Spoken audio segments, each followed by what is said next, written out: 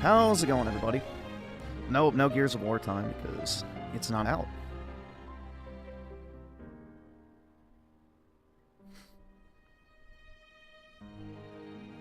It's not actually out.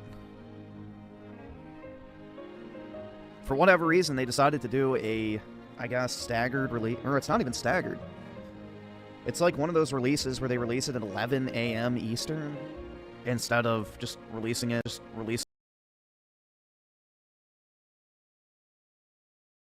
at midnight. I don't fucking know. I don't really know why.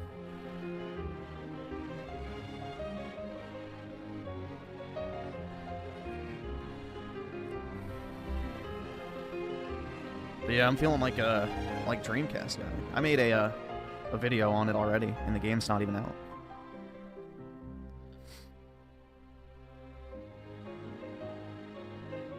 For the love of God, play a single game? What does that mean?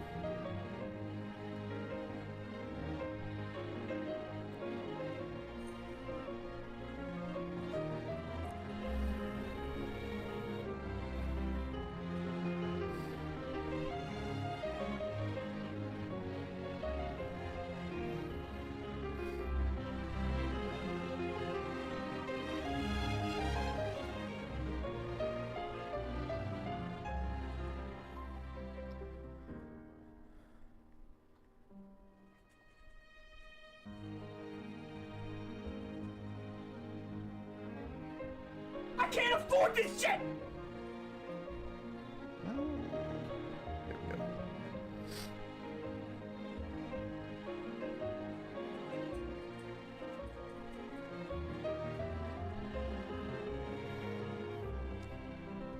Okay.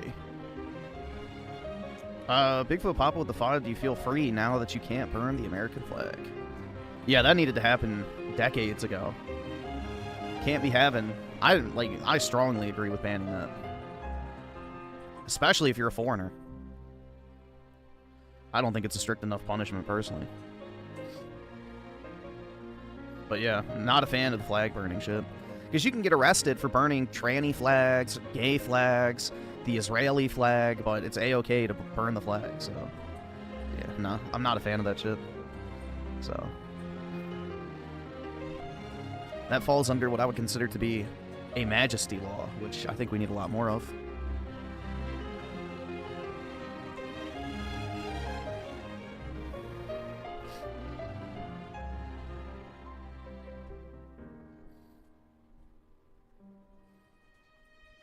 Well, it always was a thing up until 89, so 1989 is when it was made legal. So it has traditionally never been legal to burn the flag.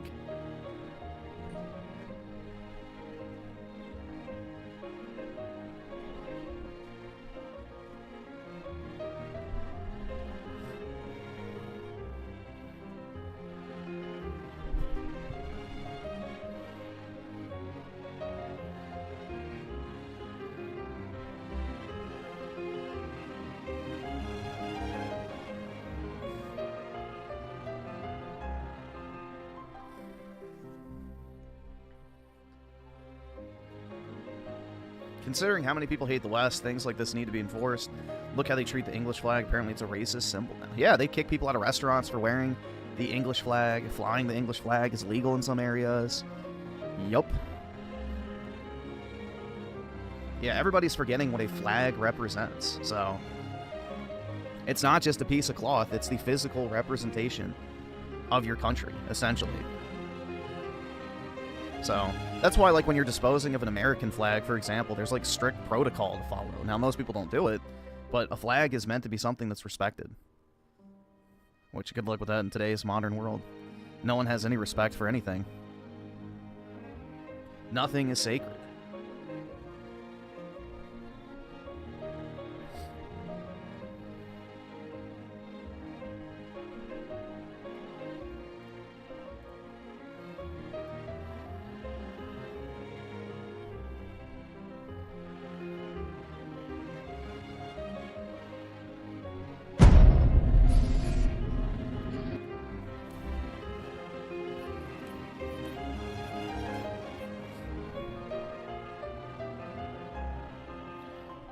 Yeah, I was trying to fall asleep earlier, because, I was up to, like, I shouldn't say up, but I was working until, like, 7, trying to catch up with my shit from when I was out on Friday.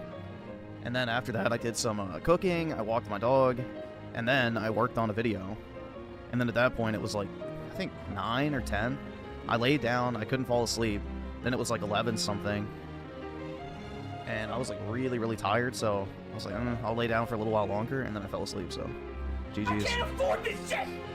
It is now 3 o'clock, so I got a whopping 4 hours of sleep-ish.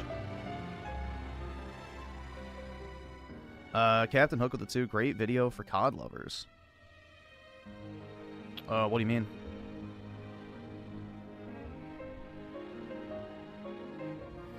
Dude, they're already going to be releasing E-Day on PlayStation. That's the entire reason this thing exists. Gears Reloaded only exists because of the PlayStation market, so it's purely there to try and get their foot in the door into the franchise before E-Day comes out, which is really fucking stupid. Because, you know, should have ported all 3 games, but Microsoft loves doing half-step bullshit. And it looks like, once again, no match will be found.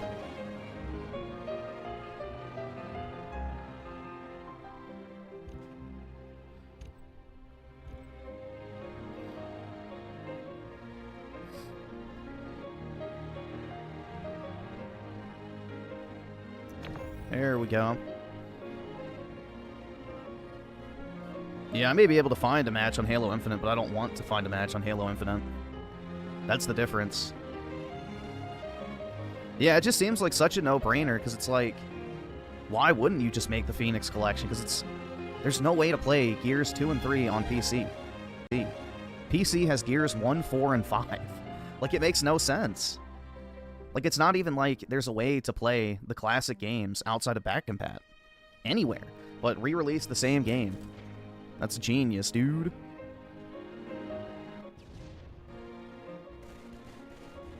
Literally genius shit.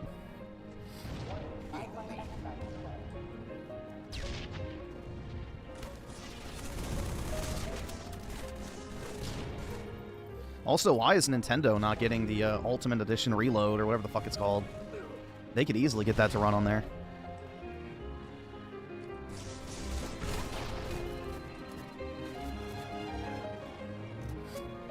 Yeah, 3 has aged the best, too. Like, it would be the best entry point into the franchise for new people.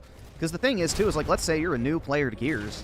You buy Gears Reloaded, and you go on the multiplayer. You're gonna get fucking slapped around like a fucking floppy cock on a pair of ass cheeks, dude. Like, your ass is gonna get laid out. And the thing is people are gonna be like, oh, well, now I don't like this multiplayer, so they're gonna immediately be turned off from it when Gears E-Day comes out. Because on top of that, Gears 1's multiplayer is super clunky compared to the others. So, it's like the worst representation of the franchise's multiplayer. Because it's the sweatiest by fucking far. And on top of that, it's the least, I would say, responsive control-wise. And it's still missing basic features like an FOV slider and stuff. So, they could not have multiplayer for Gears E-Day. That would be wild if they didn't, but I wouldn't put it past Microsoft, in all honesty.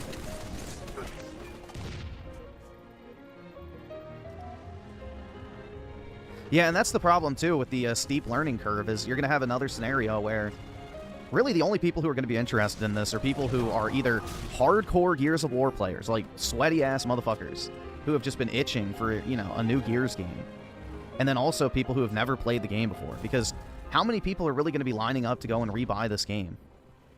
Like, personally, I'm not even really excited for it, because it's like, dude, I've already played Gears 1 back on 360. I already played the Ultimate Edition on Xbox One and PC. Do I really need another version of the game? So, like, after the first few days, is it just going to literally be sweaty-ass motherfuckers and, like, literal noobs? And how long are those noobs going to stick around if they're just getting shit on constantly? So, it's going to be the problem of Gears of War, where they can't maintain a large enough player base with multiplayer to be playable. Because it's not like Halo, where you can play with, like, super sweats and still do okay. Like, Gears of War, you will absolutely get outplayed by somebody who's better than you. Like, that shit's some, you know, legit wizardry that they do on the fucking controllers. Like, it's crazy.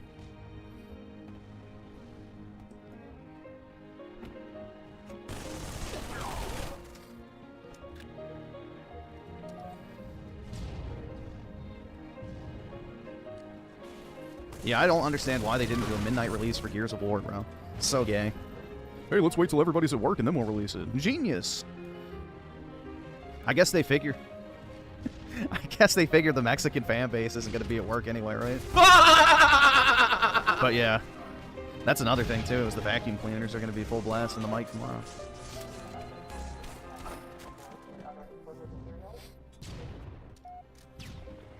Yeah, true. Game Pass demographic not at work.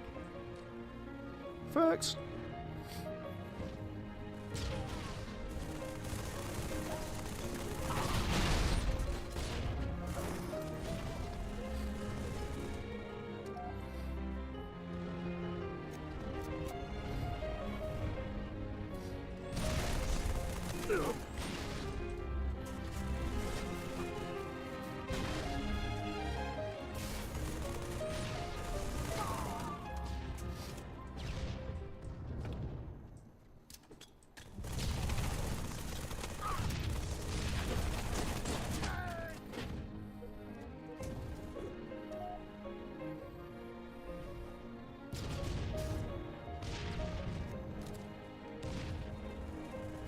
We don't need Microsoft in this industry anymore.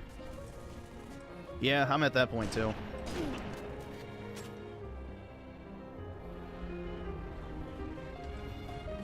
It's just a shame because in theory I should love Microsoft because, you know, they got Elder Scrolls, or they should. Call of Duty, Gears, Halo, but nope. None of the games are worth even playing anymore. Yeah, they're too lazy to even port Halo 5 over to PC. It's crazy, man.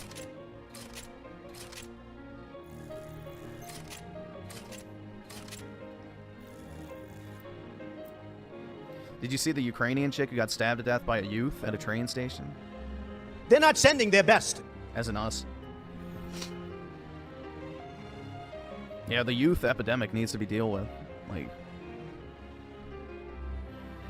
Griffin would be the biggest simp if any girl gives him attention. She has to be hot, but I guess maybe.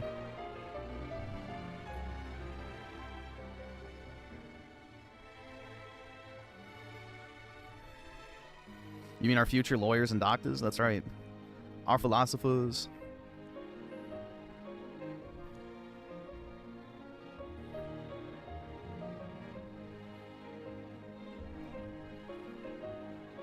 The astronaut the astronaut convention in town. Why are they meeting in a 7-Eleven parking lot on their bikes?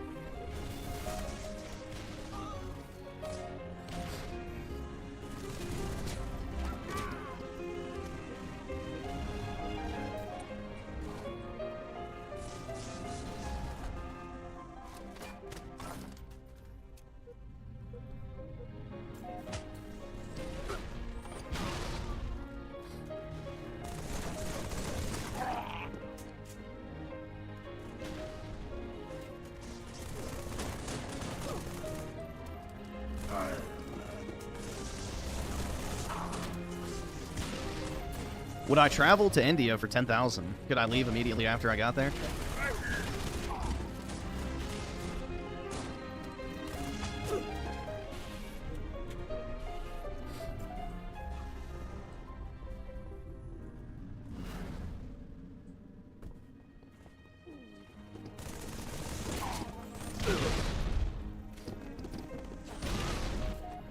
No, I wouldn't stay in India for 10,000 bucks for a week. No thanks. I mean, unless I got like an all-expense paid trip to like the cleanest, wealthiest area. That would be it.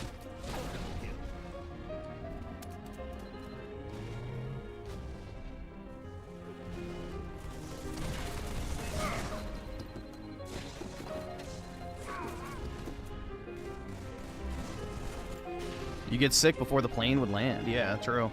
Well, no, that's the thing, is most people get sick when they first get there because of all the particulates and shit in the air. It makes you feel nauseous.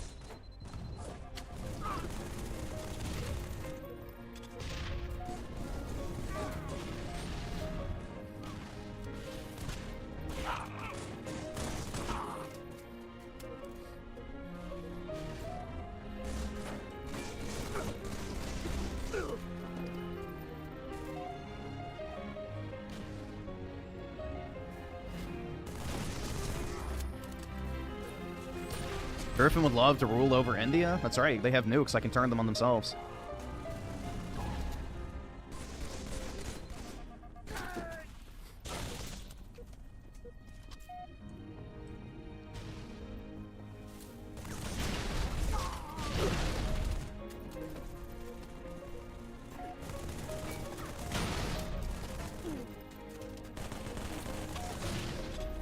India or Haiti? Definitely India.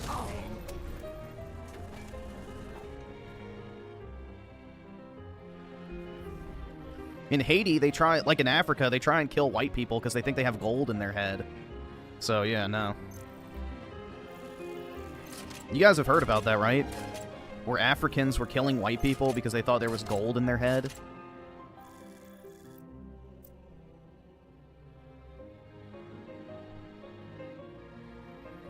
Yep, I need to go to Japan to get my anime GF, dude. Dude, she speaks an anime sub. What the hell? Where are the subtitles?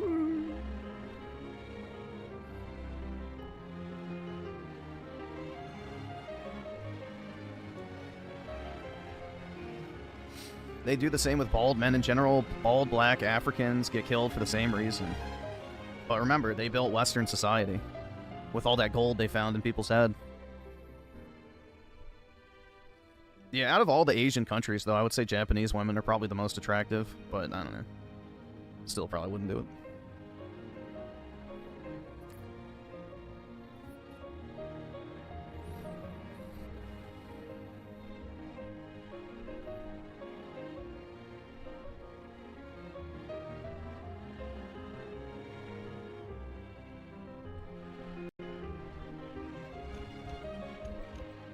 Most curvy? No. If you're talking about fat bitches, the Philippines has the most fatties. Like, the Philippines has the highest obesity rate in all of Asia, so... If you want curvy women, then go there. Yeah, the Japanese are skinny as fuck.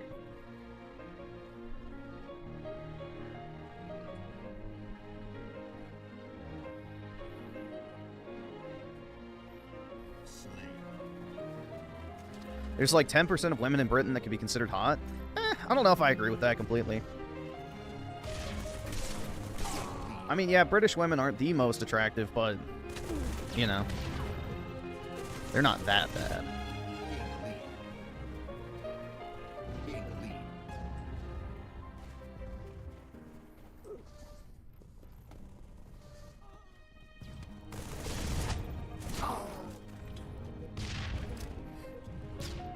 Yeah, it's great. The problem is this punishment needs to be stricter for burning the flag. 1 year is not enough. It should be capital punishment. Especially if you're a foreign national. If you're a foreign national that gets caught burning the flag, you should be executed on the spot. That's treason. And should be considered an assault on the country. Yeah, we need the Majesty laws to come back. The Romans had the right idea with that. To diminish the standing and majesty of the state in itself is treason, so...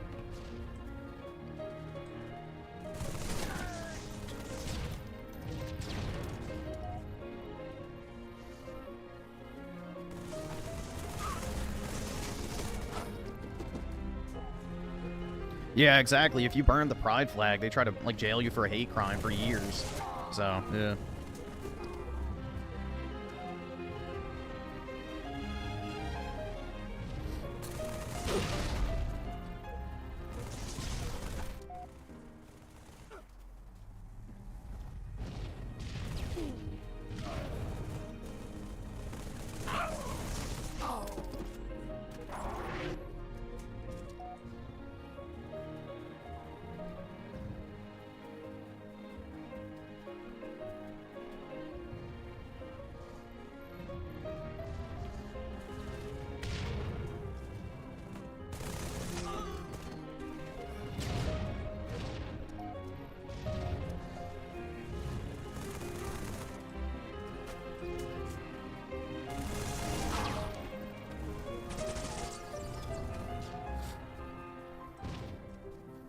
What is the point of the Xbox ROG Ally X if it can't play only Xbox games like Halo 5, Halo... Well, it can't play Halo 3, Gears 2, Gears...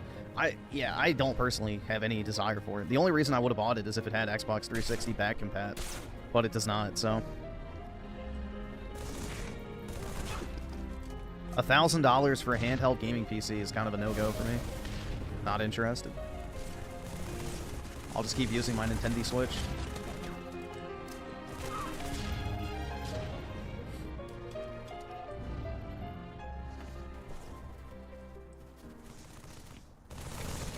Yeah, and apparently, like, the $600 version that they released is supposedly worse than the Steam Deck performance-wise, which is pretty crazy to think about. Nah, I don't use my Steam Deck at all. That's why I'm definitely not going to get the ROG Ally X, because I know I wouldn't use it.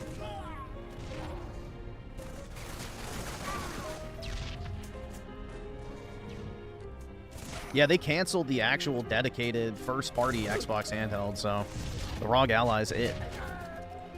Yep, it's more expensive and less powerful, supposedly. I don't know how true that is, because I'm not, you know, testing the performance and shit, but yeah, supposedly the chip in the Steam Deck is just as powerful, if not more powerful, in certain instances.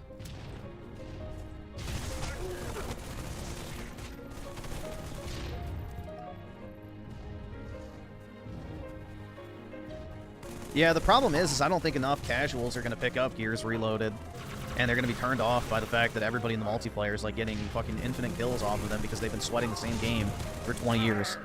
So...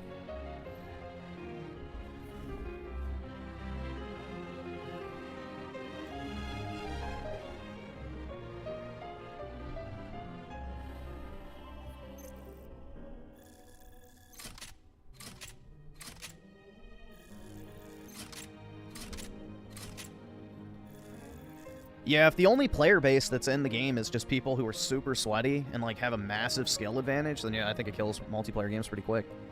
Because it never gives new players a chance to actually get good in the first place.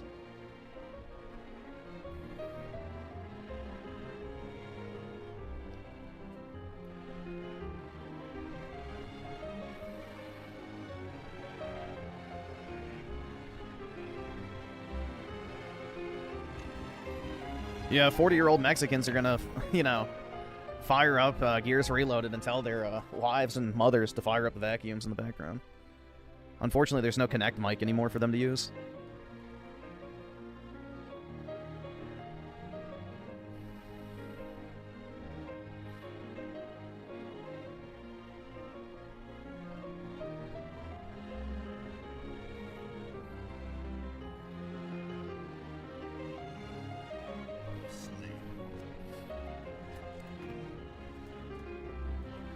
Is it true I got fired from my job and now I'm mowing lawns? Yep, it is. Absolutely. You know, desperate times call for desperate measures, man. All right, awesome. Thanks, nigga. All right. The Winter Soldier with the 5. The dude who stopped Raja doing the beatdown made a video today. Can we watch it or later? Yeah, we can check it out. What's it called?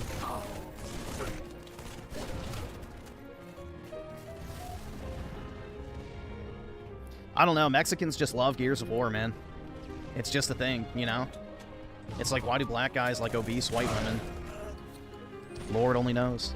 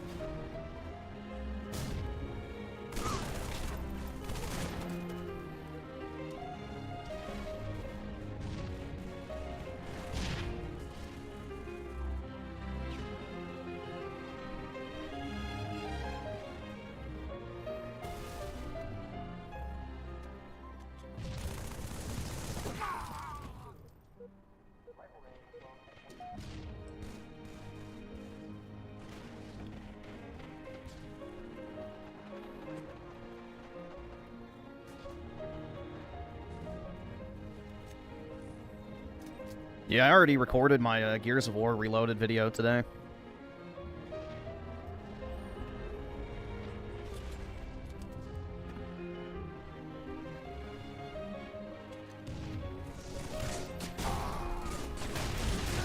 Yeah, Mexicans are also the biggest category of white supremacists on the internet, too. You know, behind every anonymous white supremacist account is an angry Mexican chud.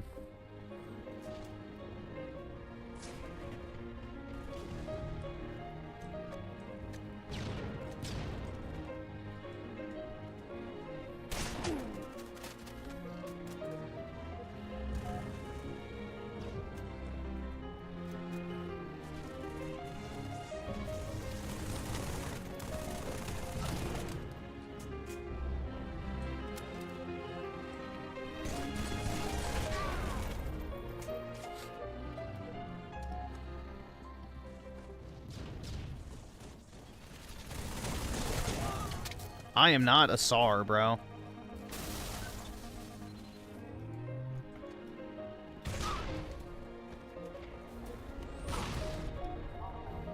No, Indians are behind all the pro-Israel accounts, typically.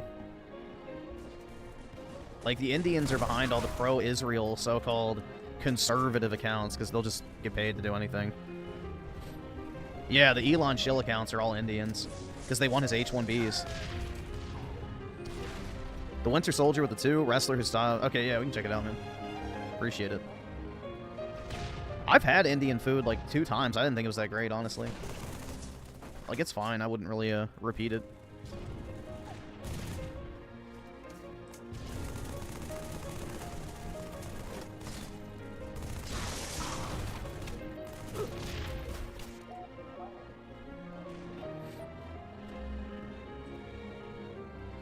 All right, awesome. Thanks, nigga. All right.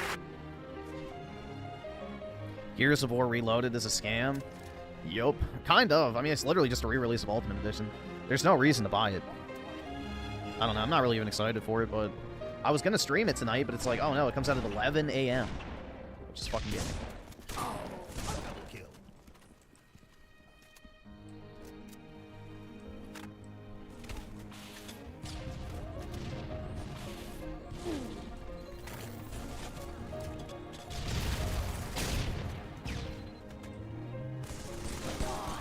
Alright, I'll take one with me. I already made a video on an unreleased game. Yeah, wait, exactly. Wait, I think I've played this one a few times before. But yeah, I'm just going to record the first 20 or so minutes of the campaign, slap that shit into Premiere Pro, and then I got my video done.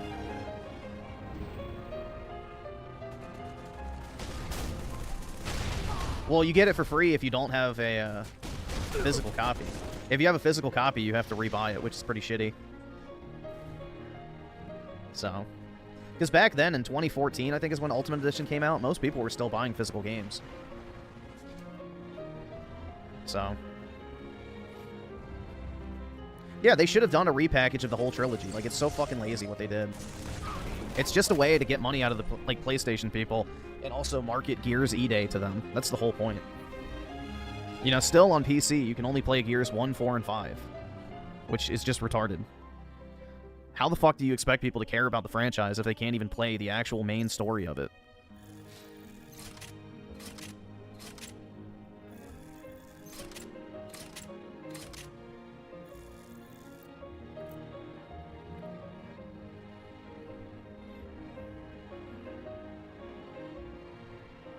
I don't know. Every single time Microsoft has the opportunity to do something good, they find a way to fuck it up.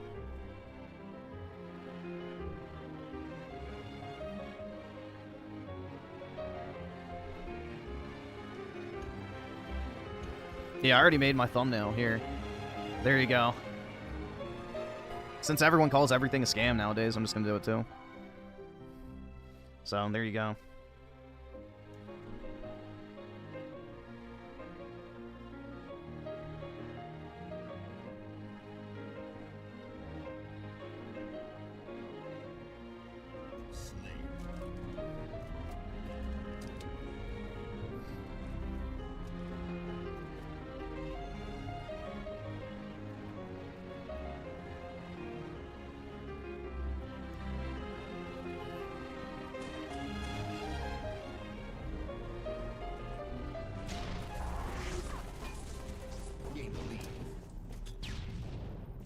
Apparently Metal Gear on console has a lot of problems with optimization, but I don't know. I haven't really been following the game because I don't really care about it.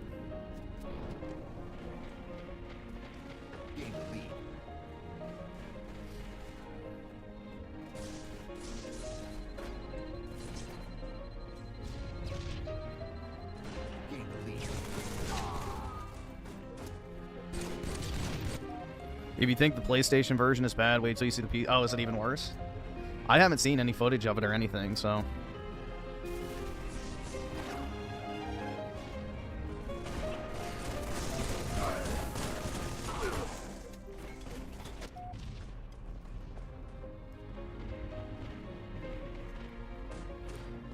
Yeah, Doom the Dark Ages becomes parry slop at the end, where it's just constant parrying, and you're not even worried about shooting.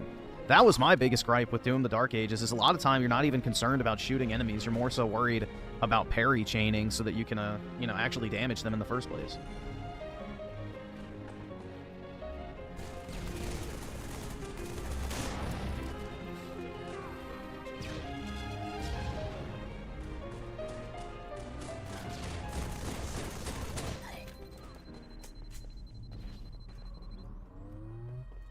Why are rich girls usually mid / slightly unattractive? I found the complete opposite, man. I found the complete opposite. Usually it's the poor girls who are like the diamonds in the rough. Like they're the attractive mids that you can turn into, you know, really hot chicks, but I don't know. I guess it depends on where you are. Now, there is a correlation between wealthier chicks being fat in a lot of cases, but I don't know. A lot of them are still attractive.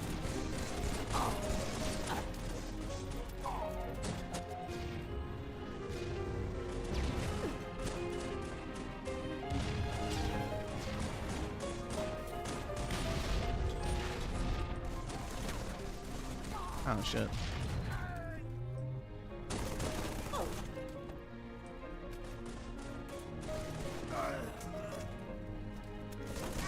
Fuck.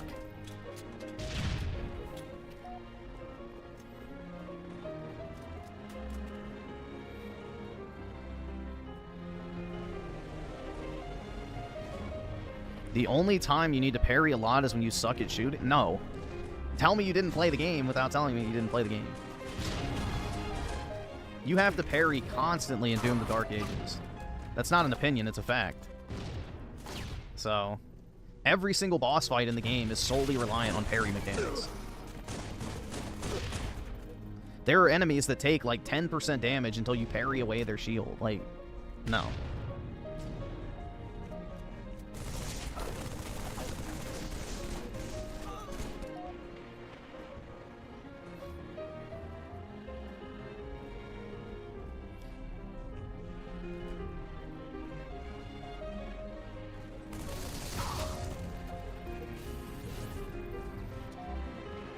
Yeah, the last few bosses was literally Dark Souls, dude. But yeah.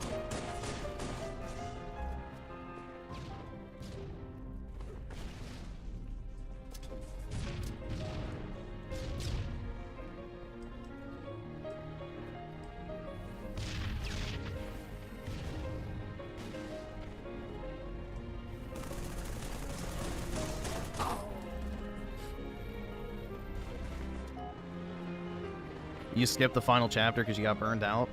You should have just put the difficulty sliders on and like doubled your damage and all that other shit and just blasted your way through it and actually had fun.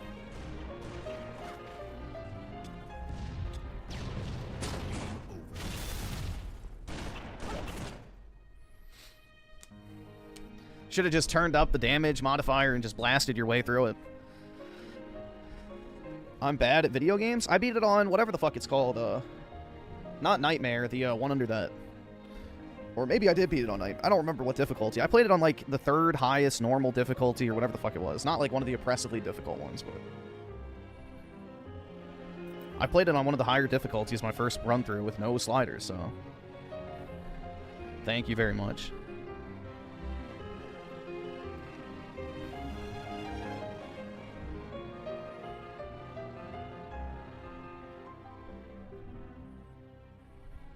Well, I didn't really care about the story, to be honest, but yeah, the story was not good.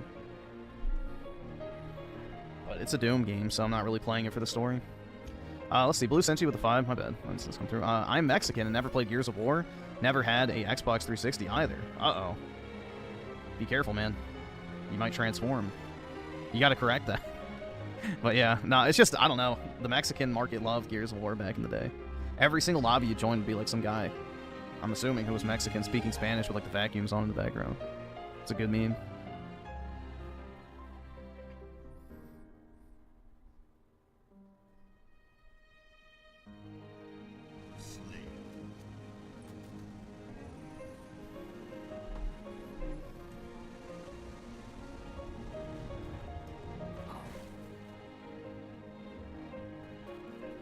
Yeah, I had a PS3, unfortunately, as well.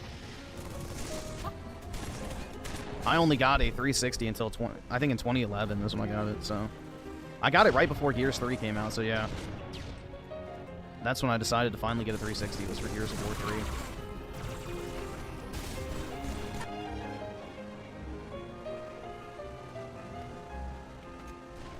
You're still bad at video games, just own up to it. Unless you play the hardest games ever made blindfolded, you're ass at video games. Yep, that's right, man.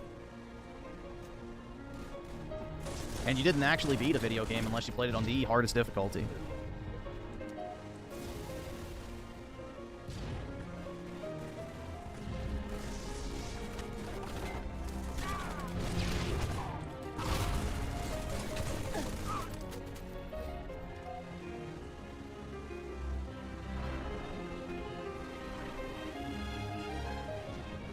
Yeah, PS3 sucked, man.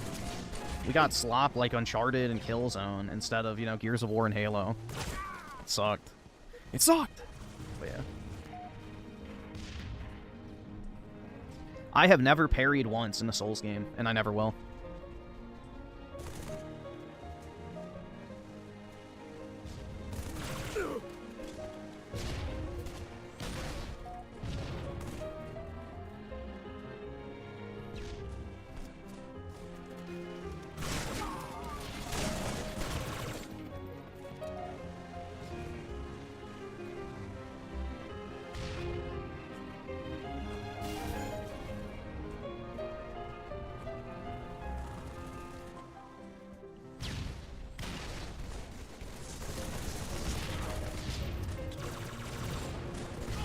What does proper gameplay mean?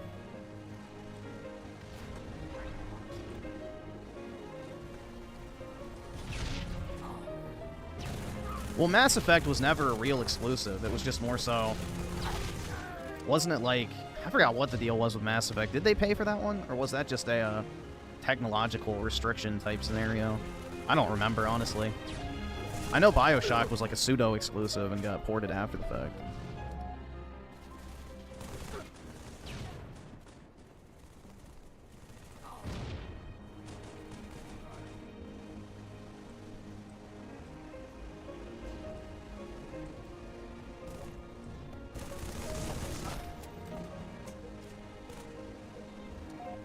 Dead Space I don't think was exclusive, but...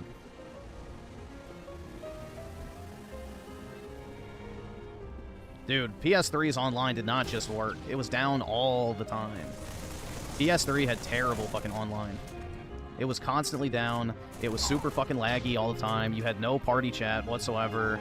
Like, it sucked. PS3 multiplayer needed to be free because it was so bad. I was more than happy to pay for Xbox Live when I finally got my 360. Because it actually worked. You could talk to your friends if you weren't sitting in the same lobby. And it was just infinitely better.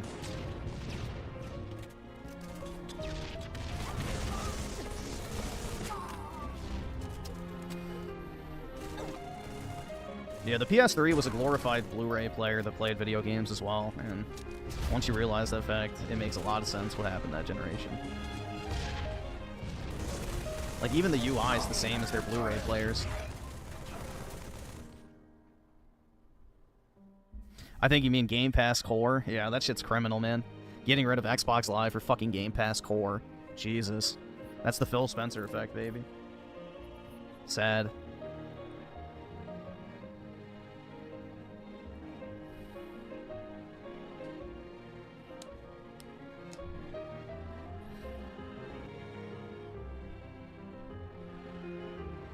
truly tragic.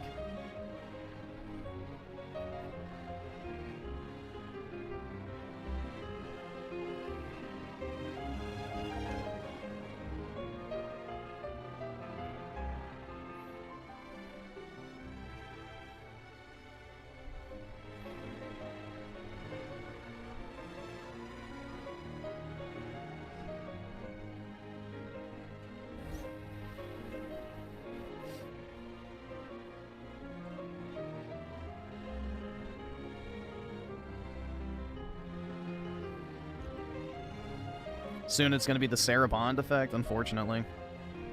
The future is female. Oh boy. Can't wait. All right, awesome. Thanks, nigga. All right. Tony Esquire with the 5. I feel like the lack in quality gaming development is due to the old guard simply aging out or being forced out. That's another thing, too, with all the Me Too bullshit. Leaving this hobby in the hands of Gen Z and corporations. I wouldn't even say it's Gen Z, it's millennials. Like, the problem is you have all these studios and franchises that were made by genuinely talented guys in the industry. And what happens over time is they either retire, they get pushed out, or they get Me Too'd out of the companies. And then the people replacing them are not, like, actual genuine game developers or people who are passionate about the franchises they're working on. It's a bunch of political ideologues, diversity hires, and most specifically women who don't care about video games at all and actually hate video games. And then you have a bunch of people like the Kojimas and Neil Cuckmans of the world that have been let loose in order to just sit there and make more movie than games nowadays. So it's more so the millennials than anything else.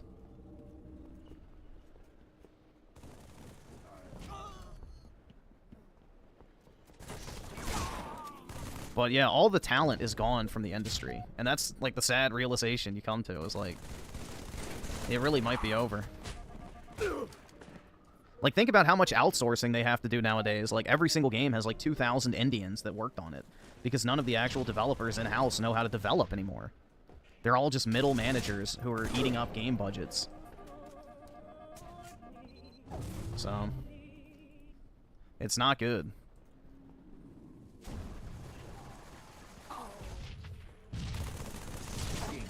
Yeah, well, Zoomers have been raised on mobile games and live service, so that's all they want.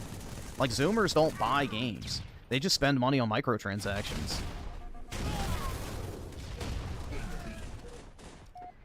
So, the market's going to shift dramatically once the 40 to 50 age demographic, which right now is unironically propping up the game industry because, you know, they still buy video games. Like, the old boomer guard of the gaming industry is, like, actually the people who buy games still. Like, we might be facing an all-live service future pretty soon. Like, all these Zoomers and shit want to play crap like Genshin Impact and, you know, Zenless Zone Zero and that shitty fucking horse racing game or Fortnite or whatever it might be. Like, that's the type of shit they like. So, it's the old men, myself included, that like traditional games. So. All right, awesome. Thanks, nigga. All right. Yeah, exactly. We have a generation of kids raised on Fortnite and Roblox versus, you know, my generation, or I guess my age group, being raised on getting to go to GameStop when you go to the mall with your mom. Like, that's the reality, but, like, culturally, the, like, culture of buying video games is dead. Because kids never grew up getting to go to the store and pick out a game to play. They can download 100 fucking games on Roblox or modded Minecraft or Fortnite Creator or whatever. Like, they're just so, like, you know, used to just playing the same game constantly. So, the, like, whole mentality of going and buying new games is basically going to be aged out. Because most of these kids aren't going to be growing up in a situation where, you know, they got to go to, like, Walmart and find a couple games to pick up or go to GameStop and grab a game off the shelf that they've never seen before. Like, they're just going to stay with their similar, safe experiences, especially when gaming is more and more replacing socialization. So gaming's just going to become like a social network, and the type of games that are going to facilitate that are the live service ones. So, yeah, I think, like, if you actually look at the age demographics that are buying a lot of the games, like, prime example, Stellar Blade. Like, it wasn't a bunch of horny teens who were buying that shit, man. It was 35-year-old men. 35-year-old men was the customer base of Stellar Blade when they broke down the age demographics. Like, back in the day, I would have bought that shit as a kid in a heartbeat. But kids don't fucking care about that shit anymore, bro. You know, they want their Fortnite skins.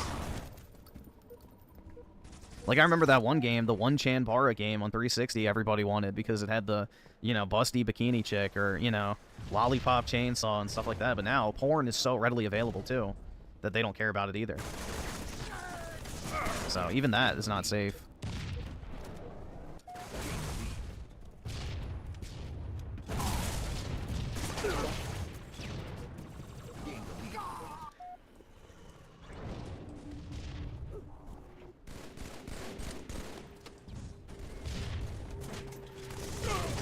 Yeah, Nintendo is actually like the last bastion. That's the thing. Nintendo is the last bastion. Because as long as kids are raised on Nintendo games, they have like that little tiny bit of hope. But, you know. Nintendo really is the last real gaming company in the industry. And a lot of people don't want to face that. Oh, they're so expensive. It's like, yeah, video games have always been expensive. Video games have always been an expensive luxury entertainment product. They have never been cheap. Yeah, if you wait 4 fucking years and pick something up out of the bargain bin, then yeah, it's cheap, but not at launch. Game over. Gaming has never been a so-called affordable hobby, which even then it is affordable. It's just if you're unemployed, it isn't. Yep, most kids use their Switches to play Fortnite and Minecraft, pretty much. No, I wouldn't have liked Fortnite. Dude, the thing is like, I never liked a lot of the popular games growing up. Like, prime example, I would never play video games with my friends. I would sit and talk in party chats with them, but... Like, prime example, when everybody was soying out over Gears of War Horde mode, I never wanted to play it. When everybody soyed out about COD Zombies, I never wanted to play it. When everybody was obsessed with GTA 4 multiplayer, I didn't want to play it. Like, I have never played the traditional normie slot multiplayer outside of, like, my team deathmatch.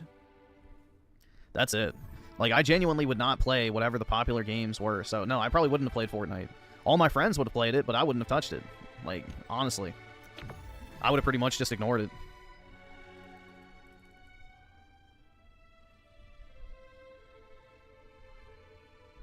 So, I don't know, dude. I've never been a social gamer. Like, I don't enjoy playing co-op. I don't enjoy playing, like, competitive multiplayer.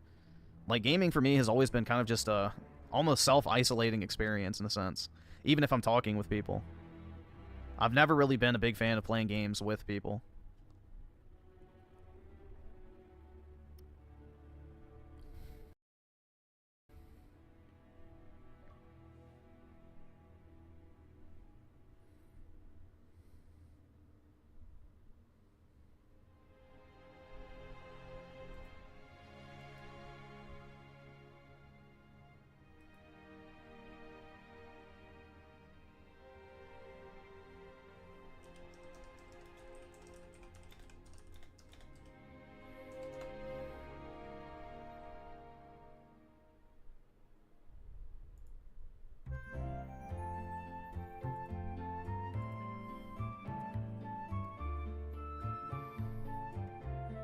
Why am I so introverted? I don't know. I've just never been a super social person, so...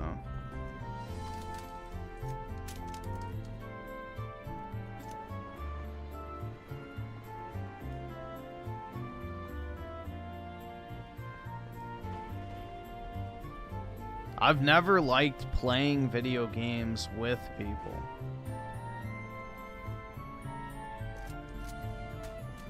The only type of game I like playing with people is like something like Mario Kart or Smash Brothers. That's it. Which even then, it gets kind of tiresome after a while. If I'm like sitting in the same room with them.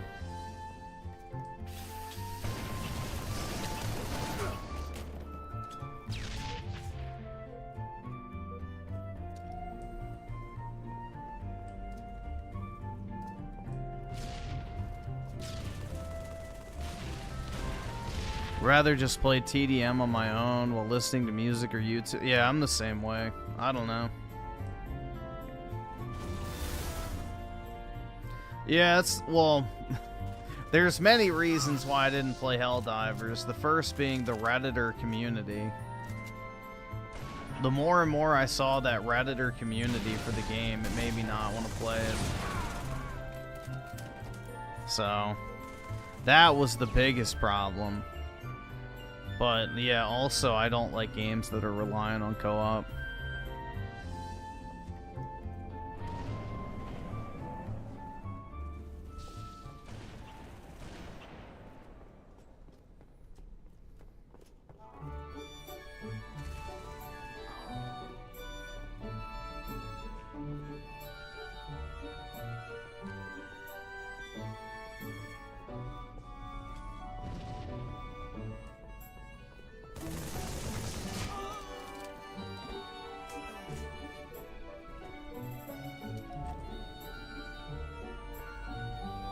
Anything you don't like is Reddit? No. The fucking LARPing, anti-fascist, fucking fedora-tipping retards were like, ah, democracy. They unironically were shouting for democracy constantly. No. Dude, that was a massive Redditor community. They were all LARPing, too, which is gay as fuck.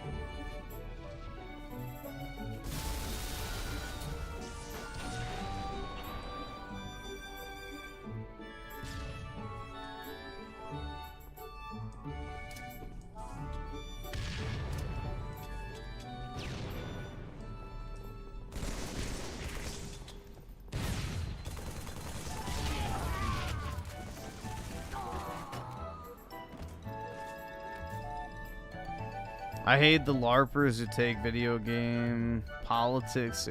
Like, it was just gay as fuck, dude. Honestly, it's cringe-inducing. Like, I'd be ashamed to be a part of that community.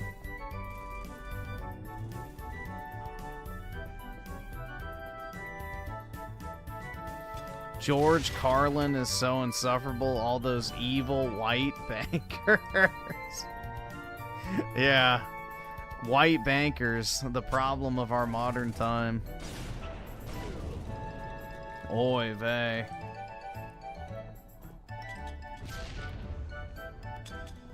Dude, I fucking wish democracy was dead, honestly. Once again, you know, I really wish Trump was as bad as the leftists hyped him up to be.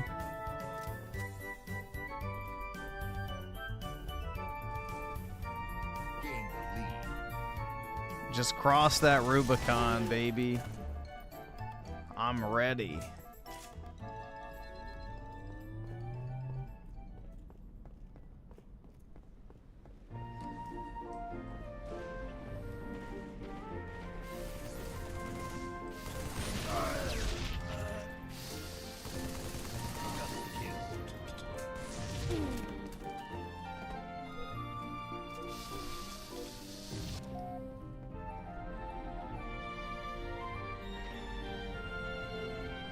The bankers, yeah.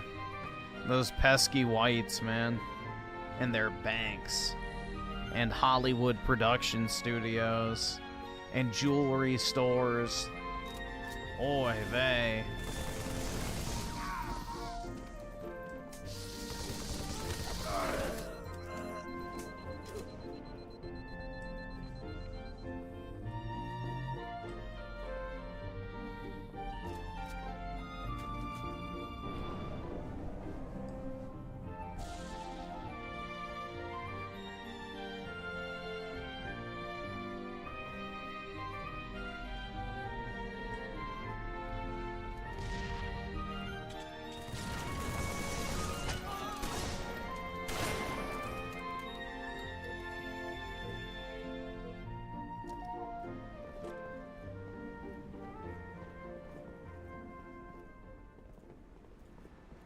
I can't afford this shit! Let's see. Asku with the 5, and when the Japanese still hold fun entertainment over anything else, Western studios would rather tell you a story that would never pass in Hollywood. Yep, my sad dad simulator number 804. Guys, I have a great idea for a game. You play as a sad dad whose child died, so he adopts another child as his own who's not really his adopted child, but through their journey together and, you know, hardships, they become closer than he was with his real child. Wowie zowie, dude.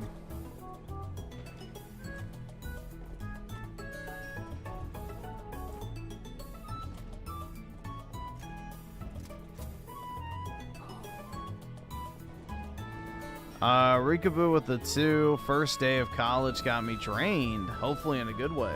Gaming.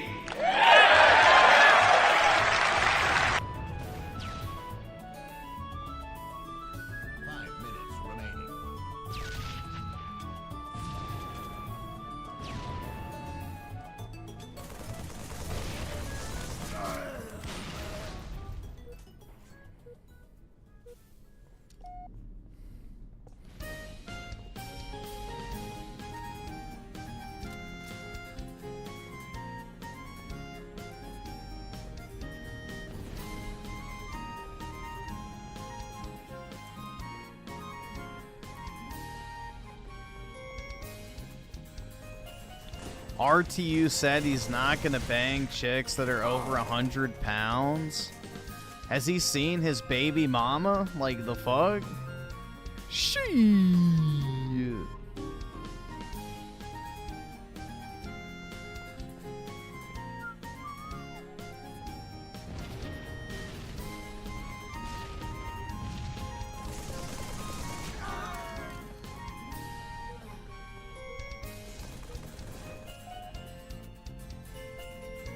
Yeah, extra zero, exactly. What does his baby mama look? She's fat, dude.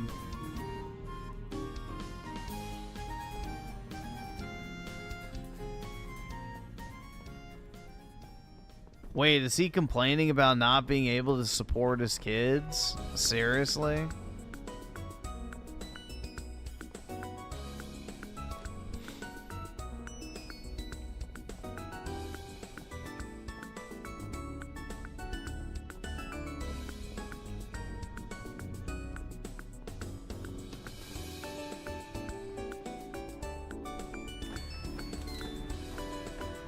Remember, he described Becky Boop as a 10, bro.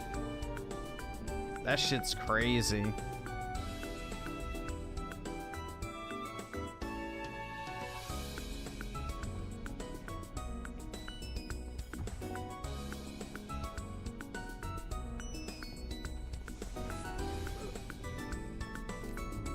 Yes, Muslims consider dogs unclean and don't let them in their houses or don't touch them at all.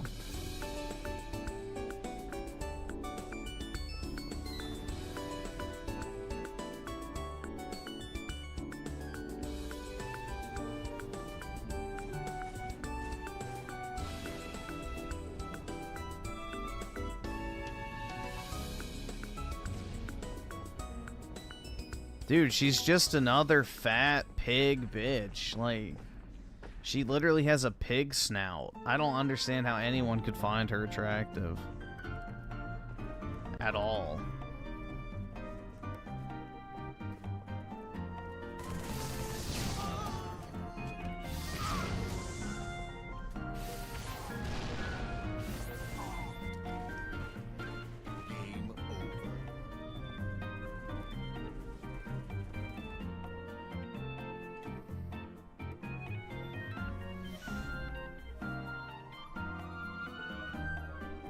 Dude, anybody can have kids.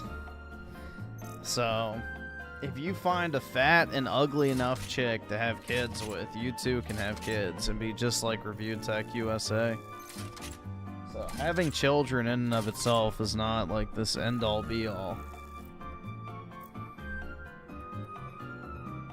If you really tried, I'm sure you could do it.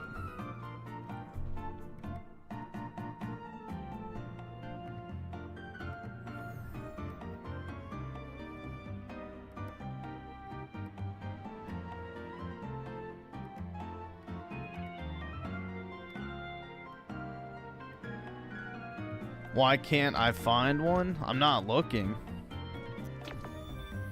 You're talking to a man who has 0 dating apps and talks to 0 women. Deliberately. So, have some fat goblin chud baby. Oh my god.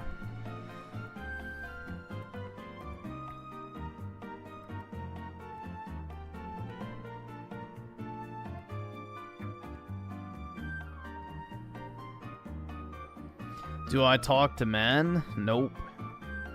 I don't talk to anybody. The only people I talk to, which it's not even really talking to them face to face, because it's over Microsoft Teams with the camera off, but it's people at work. That's it.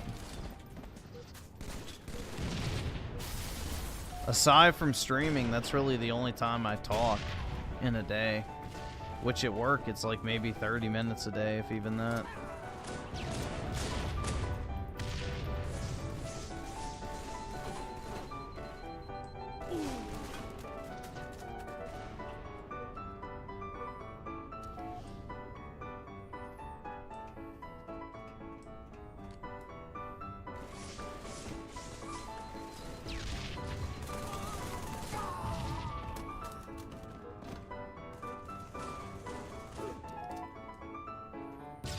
Dude, nobody turns their camera on at work. So even if there was a 10 out of 10 chick on the other side of the fucking Microsoft Teams call, I'd never even know.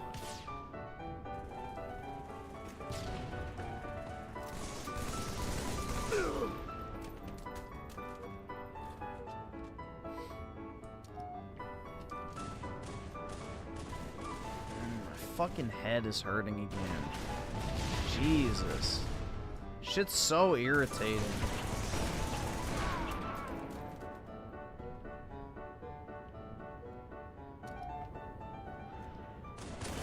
These fucking headaches, bro.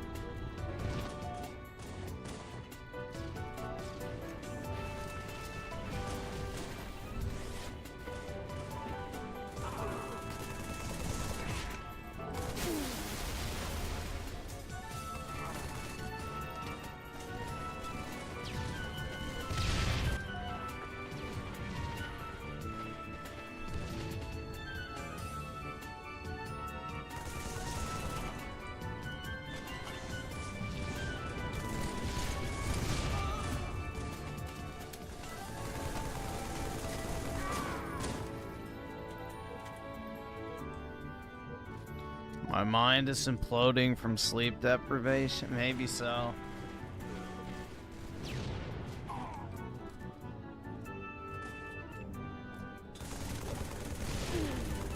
I don't know. Recently, I've definitely been feeling a lot less energized, so...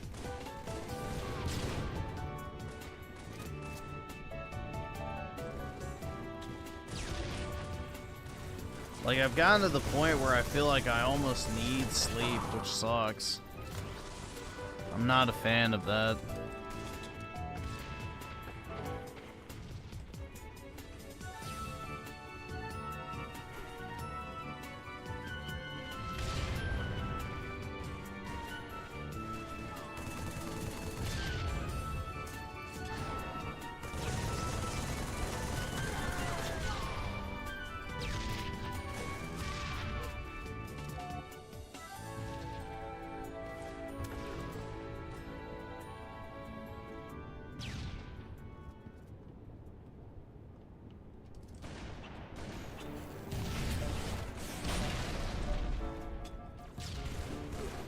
Why would GTA 6 bring you back to gaming, bro? Like, GTA 6 is just gonna be GTA 5 again. It's gonna be the same thing, but more heavily monetized. Like, I wouldn't place any expectations on that thing being good. It's gonna be the exact same game that Rockstar has released 100 fucking times over now. It's just yet another cash extraction game. You know, pay $100 for a fucking apartment, pay $100 for a new car, pay $100 for a hideout, pay $100 for and whatever. Like, it's just gonna be slot. I don't know.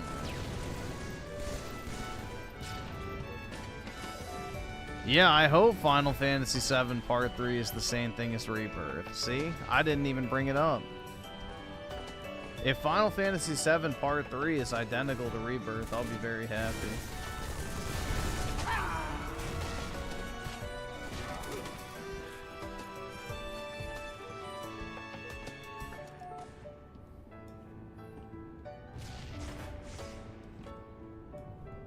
Oh, it's 100% going to be Trump bad, the campaign, so that's already a given.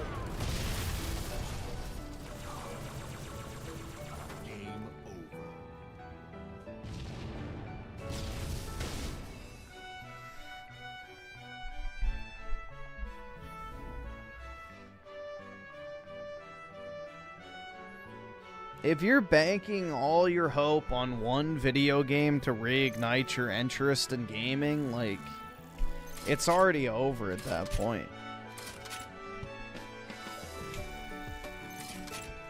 Like, it's already over at that point.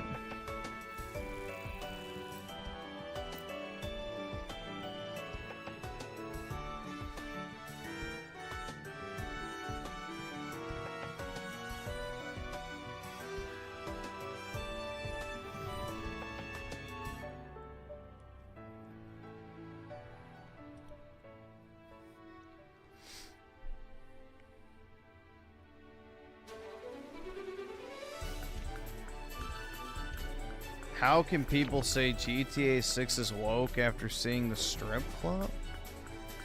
Dude, strip clubs by definition are woke. And that's a fact. Strip clubs are like degenerate shit.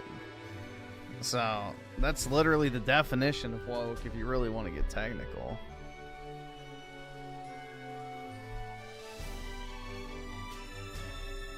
Dude, that's where I am. I get more excited when they announce a re-release of an old game than new games now.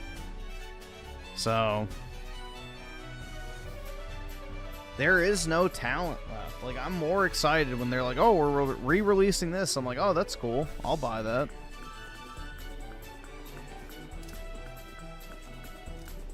Like, prostitution is an inherently left-wing thing. It's very clear. That's like saying that, oh, the game's not woke, it has OnlyFans in it.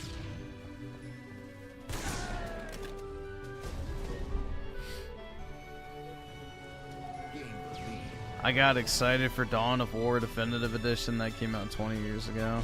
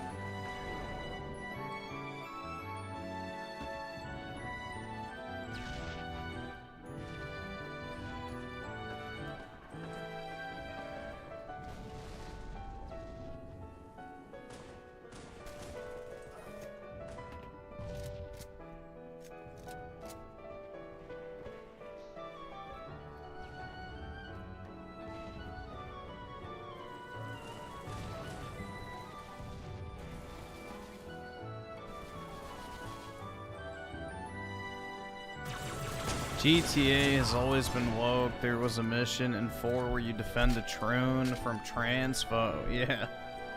Also, they had a lot of Republican bashing while nothing directed towards Democrat. Yep. Many such cases, man. Many such cases.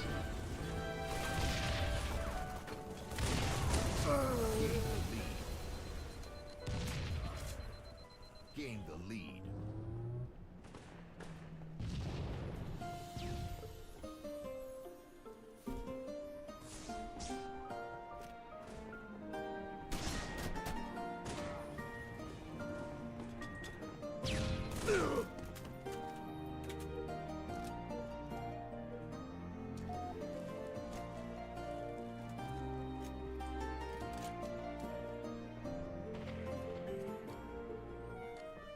Women don't care about gaming at all. They just use it as a way to prop up their OnlyFans.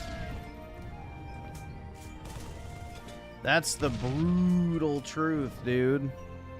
Women don't care about gaming. They just use it as a way to bring attention to themselves. Whether that be OnlyFans or like the Melanie Mac route or whatever it might be. It's just yet another way for bitches to be like, oh, look at me, and my massive fucking, you know, my massive tits and my extremely tight, wet pussy, but stop sexualizing me, you fucking misogynist.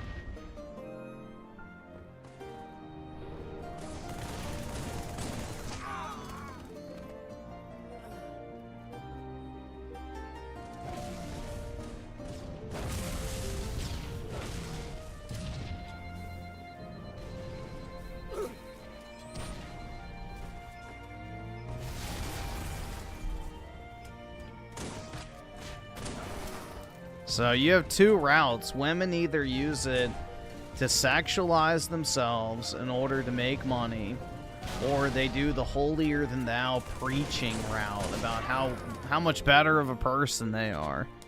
So that's the two paths for the e-girl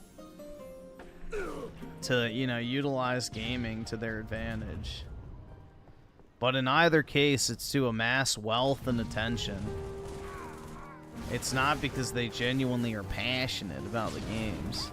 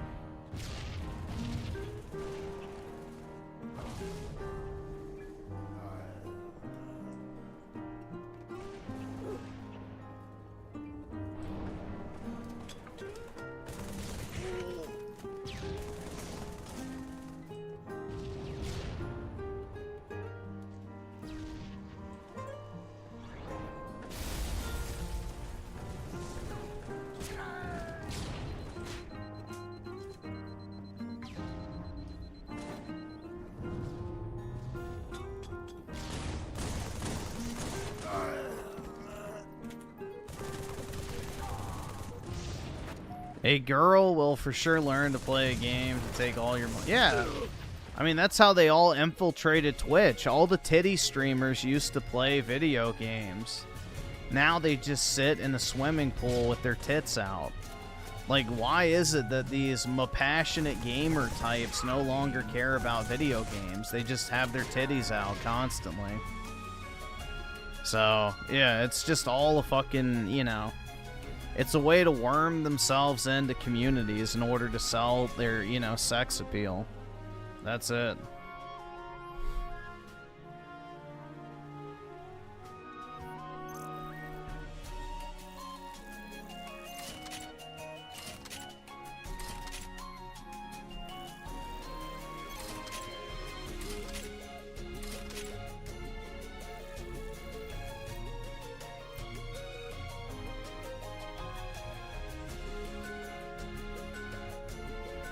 You know, they play just enough games to go like, see, I play video games just like you. Now give me $100 to read your name. Like, bro, that's literally it. That's just, you know, building the fucking delusion of like, oh, dude, maybe I'd have a shot with her. We have the same interest. It's like, no, you fucking don't, bro. You do not. They don't care about your hobbies. They're just here for the attention and money.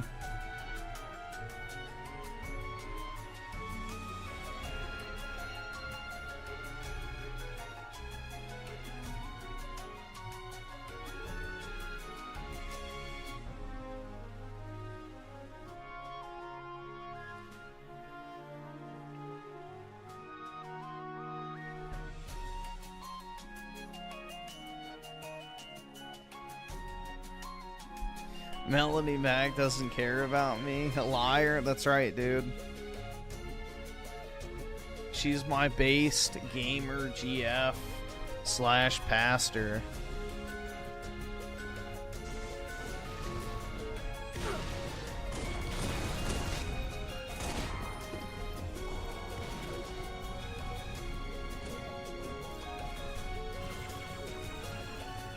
Just like me. Does it look like I have any sex appeal? The fuck? Yeah, nothing more Christian than a woman teaching men. Especially when she's dressed up like a fucking edgy middle school goth chick with tattoos of video game characters all over her body. Caked in fucking makeup.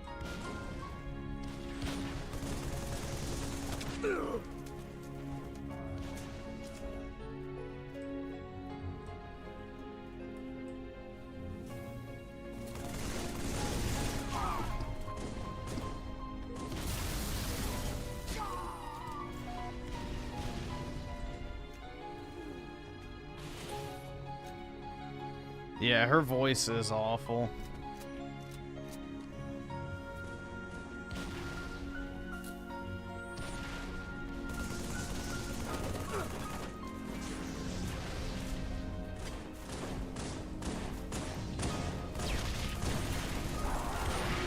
That's how you know she was fucking the video game executives to get work.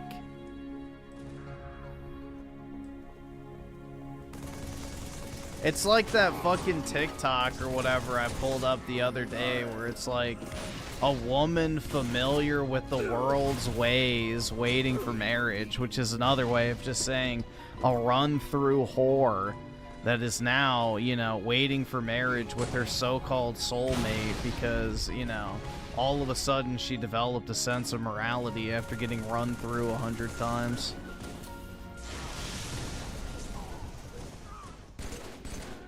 It's like those porn stars, man. It's like who bitch like all guys want to do is fuck us on the first date. Like I want to date for real. It's like you fucking dumb cock gobbling whore. Like your job is literally to suck dick within 5 seconds of meeting somebody. And you're really going to complain that fucking guys want to smash on the first date? You give it up for some random fucking person you've never even met before without a moment's hesitation. How is that going to make a guy feel when you don't want to have sex with him and you're supposedly on a date? Like, it's just insane, dude. But they're like, that's not real sex because it's work. Okay, dude. Bro, it's just insanity. These bitches, man.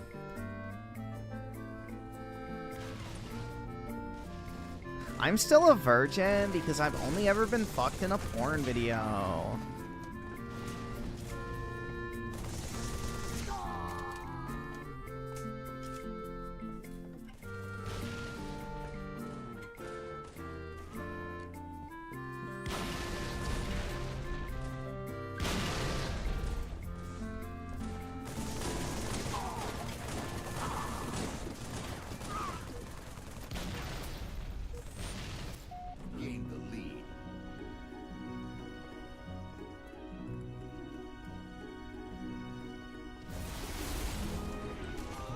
Women don't perceive sex like men do. You should understand that.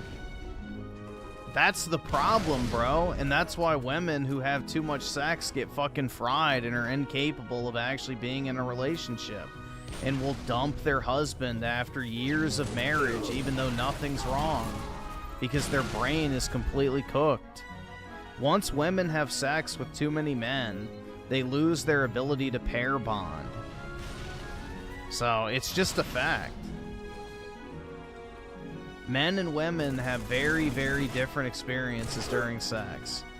For women, it's way more emotional. And for men, it's like basically just transactional.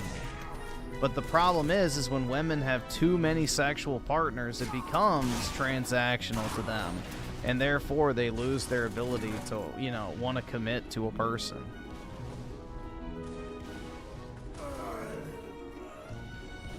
And then they start, yeah, they see it as a, you know, a tool, basically. Or a paycheck. So.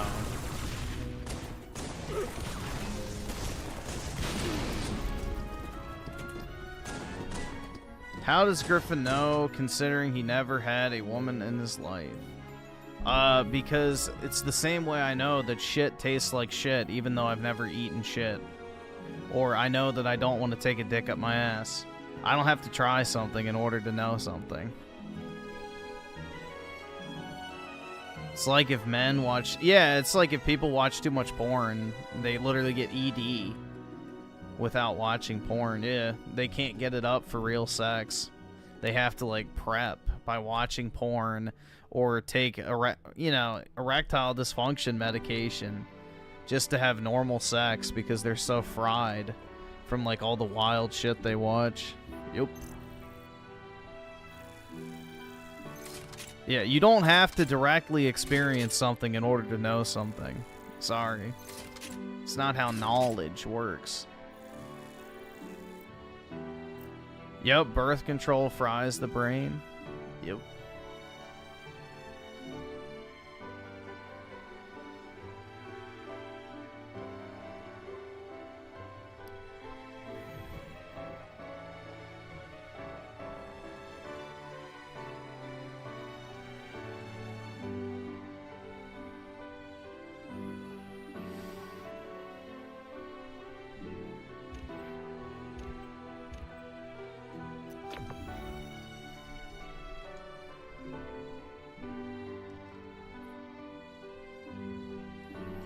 I'm a spinster? I guess so.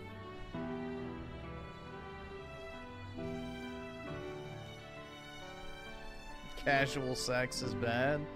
Yeah, imagine that, man. Something that's been discouraged throughout human history is actually bad. Wowie zowie, who would have thought?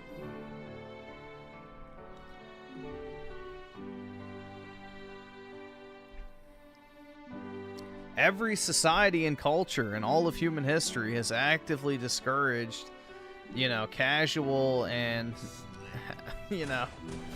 casual sex and infidelity, but, I don't think they were onto something.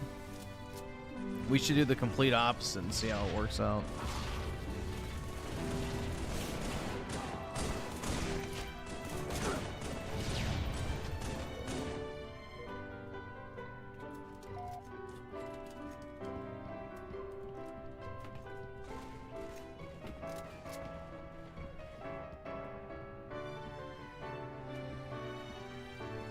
Most of y'all act black-pilled, but will hitch up the first chick with a kid or not who wants a free ride at 30.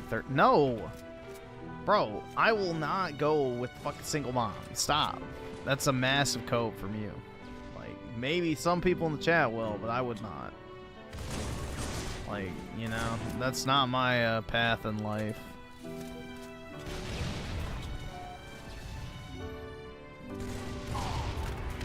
Not my path in life.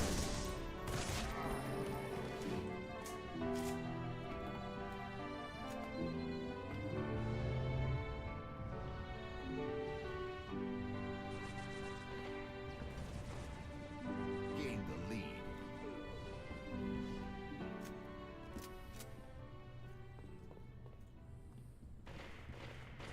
No, I would not date a woman 10 years older than me.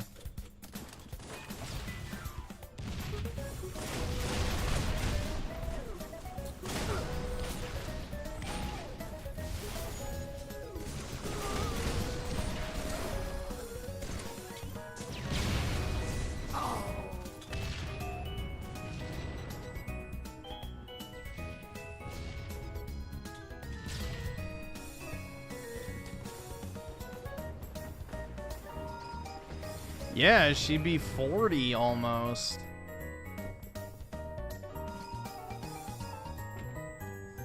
Yeah, that's a no-go, man.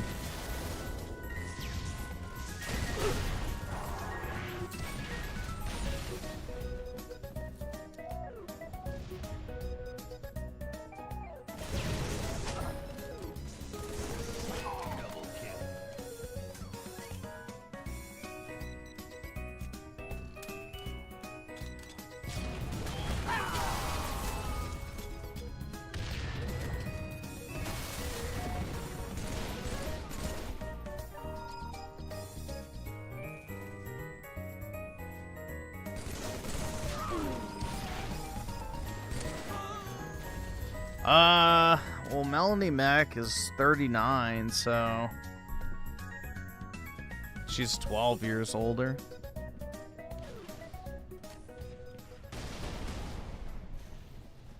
Not even Taylor's. Oh my god. Well, actually, dude, Taylor Swift isn't 10 years older than me, so she would still count. Yeah, dude, let me just speed dial Taylor Swift real quick and see if she wants to hook up.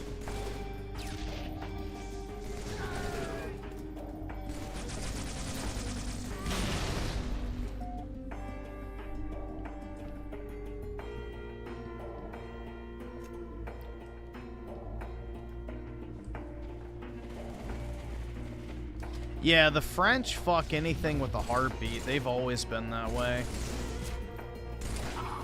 That's why STDs have traditionally been called the French disease. I think that's what syphilis was called. Right?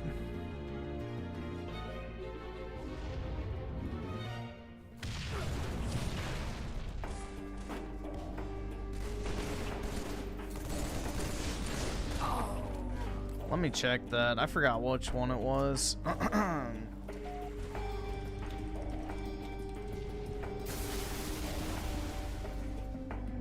Yeah, syphilis.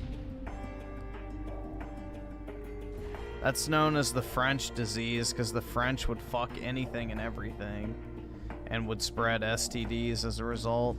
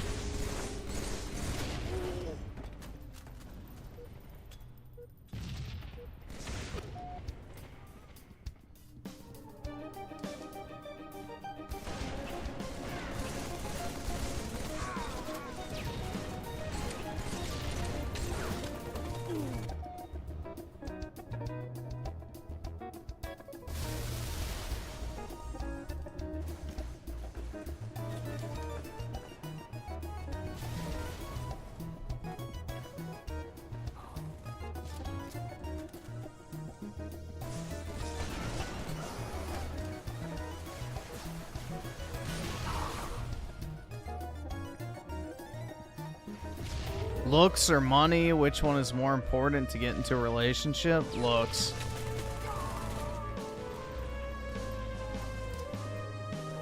Looks, 100%.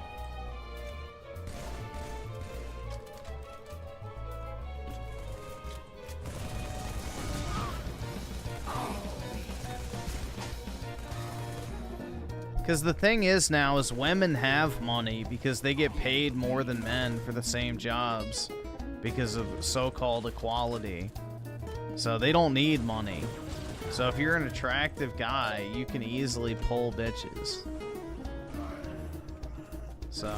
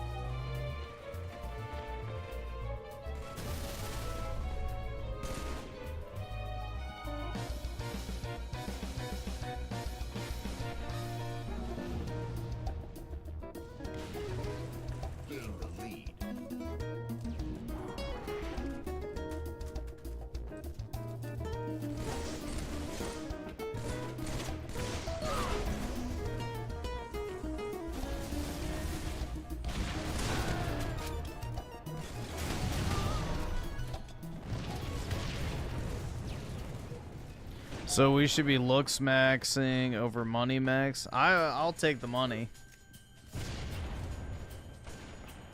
But yeah, I guess technically.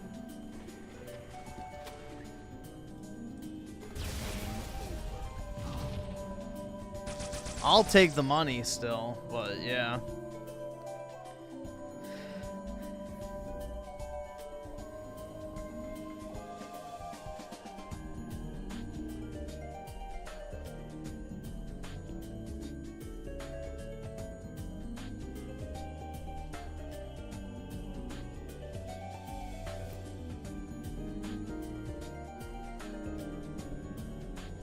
If Andrew Tate were attractive, those girls in his videos wouldn't look bored. Yeah. That's the thing that always cracks me up about Andrew Tate is like he flexes being around these nasty ass plastic surgeried fucking whores, and it's like, ew. You know he's paying them by the hour to be there too.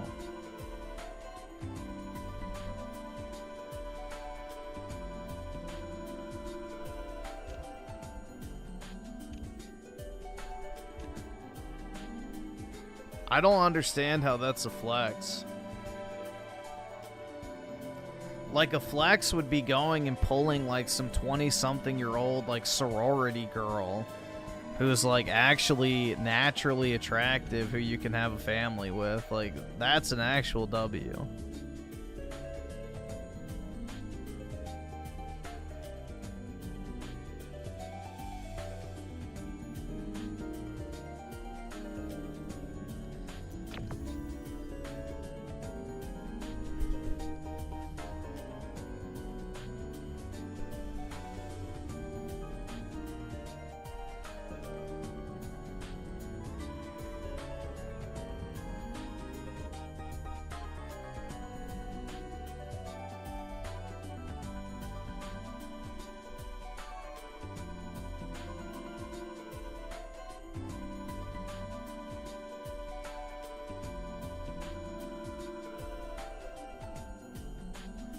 None of his girlfriends or girls he's been seen with look good.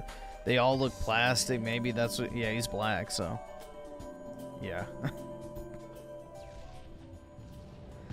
He might not have a lot of melanin, but the little bit that's there is still powerful.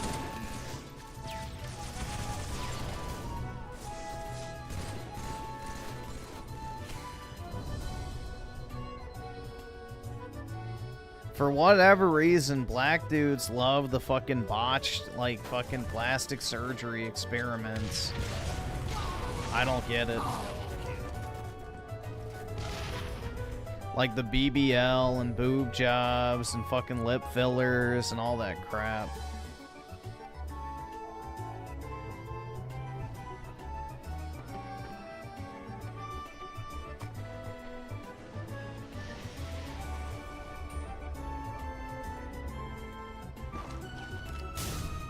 Get my sperm checked? What the fuck?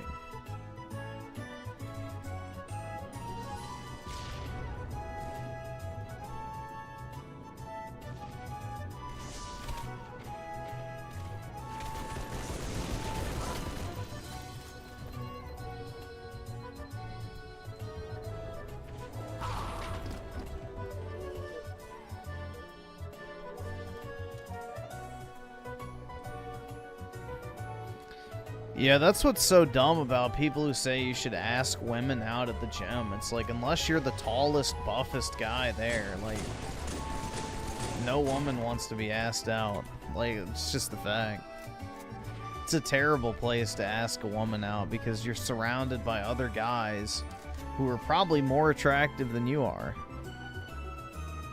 So, it's a shitty place to try and pick up women.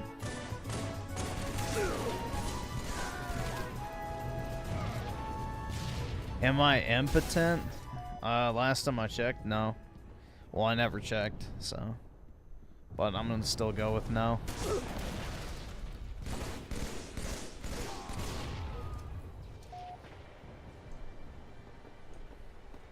Just join a social club. That's right. Join a club. Go to gym. Take cold showers. Yeah, make your bed. Get a side hustle.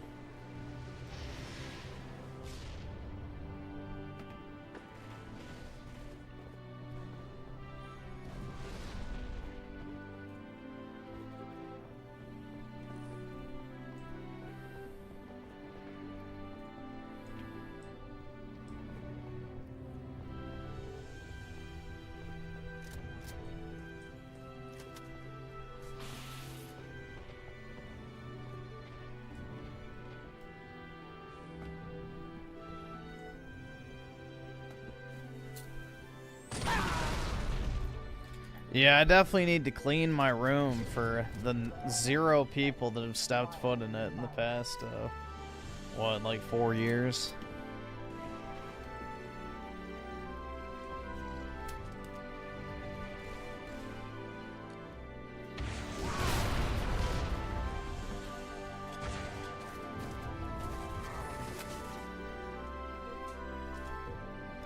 Don't I feel sad? Not really. Why would I be sad about that?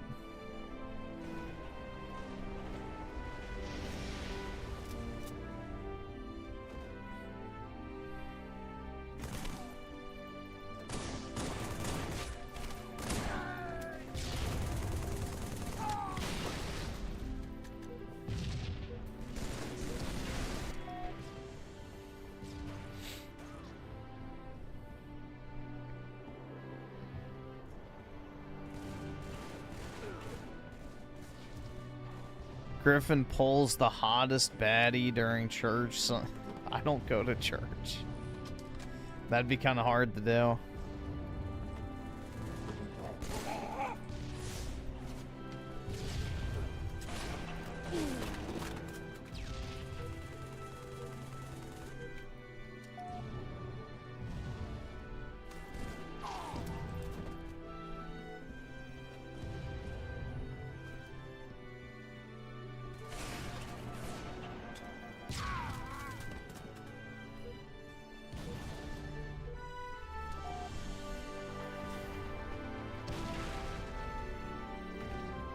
I have a severe case of male loneliness epidemic. I guess so, man.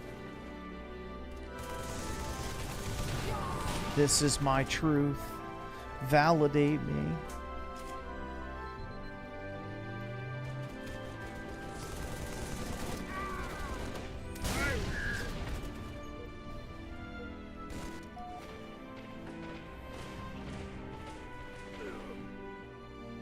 What games am I looking forward to? Russian roulette.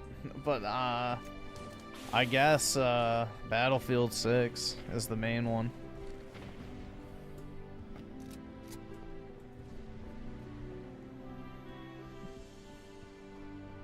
Get an arranged marriage with an attractive Asian. Do those exist?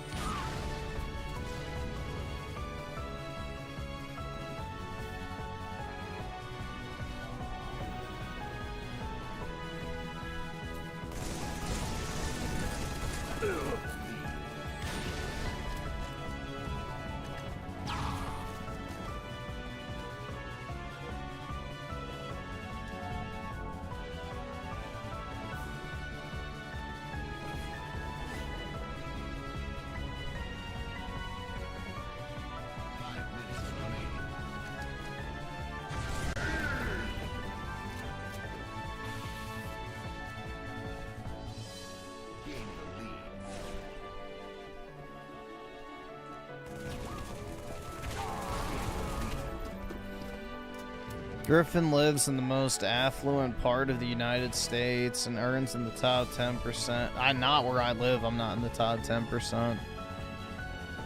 In the next 5 to 10 years, he'll move to Kansas City or some shit and fucking slay. Won't matter, I'll be an old man at that point. I'll be 40 years old pretty much in 10 years.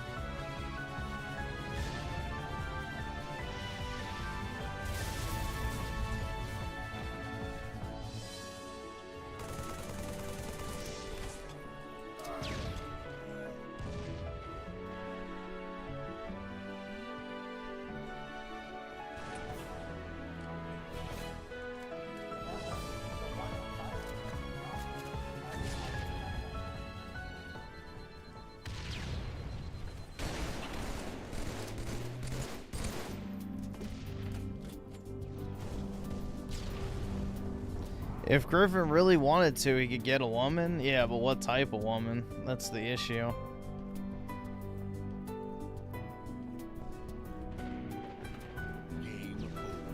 Anybody can get a woman if they really try.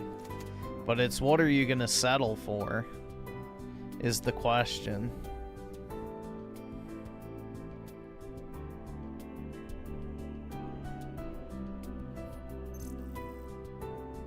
And also, what do you want to deal with?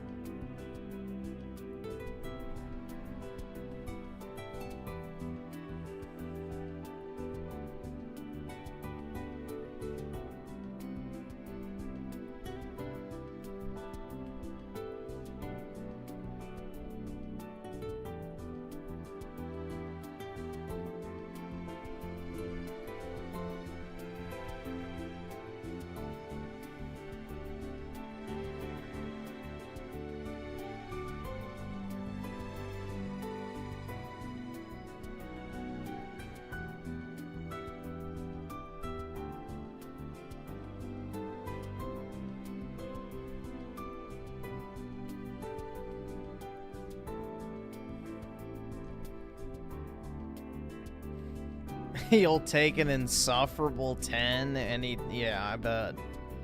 That's cap.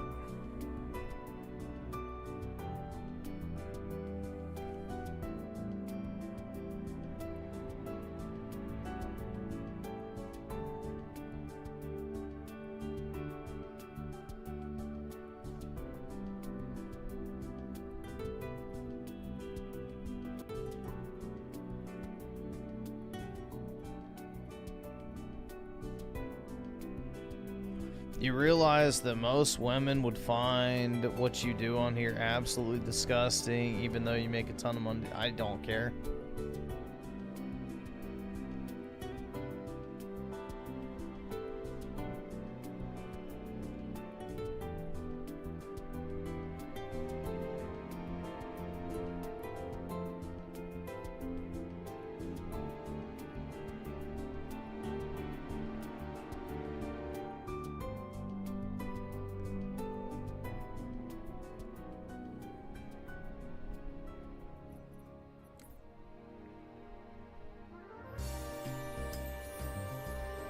Most women expect men to like video games. Just depends if that's your main thing.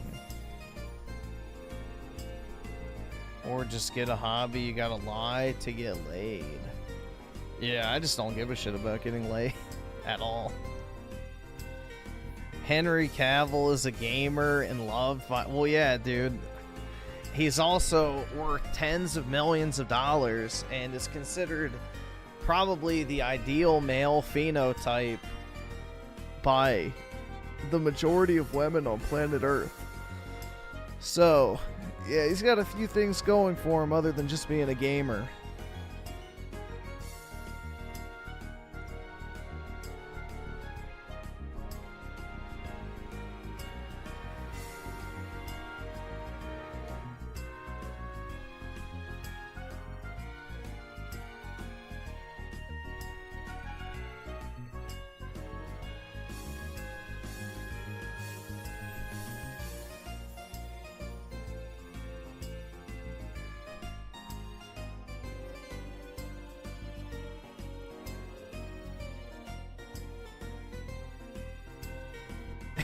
Yeah, exactly. When women say they want a nerd, that's what they mean. Yup, exactly. Yeah. Oh my god, I love nerdy guys. Bodybuilder with a fucking Mario t-shirt on.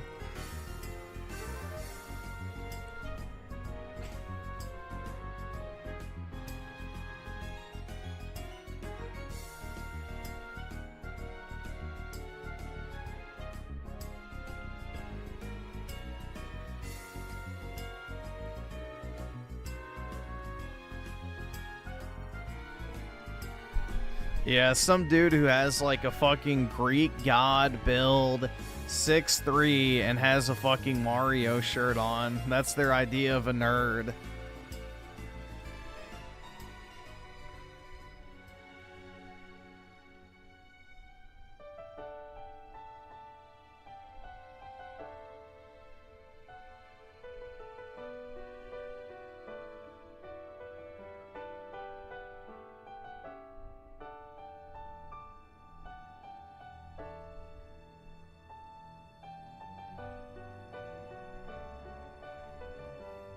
You love Mario just like him? That's right.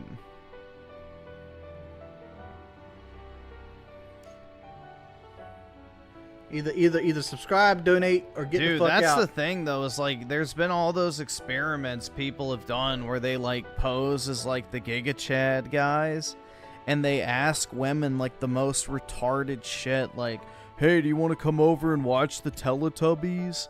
And all these women are like, oh my god, that sounds like so much fun.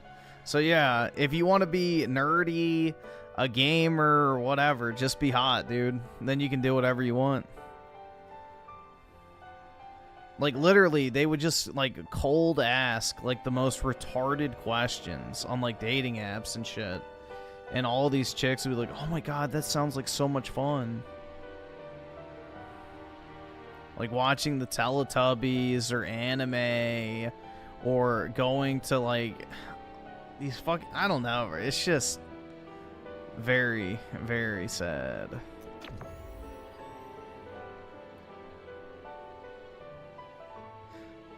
One guy said he raped a toddler in one of those experiments, and they told him everyone makes mistakes. Yeah, that's the other aspect, too. The people who pretend to be, like, rapists and stuff, yeah. Because that's what women always say is, we're afraid to go on these dates because we might be raped or killed. And it's like literally people will admit in their profile, like, yeah, I'm a murderer, or I've been convicted of felonies, or I've been to prison for 5 years, and all this other shit. And as long as you're attractive, women do not care. Like, it's fucking wild, bro. It's wild. All that fucking bullshit goes out the window immediately if you're attractive, so yeah.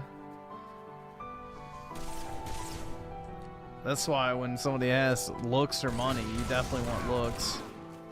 If you have to pick, if you're just going for attractiveness, but yeah. I watched a YouTube video where a guy used model photos. He would ask random women to meet up for sex, and like 70% would say yes anyways. Most women will be a whore for the right guy. Oh yeah, definitely.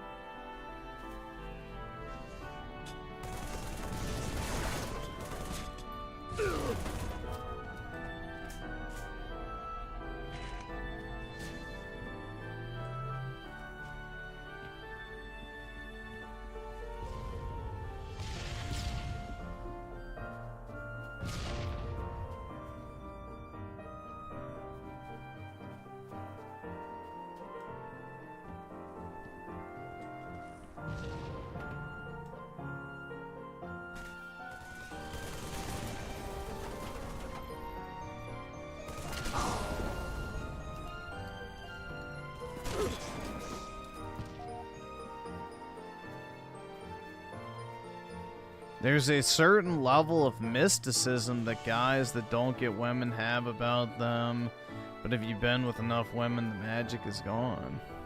Yeah, I don't get the whole, like, oh my god, dude, girls are so special. It's like, nah.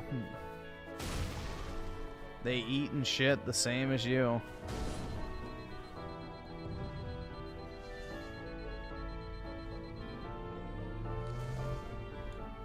I'm ass blasted. I can't get a yeah, absolutely just fuming. Why can't I get a girlfriend when I literally don't talk to women, don't have dating apps, and don't go anywhere women are found? Darn. Woe is me.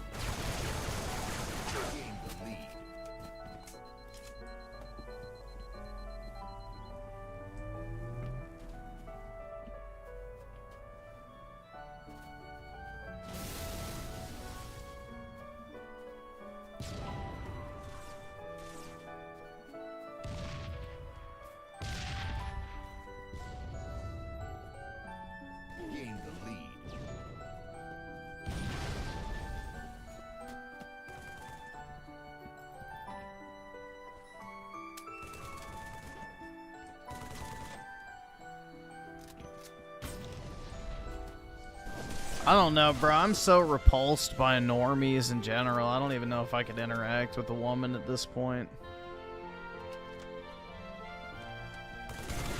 Like, normie behavior just genuinely disgusts me.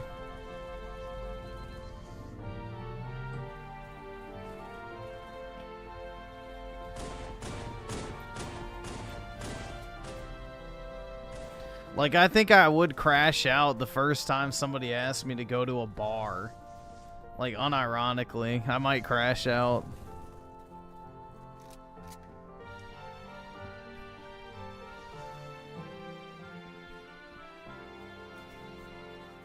Or to watch a sports ball game. Or see a new fucking slot movie. Like, yeah. That might be my 13th reason, who knows?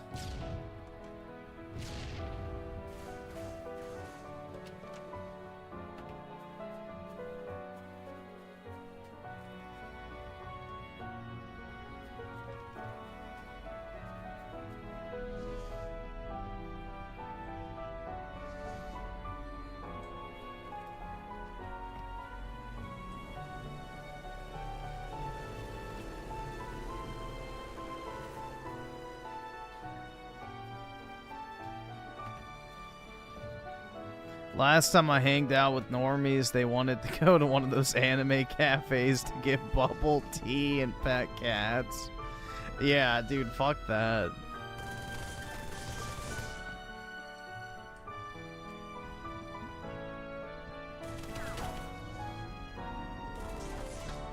Yeah, fuck that, bro. I don't know, like, I don't fucking like any normie activities, man. I don't like going out to eat. I don't like going to fucking bars or clubs. I don't like traveling. I don't like sports. I don't like movies. I don't like music. Like, I genuinely don't fucking like any of this shit. The only normie shit I like is my Pokemon cards, but even that's not like an actual activity. That's just spending money.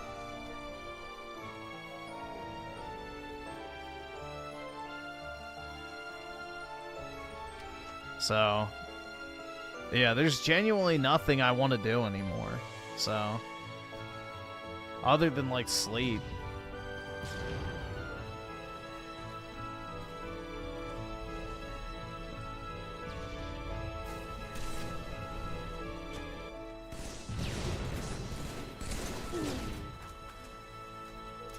You want a goon? Oh my god. It's Jover? Yeah.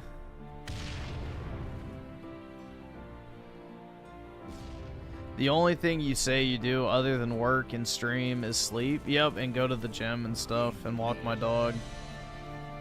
That's about it. I don't do anything else. Work, stream, walk, and then go to the gym. 5 minutes remaining. That is it.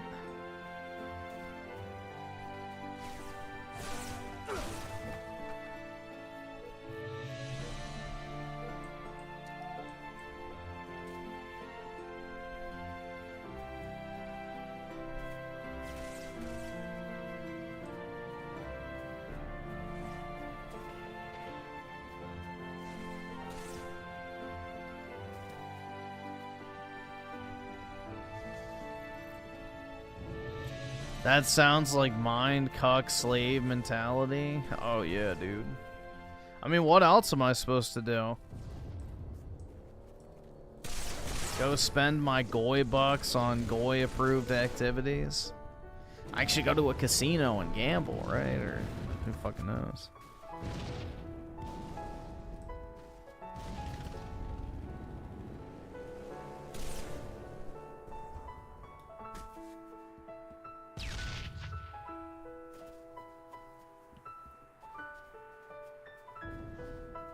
Get a gambling addiction. Yeah, I'll single-handedly save Vegas.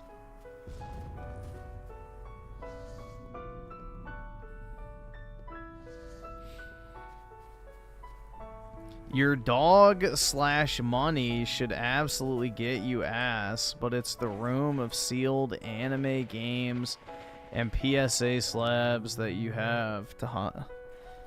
How does having... Bro, never mind. I'm not even gonna get down that route. Nah.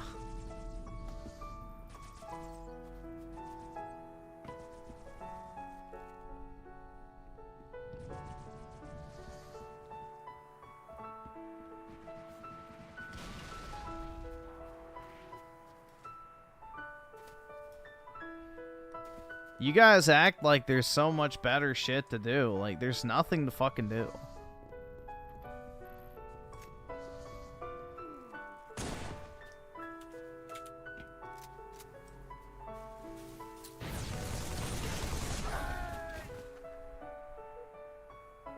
Like, yeah, just go dump a bunch of money on a bunch of slop activities that you don't even like in the first place, but are socially acceptable. Wowie zowie. Maybe I too can be $50,000 in credit card debt.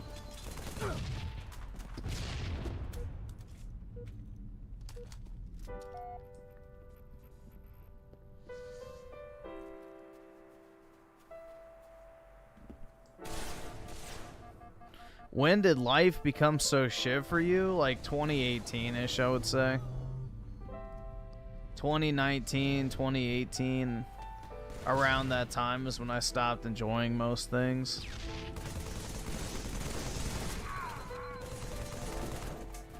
AKA, I became an adult.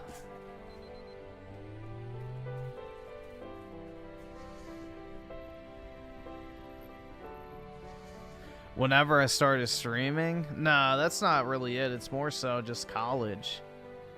Like, after my first year of college is when I would say I started to really dislike most things. But that also perfectly aligns with the cultural shift post-Trump election, so... That's more so of what it is the cultural shift. I genuinely fucking hate modernity.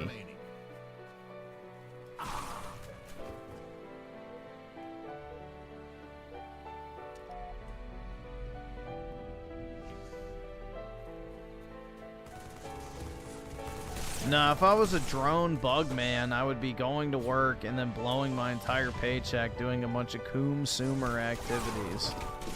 So, nah.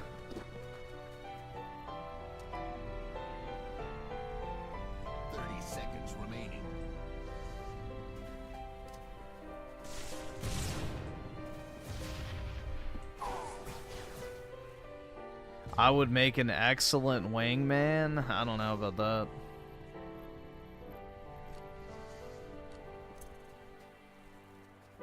Seconds remaining.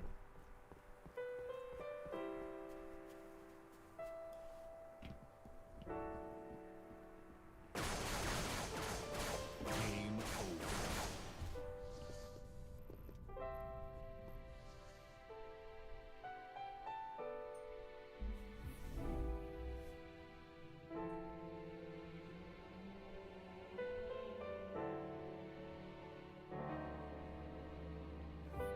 What would you say was the period of time where you enjoyed things the most? Probably middle school.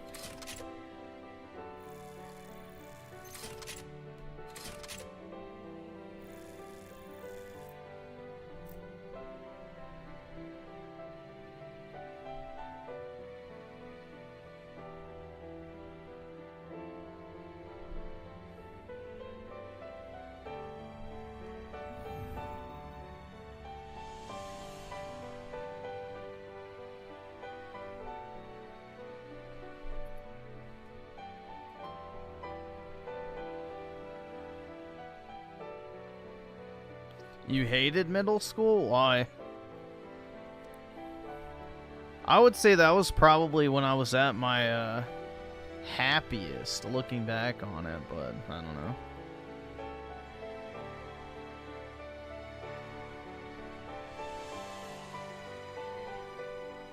Because, like, you don't have anything to worry about back then, too. You know, gaming was, you know, my passion was still preserved. I don't know.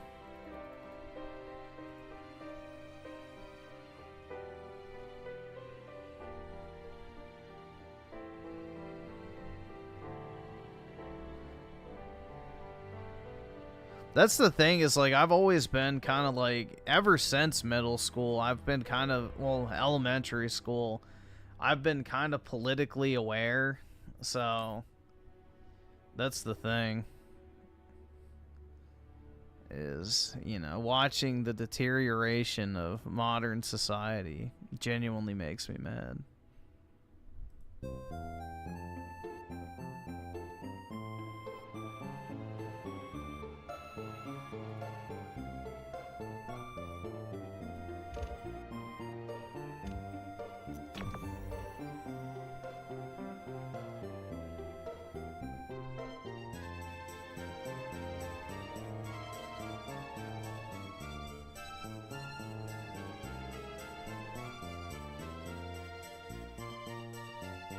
I was never, like, the whole hopeful shit or whatever, I don't really subscribe to.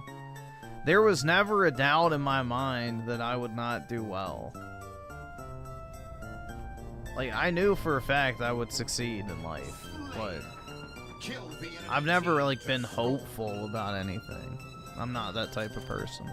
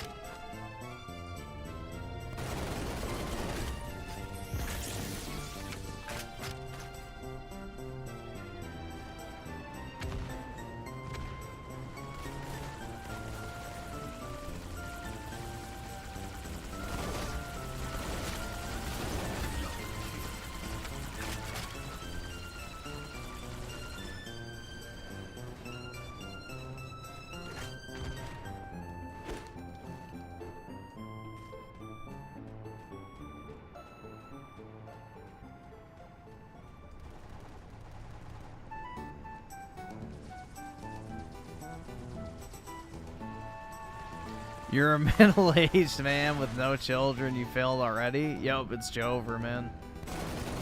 It's absolutely Jover.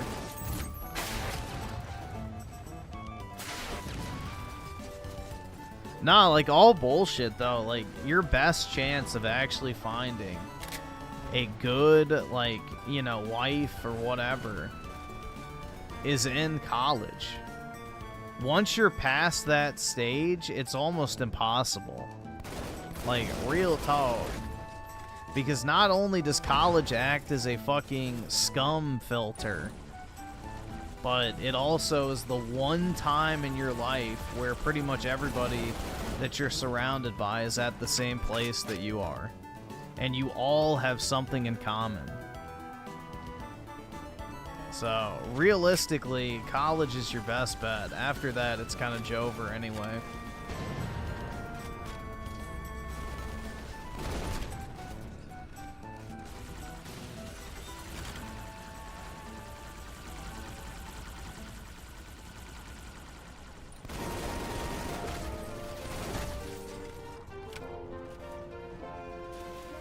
Just go back to college? Fuck that.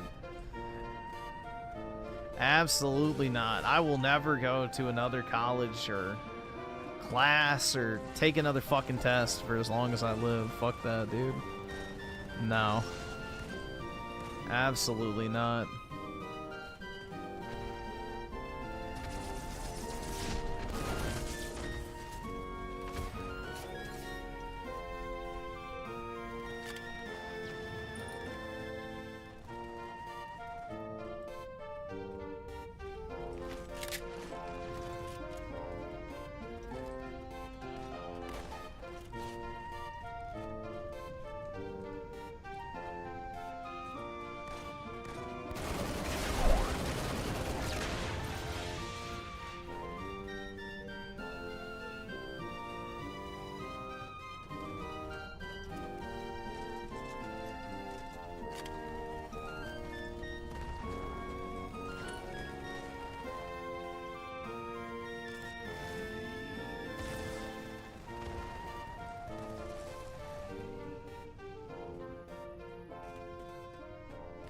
Man, I'm getting a therapy appointment in the morning. I'm depressed. I see no meaning in life.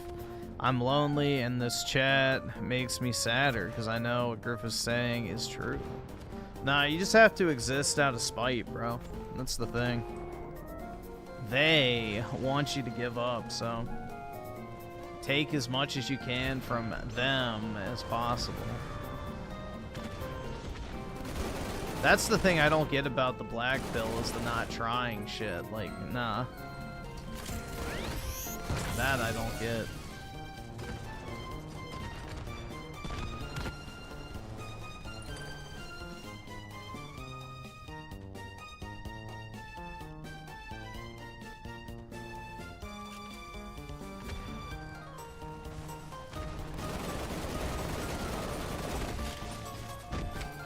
Oh, seriously? An assist?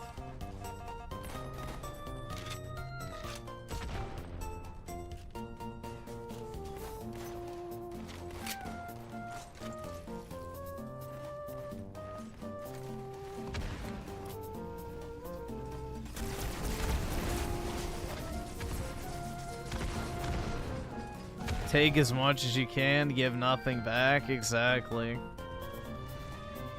I'm not playing Shinobi? What the fuck is that?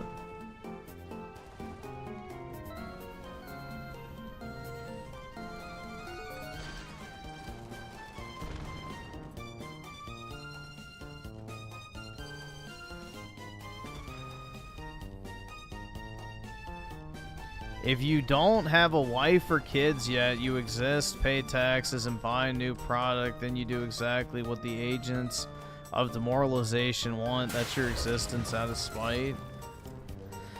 Oh my god. This is brown intelligence on display. Yeah, dude. Because they would never want you to have 4 people or 5 people to consume their fucking goy slop, I'm sure. You don't... That's not a gotcha, bro. Even if you have a wife and kids, you're still a consumer. It doesn't automatically make you not a consumer. If anything, having a wife makes you more of a consumer than you already were because women love to spend money. And guess what? Kids want shit. So you're going to end up spending more money and paying in more to the system if you want to look at it that way. So, no.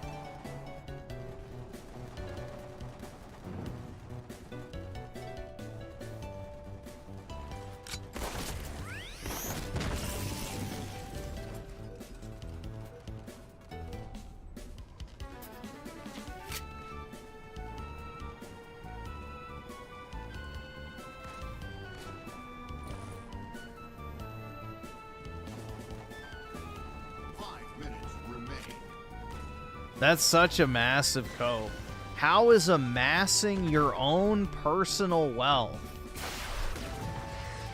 doing exactly what they want you to do?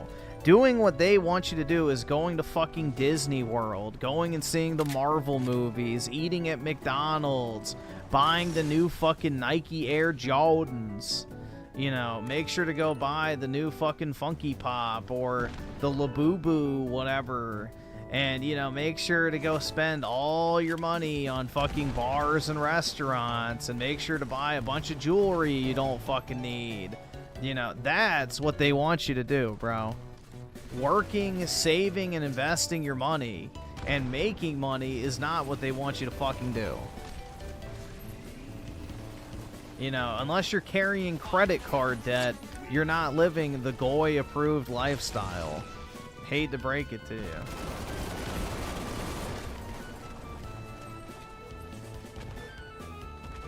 The average person doesn't even have $1,000 in savings.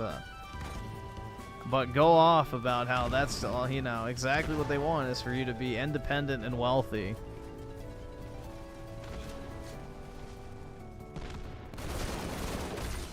Lost the lead.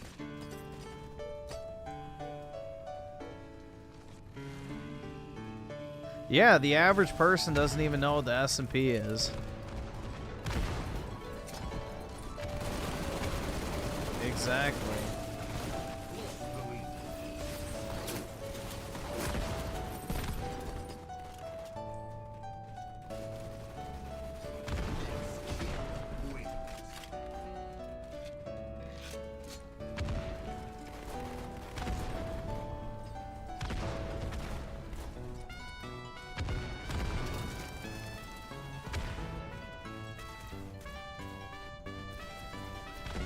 Because having a loving family and children is the only meaningful non-Jewish reason being alive. If you just amass money, buy property and assets, who's going to go? Okay. So let me ask you a question here. Yeah, I'm going to entertain this because it's retarded. You meet a woman who you want to marry and start a family with. Okay? What puts you in the better position to close that deal? Being financially independent, amassed a large net worth, and able to provide for said wife and family, or being some mindless fucking soy cuck who just goes out and blows their entire paycheck on consumer goods. So that's the point I'm making. Is position yourself to be in a place of, you know, power, essentially, that you can actually execute on opportunities when they pop up. So, by default, just having a wife and kids is not a fucking automatic W. Because if you marry some fucking fat slob who just consumes all fucking day and blows your entire paycheck on, you know, corporate garbage, then what's the fucking point? And then she divorces you because you don't like it, and then she takes your kids away and turns them against you anyway. So GG, well played.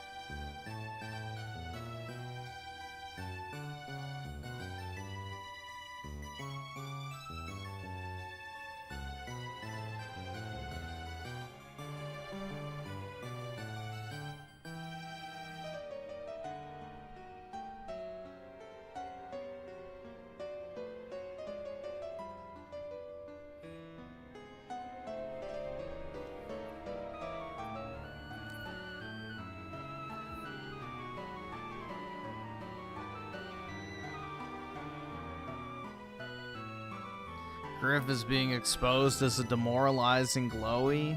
That's right, man. I don't know how saying that you should still try and make as much money as possible is demoralizing, but hey, to each their own.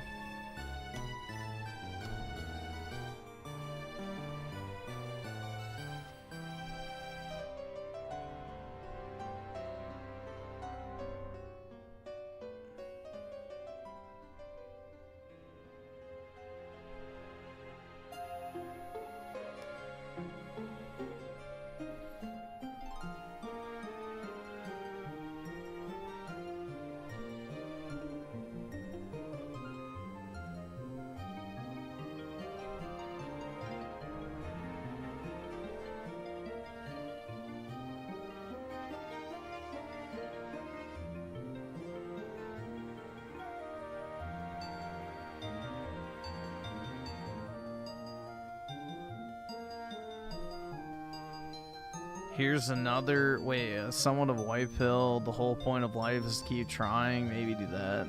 Never, dude. No, I'm not buying Metal Gear. I have zero interest in that game. At all.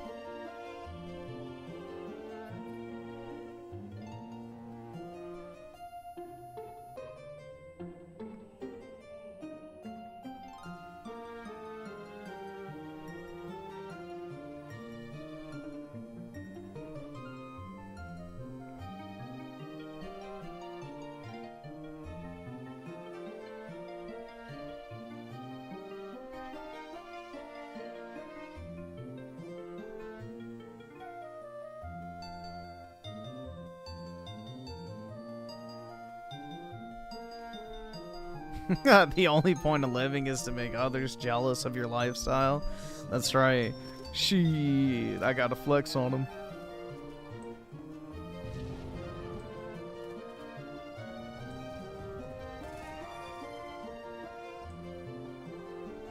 How reconnecting to the one chick in college that you liked back then will even tell?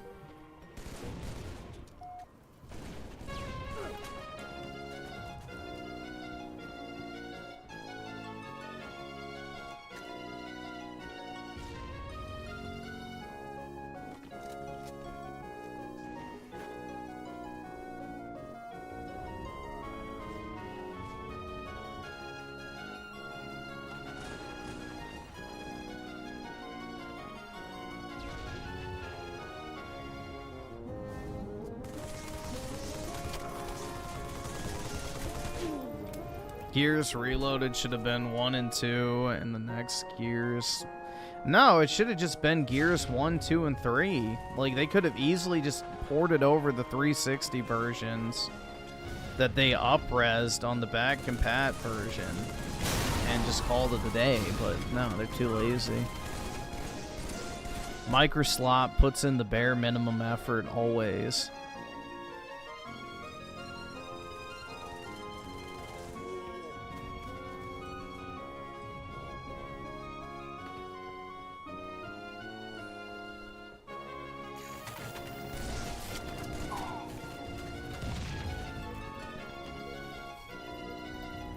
But I mean, realistically, barring some type of Alex Hormozy, fucking whatever other scam artist success story, you will die in the social class you were born in if you haven't made it out by 22. That's not true at all, man. That's not true at all. Most people become wealthy in their 30s or 40s, so no. No. That is not accurate whatsoever.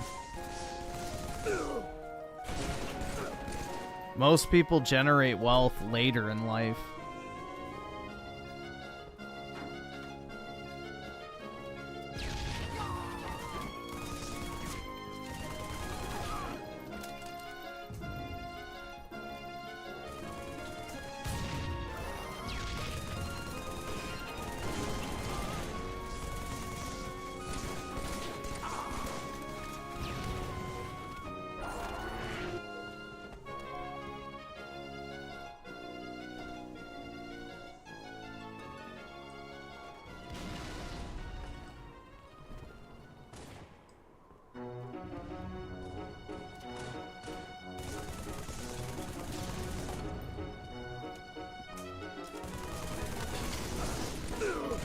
No, I think the best part of life, at least, this is my one, I guess, cope, hope, whatever the fuck you want to call it, is, like, one day I'll just feel, like, done. Like, I'll just be able to basically exhale and be like, yup, I'm good. But not today.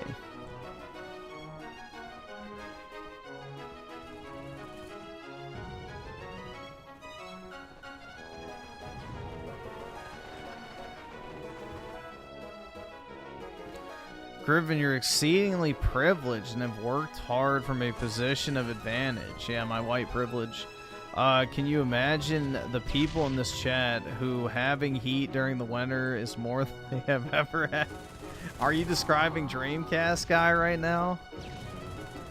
Bro, I'm pretty sure the people in this chat have access to heat. Otherwise, they wouldn't have high-speed internet to watch a YouTube live stream.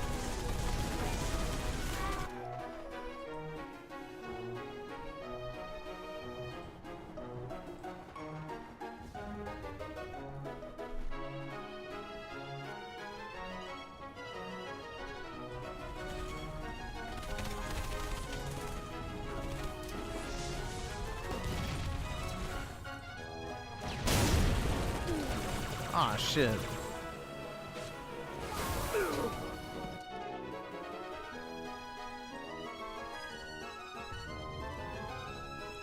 You're watching through your Unga Bunga HUD in Timbuktu?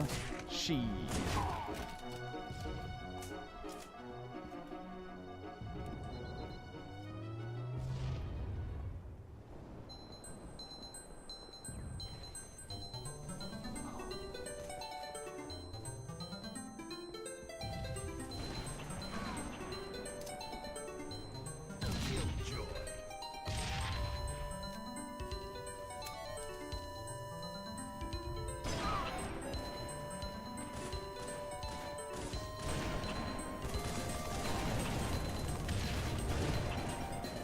Damn, I missed all 4 of those.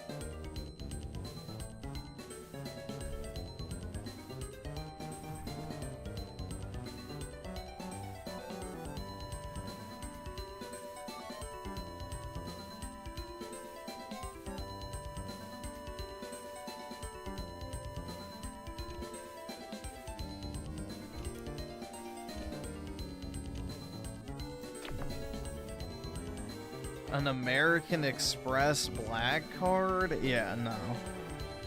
I don't have that type of money.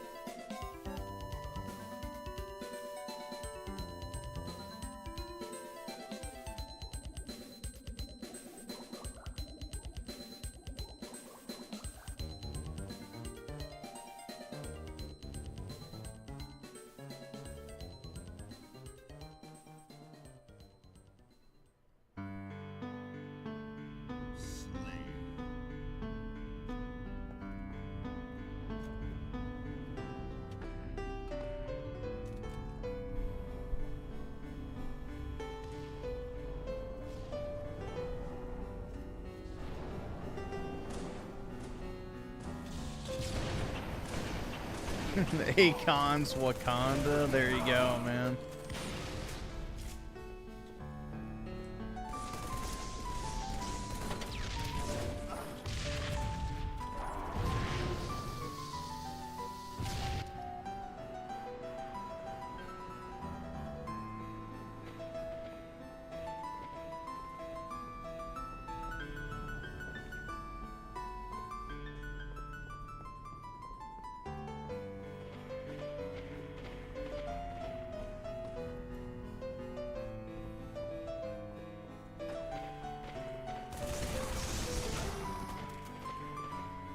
Actually, the real goal in life is to smoke every day, just like Snoop Dogg. So, yeah, exactly, man. Totally not an addiction, though.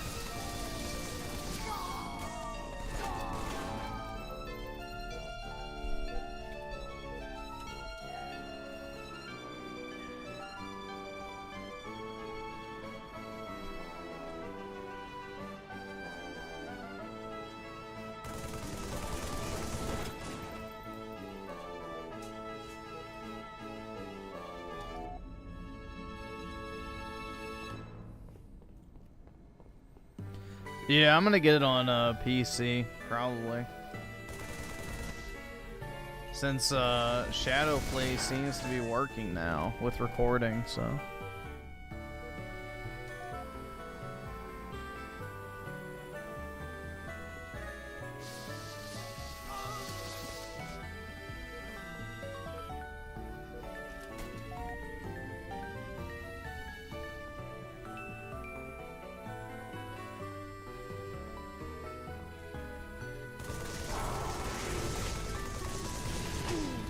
Shit.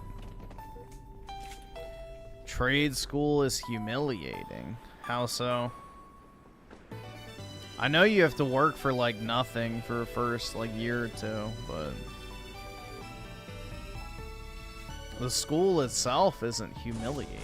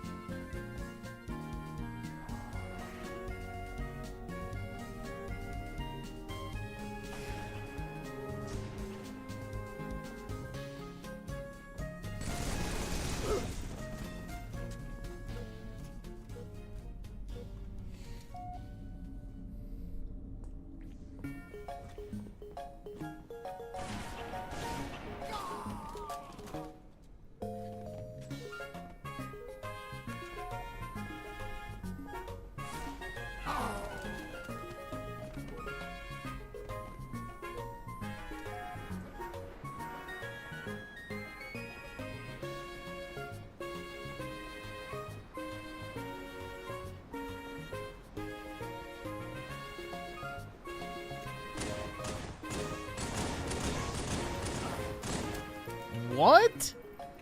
Bro. Jeez.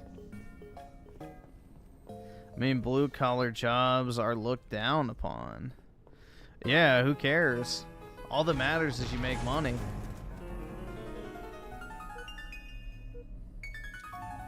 Look down upon their fucking small-ass bank balance.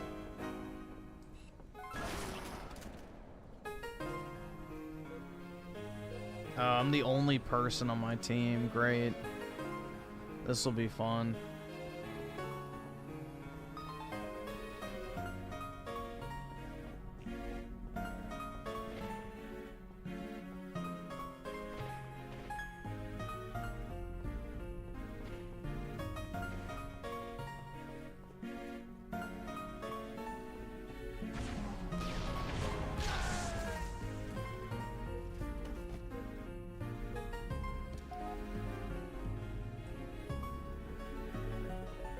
Yeah, but you're not going to be replaced by AI and robots in our lifetime, unfortunately. So we'll all probably have to work until we're dead. 5 minutes remaining. Soon, the robot slave labor force will be a thing, but probably 30 to 40 years out. Minimum.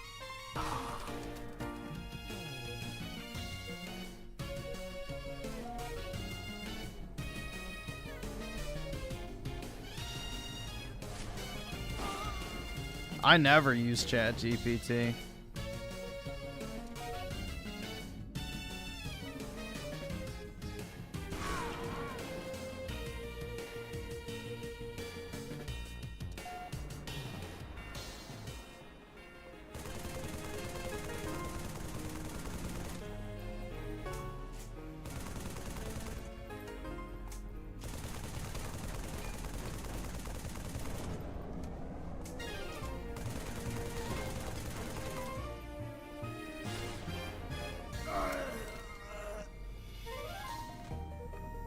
All right, awesome. Thanks, nigga. All right. Vendetta with the 5. Appreciate it, man. Just remember back in May, my mom was freaking out because ICE deported a real asylum seeker on accident. She said Trump needs to stop all deportations. That's women for you, bro.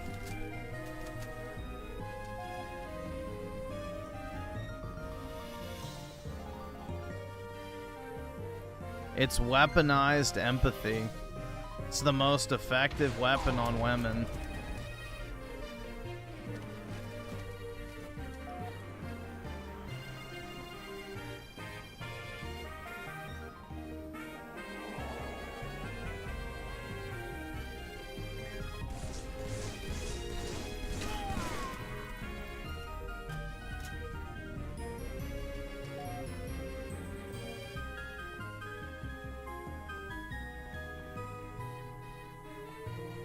Like, people really don't have the stomach for what's necessary to fix our world at all. People do not have the stomach for what's necessary to fix things. Everybody's soft now.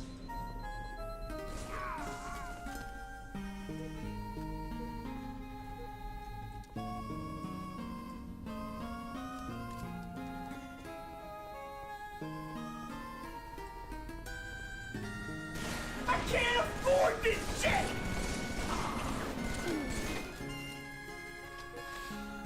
Vendetta with the 2, I said that's why women shouldn't be near politics. Yeah. It's too emotional. So, yeah.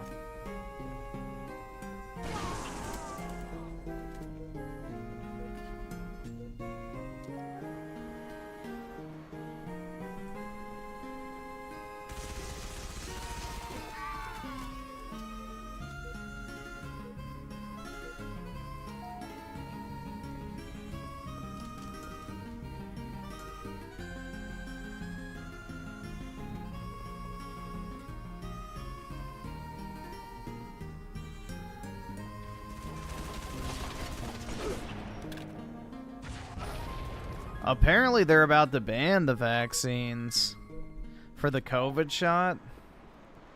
There's like a news story that was going around today that supposedly RFK is about to ban all mRNA vaccines.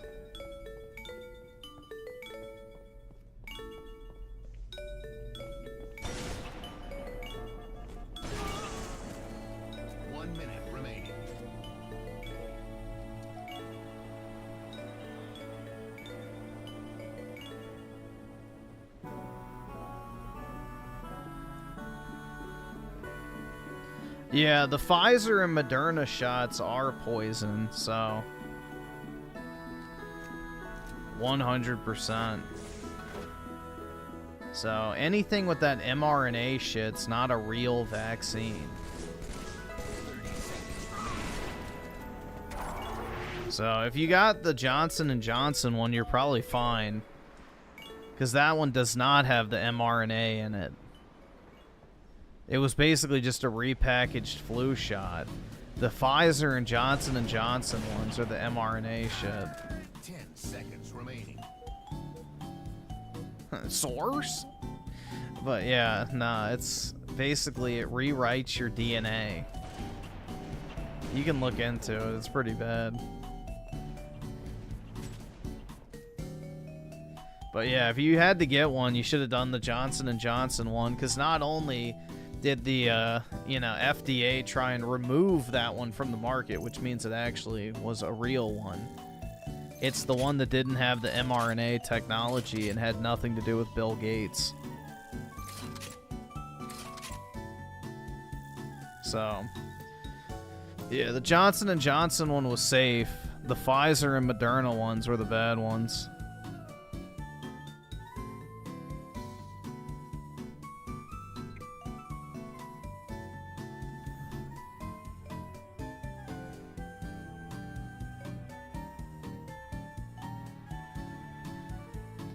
Yeah, the Pfizer one is the worst of the two. I mean, Moderna's not much better, but the Pfizer one is the worst. Especially if you got So the COVID shot in and of itself isn't that bad, but if you got the boosters, then you're a ticking time bomb, basically.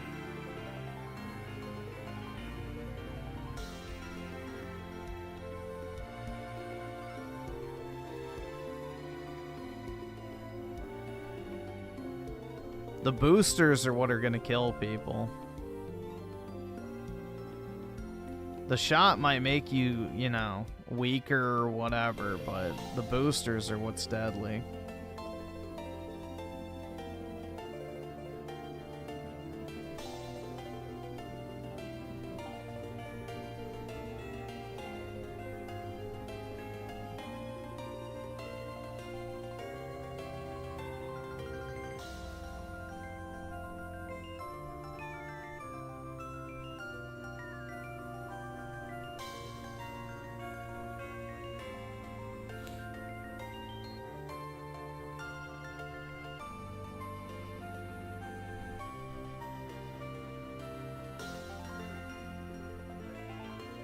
I don't think they can force you to take COVID vaccines at all anymore. The mandate's been gone for a while.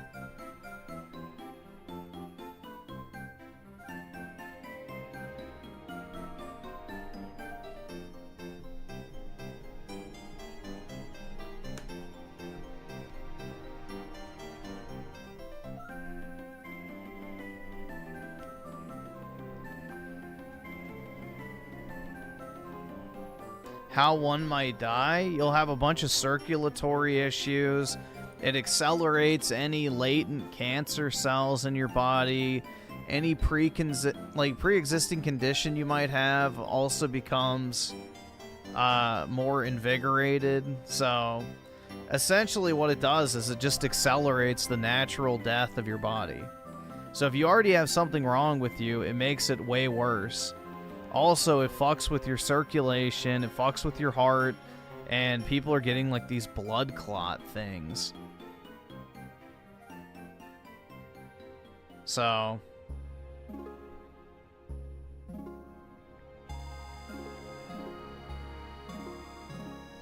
you know the Johnson & Johnson was the only no bullshit one when they took it off the market completely?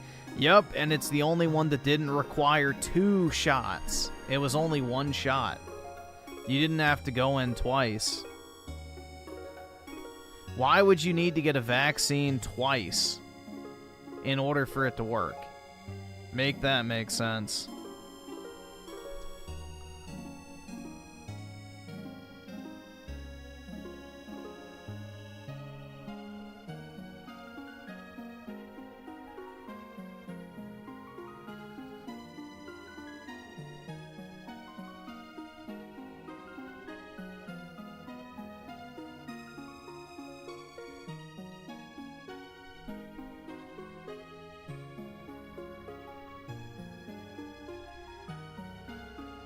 You have no idea about vaccination. Okay, buddy. I'll take your word for it.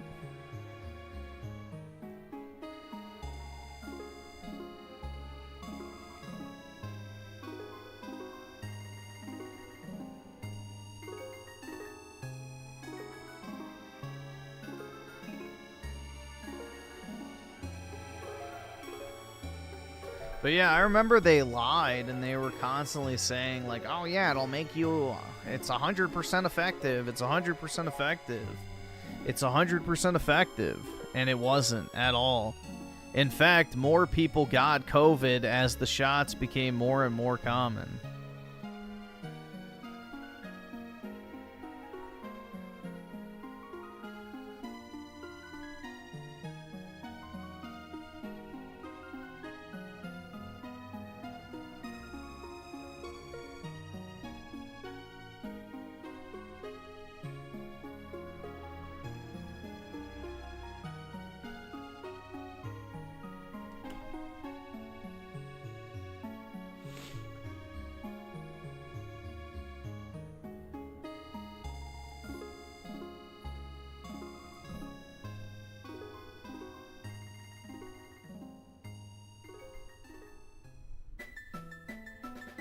I think you need to start trusting on Master Fauci. That's right, dude. I need my Fauci ouchie.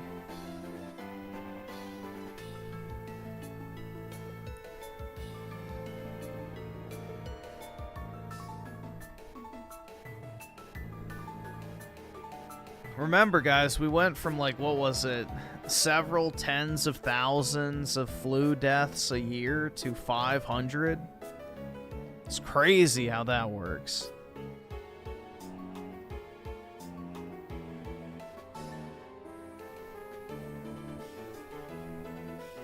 It's crazy how just everyone stopped dying of the flu magically.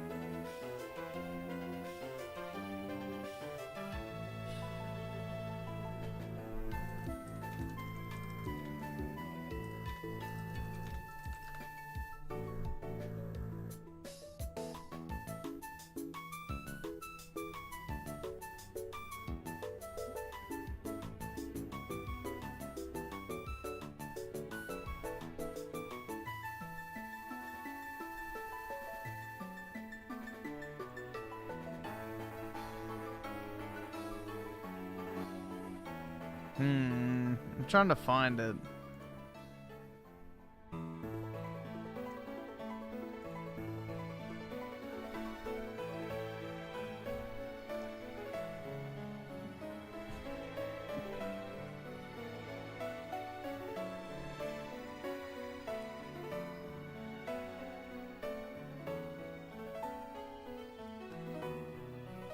Where is it, bro?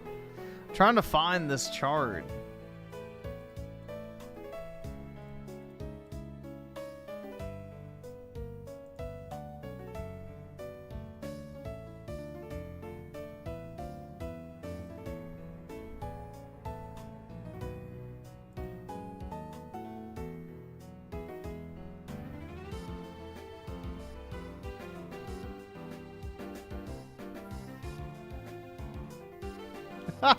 After 2020, they stopped releasing flu death numbers. Interesting.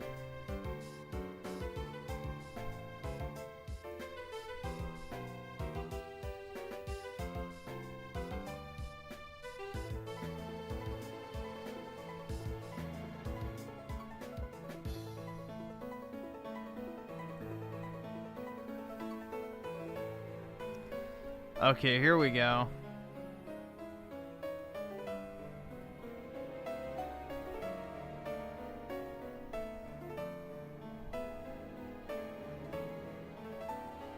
Look at that, bro. Look, it's magical. Wow. Oh my god, dude. Nobody died of the flu. What happened? Jeez.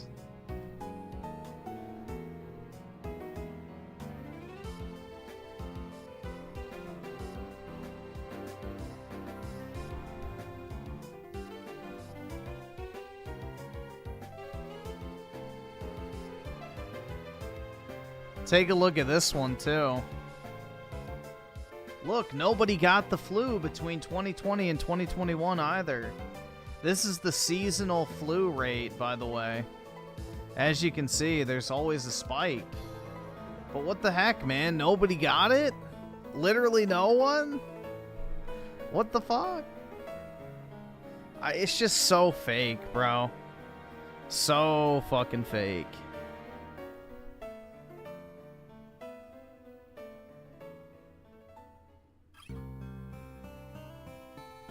Oh my heckin' soyance? That's right, dude.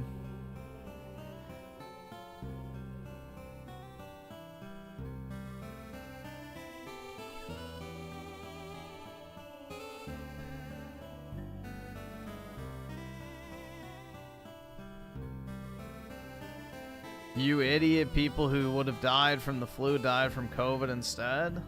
Yeah, also people who would have died from a bullet passing through their brain right before that happened died of COVID first before the bullet could pierce their skull.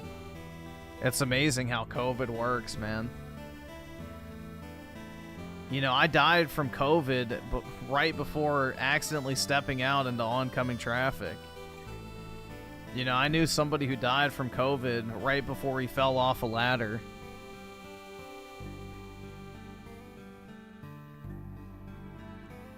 It's crazy. A family of 4 died from COVID right before they drove their car off a bridge.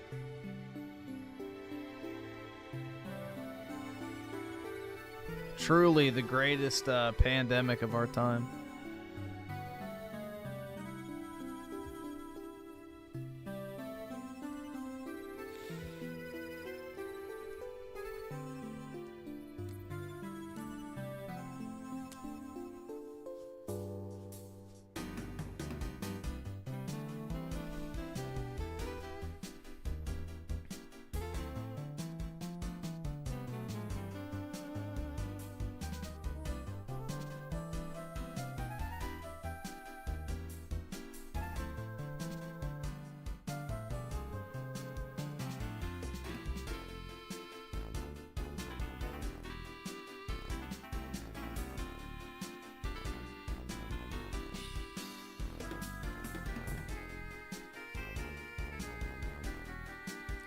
Well, FBI, wouldn't they have put you in a concentration camp with a bunch of abos if you didn't get it?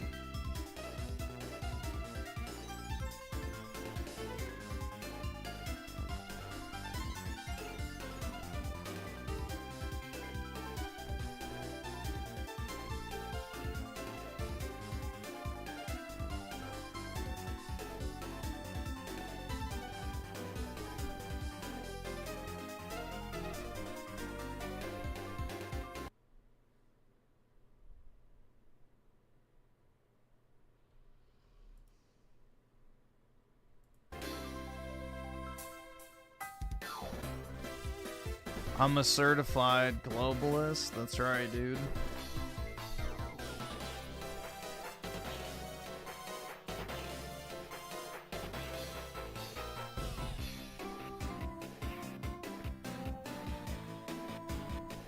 Straight to the gulag.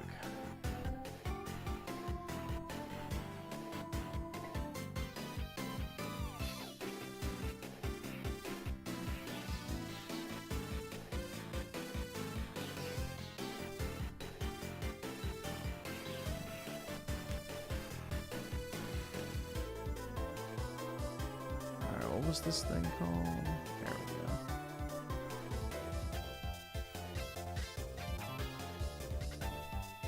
go. Why men aren't fuck. Hold on. Maybe we'll watch this real quick and then we'll do the other video. So drinking is coming a lot less common within Gen Z, and I want Let's see what the talk about you guys about something interesting where more and more people are staying inside and less people are starting to go out. What's up, everybody? I'm Marks Games, and I just want to say is that big inspiration to Polly Walnuts for this type of topic, because I watched his video and man, it gave me a lot of similar experiences to what I'm experiencing as I don't go out very often. So when I was younger, I was a lot just like me, for real, dude. more on the introvert side, where I did not really like to go out very often. I rarely left my house for the most part. All I did was just stay inside, play video games, hang out with some friends occasionally, but I didn't do anything crazy or out of the usual. You know, I didn't really go out any high school parties. I did not get all fucked up on shit or nothing. I just basically just stayed home and just chilled. After high school was over, Yo, literally me for real, dude. I really did thought I would never go out and do like all the fun shit that a lot of people did in their 20s, but things did change a little bit and I became a lot more extroverted. But I will say this, I don't really go out because one, I don't really care. Two, I don't really drink a lot of alcohol like I said in the last video. I just don't care. And three, it's just like I find it all just a big waste of time. Like going out all the time just to get messed up and just to do a bunch of rebellious shit and you don't even have control of your body just does not sound very appealing to me. And the greatest part is, guys, I'm not Well, there's nothing rebellious about going out and getting drunk. That's literally exactly what they want you to do. Go out and dump your money at some shitty bar, buying a bunch of overpriced drinks you don't fucking need. really alone on this. There are a lot of men in general that do not like going out, and I can say this is I don't blame them. And also, dude, I also realize is that there's some people that do try to go out. Dude, the only reason men go out is to get women. That's literally it. Women like to go out. Men do not. Try to meet women and stuff, but for the most part, these types of women that these people try to go for when they go out, it really is just not a good investment because they're all for the streets for the most part. Those people who like the party. Now, obviously, not all women that go out are like this, but like my times I did. Not all, but most. Go out, there were some that were just very toxic and very hostile, and for some reason some of them even expect you to buy drinks for them just for simply talking to them, and that shit kind of blew my mind because I was not there to date or hook up. I was just there just to talk to people and see where it went. And what was kind of interesting too was that people did look at me a little bit weird because when I went in there, I went inside of a club just to get like a drink of water just to talk to people. Now obviously a lot of people were very intoxicated and shit, and some of them were still really cool people, and I did have a fun time just socializing, but like at the end of the day, like I don't see how people do this as a everyday thing because it gets old very quickly. Now one of the biggest reasons why a lot of men don't go out anymore is that like, you know, things are just really expensive now. Like the economy is bad, and you know the dating market's all fucked up and just stuff like that. But like things are just not worth going out anymore and pursuing because most people who do go out will probably at least spend over $100 or more, and that kind of blows my mind because some people like just be able to socialize and just to have. Yeah, I mean the area. So the places I go, or not go, but would go in my area if I was to go to like the club or some shit, you have to pay like these massive covers just to get inside. Like it's not even fucking worth it, man. A chance to even get with. Like if you're a guy, you have to pay like this massive cover to get in. All the chicks get in for free unless they're ugly, but yeah. Somebody romantically is crazy. Another reason too that a lot of people just don't go out anymore, especially men, is that like there is absolutely no realistic communication skills anymore when it comes to romantic interest when going out to these events. It's a lot more easier to go out for a lot of people just to go out, have fun, and then a lot of them be on their fucking phones, a lot of them be just chilling, whatever. And it's not nothing wrong with being on your phone, but being on your phone the whole time to kind of cope with going out is kind of crazy because I will say this, the other generations definitely handled this a bit better, where all you had to do was just enjoy the moment, and if you see all good vibes, that was it. If you did not enjoy it or did not like it, you could just leave. It seems like nowadays there's a smaller minority of people that are just willing to go out just to have a connection and have fun, and not to also flaunt for status or anything like that, because there's a lot of people who do go out just to post on their little social media stories and shit, just to flex, and I find that very weird. Like, why the fuck do you care so much what people think that you want to go out and look like you have this amazing lifestyle? Like, to me, I never understood that whatsoever, but it does line deeply with super insecurity issues. Like, when I was 20 years old, I used to post everywhere I used to go on my Snapchat what I was doing, and now looking back, I just realized, yeah, my privacy is a little bit more important, and most of the time, these people don't actually care what you're doing or where you're at. Yeah, there's nothing worse than having to go through somebody's shitty fucking story, and it's like them standing at a fucking concert filming the entire thing. It's like, bro, fuck off.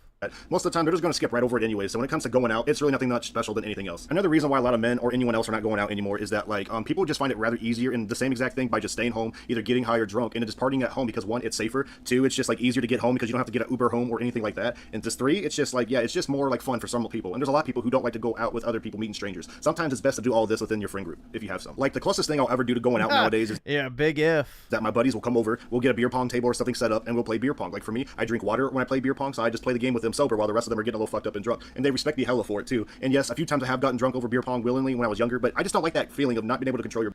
If you were ever a social media norm groid, you were not gonna fucking make it. See what I mean when I said these dudes were midwits? I guess. Body, because there's one time I did something absolutely insane where I just felt like I was out of control, where I felt like I was like running around like in my apartment damn near unclothed. It was really embarrassing just to admit that, but we've all been there before. Let's be real. I'm also extremely grateful. Nope, I have not been there. That was not really addicting to partying, because what really does happen to you when you party that hard all the time is that it makes you feel really groggy and tired. You're not getting good quality sleep, obviously, and you're obviously just not being productive at all with your life, like in general. So it kind of puts everything at a hole. Like it stalls every other thing, and it numbs all the problems that you have in that moment if you do it all the time. Another thing I've noticed why guys are not going out as much too is that I feel like it's just becoming very outdated. Like there's other things that are better off in your time than just going out to party. Like for me, I like to stay at home and make videos. I like to also just, you know, hang out with like people that just fucking actually give value to my life and not just drink with people that just don't care about me, because let's also be real. A lot of those people that you meet at bars and you just drink with, that you just vibe with only during that moment, it's basically a lot of it is convenience. And once that drinking hobby goes away or you don't have anything in common with drinking, a lot of those friends tend to fade out. It's like a big giant convenience thing. It's really upsetting too, because there's a lot of people who think they have really good partners going out to drink, but once that shit is gone, it's just, man, it's just they were never your friend to begin with. I think the best memories I've ever had was like literally just being at my house, just enjoying my time with my buddies, playing fucking Monopoly, watching animes like Demon Slayer or something like Tokyo Ghoul. I don't know why, it's just I find that shit much more. Tokyo Ghoul? enjoyable and memorable than just going out and then not remembering half the things I did that night for the next day. It's just fucking nah, dude. Just was not for me. It's not for a lot of people. And I think more people are also realizing that it's just not that fun anymore when it comes to this habit. Also, guys, did I ever tell you that when I did go out to have fun, I did enjoy it, and I was like, oh man, this is great. I'm gonna go out to the same place next week and do it again. So I went ahead and did it next weekend, or tried to, and then come to find out that place was shot up and closed. And then I kind of realized how dangerous it can be sometimes. It kind of was scary because I could have been the one shot up and dead or something if I was going. Yeah, make sure whatever club you go to doesn't serve Hennessy.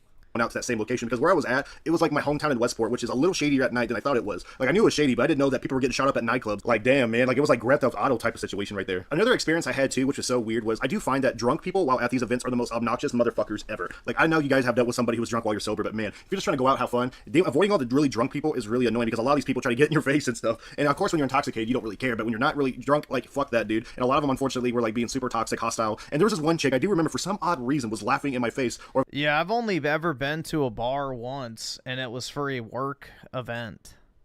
So we had like a team bonding week, and everybody went out to the bars and shit, so I went.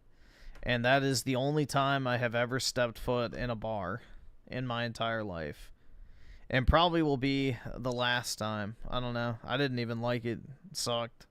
Of some kind, because I was in her way or something. Like, I don't know why. I think she thought I was trying to approach her, but I wasn't. I was just walking and happened to be in front of her. Like, it was such a weird fucking incident, but man, it was crazy. Now, a lot of men may not be going out to drink into a lot of bars and stuff, but I will say is that going out is still essentially worth it, but it's not for the bars or nightclubs or anything like that, like really generic, right? Going to concerts or even smaller local concerts, in my honest opinion, is where it's at if I were to go out, because I love music, right? I'm a huge music junkie and metalhead, and I listen to a lot of different subgenres in that genre and other genres sometimes, but bro, I remember last year going to see Dayseeker, right? They're not really essentially like metal, but they're like pop metal-ish with metalcore vibes slightly, and man, it was fucking awesome experiencing like just the amazing atmosphere and the music too. And no one was really getting fucked up or drunk, because it's only for a couple hours, and I think it's perfect, because some people can drink, but for the most part, no one was really getting hurt or nothing crazy like that, and no, people were safe too. And the coolest part was just that amazing feeling you felt after the show, and then you just got to go home and just relax and go to bed, and then get to remember all the memories talking about it and shit, and even have the videos that you record on your phone if you got it. Now, concerts are obviously not very cheap, but I will say is if you just treat it every once in a while to like a couple times a year type of thing, like twice or three times a year, it really is like therapy for a lot of people, and I find it so much more satisfying than just going out with no purpose or no like just winging it for some reason. Music in general really does help the soul. And the last reason why I think a lot of people are not going out anymore, especially men, is just like people just don't want to get mistreated, because there's a lot of people who do get mistreated when they're going out, and a lot of people are just sick of it, and I understand that completely. Like, nothing's more annoying when you're going out to a bar or just doing whatever, just doing your thing, and then someone that's drunk just happens to fucking sock you in the face just because you wouldn't like do something for them. Like, obviously that's just an extreme example, but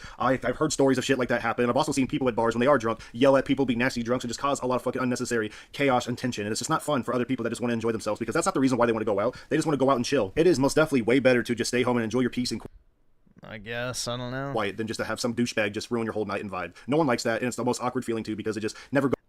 There's just nothing to go out and do anymore. That's the thing. Everything's just an upsell. Goes away after that. Anyways, guys, thank you guys so much for listening. What are you guys' thoughts about going out? Do you guys even go out? Do you guys even care? If you guys have any type of stories, feel free to let me know. Because the way these fucking dudes talk in these new COD commentaries is so slop. They sound like fucking retards compared. Yeah, that's the thing. It's like people have become neutered, though. That's the problem. Is everybody's afraid to have like a personality or an opinion. So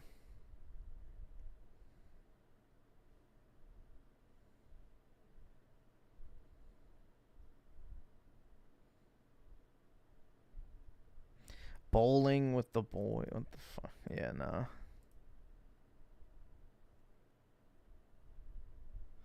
Of course it's age restricted. Fuck. Alright, let me see.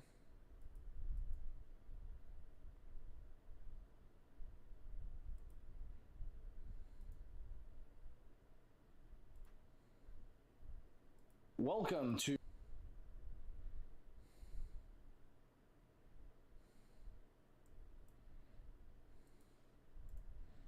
Speed it up. Alright.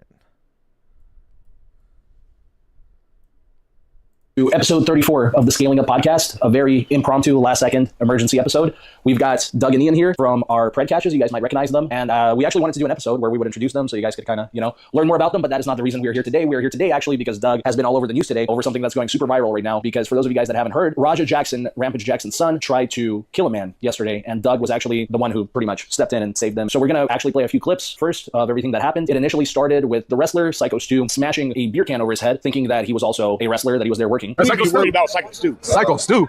What, you don't know me? Hell no. Yeah. Hey, I think that's what. Oh, you don't sell it? He's not a fucking worker, bro. Yeah, what the fuck was that? What the fuck was that?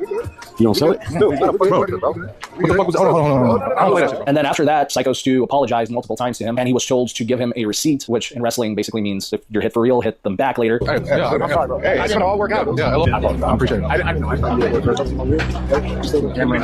want to know his shit? You fucking give him his receipt. You remember what a receipt is? Give him that fucking receipt. Don't tag his shit. If you got a fucking problem with it, I'll fucking run out there. Tag his shit. And then ultimately, this is what happened. And last thing I want to say for our viewers, for those of you guys that don't know, I actually trained at the same school 11 years ago, a long time ago. I know Psycho Stu personally. And yeah, so to get started with it, what actually happened to Stu? How bad are his injuries? Broken facial bones is from what I'm hearing. Missing teeth. Has no recollection of what happened. Incoherent. And then even from the people closest to it now that I'm disassociating with, they won't even put up the full story. Stu's pretty fucked up. I'll put it this way. What happened yesterday is he choked on his own blood. On his own teeth, I heard. Yeah, teeth and blood. And he lost all of his teeth, right? A lot of them, yeah. Broken facial bones. He was out on the slam, and then the guy had made contact multiple times. I remember seeing that kind of being in shock, and then I just went. Side of that running in, there was other people that could have got involved that I made eye contact with, but they just stayed by the stage. Let me put it this way. I'm sorry to Stu that the people that said that they were your friends let this happen. So how did you end up being involved? Because from what I understand, you weren't part of that match, that segment. How did you end up out there in the middle of the ring during this match? I just got done with my match. I was blown up, took the heat, did the shit. Then I got a whisper by somebody, hey, something, it's not right. I might need you to go out Why is he barefoot? He probably took his shoes off because he's inside. there and check a scenario. This guy's going to do a spot. I mean, when Not everybody lives in a third world nation where you have a dirt floor.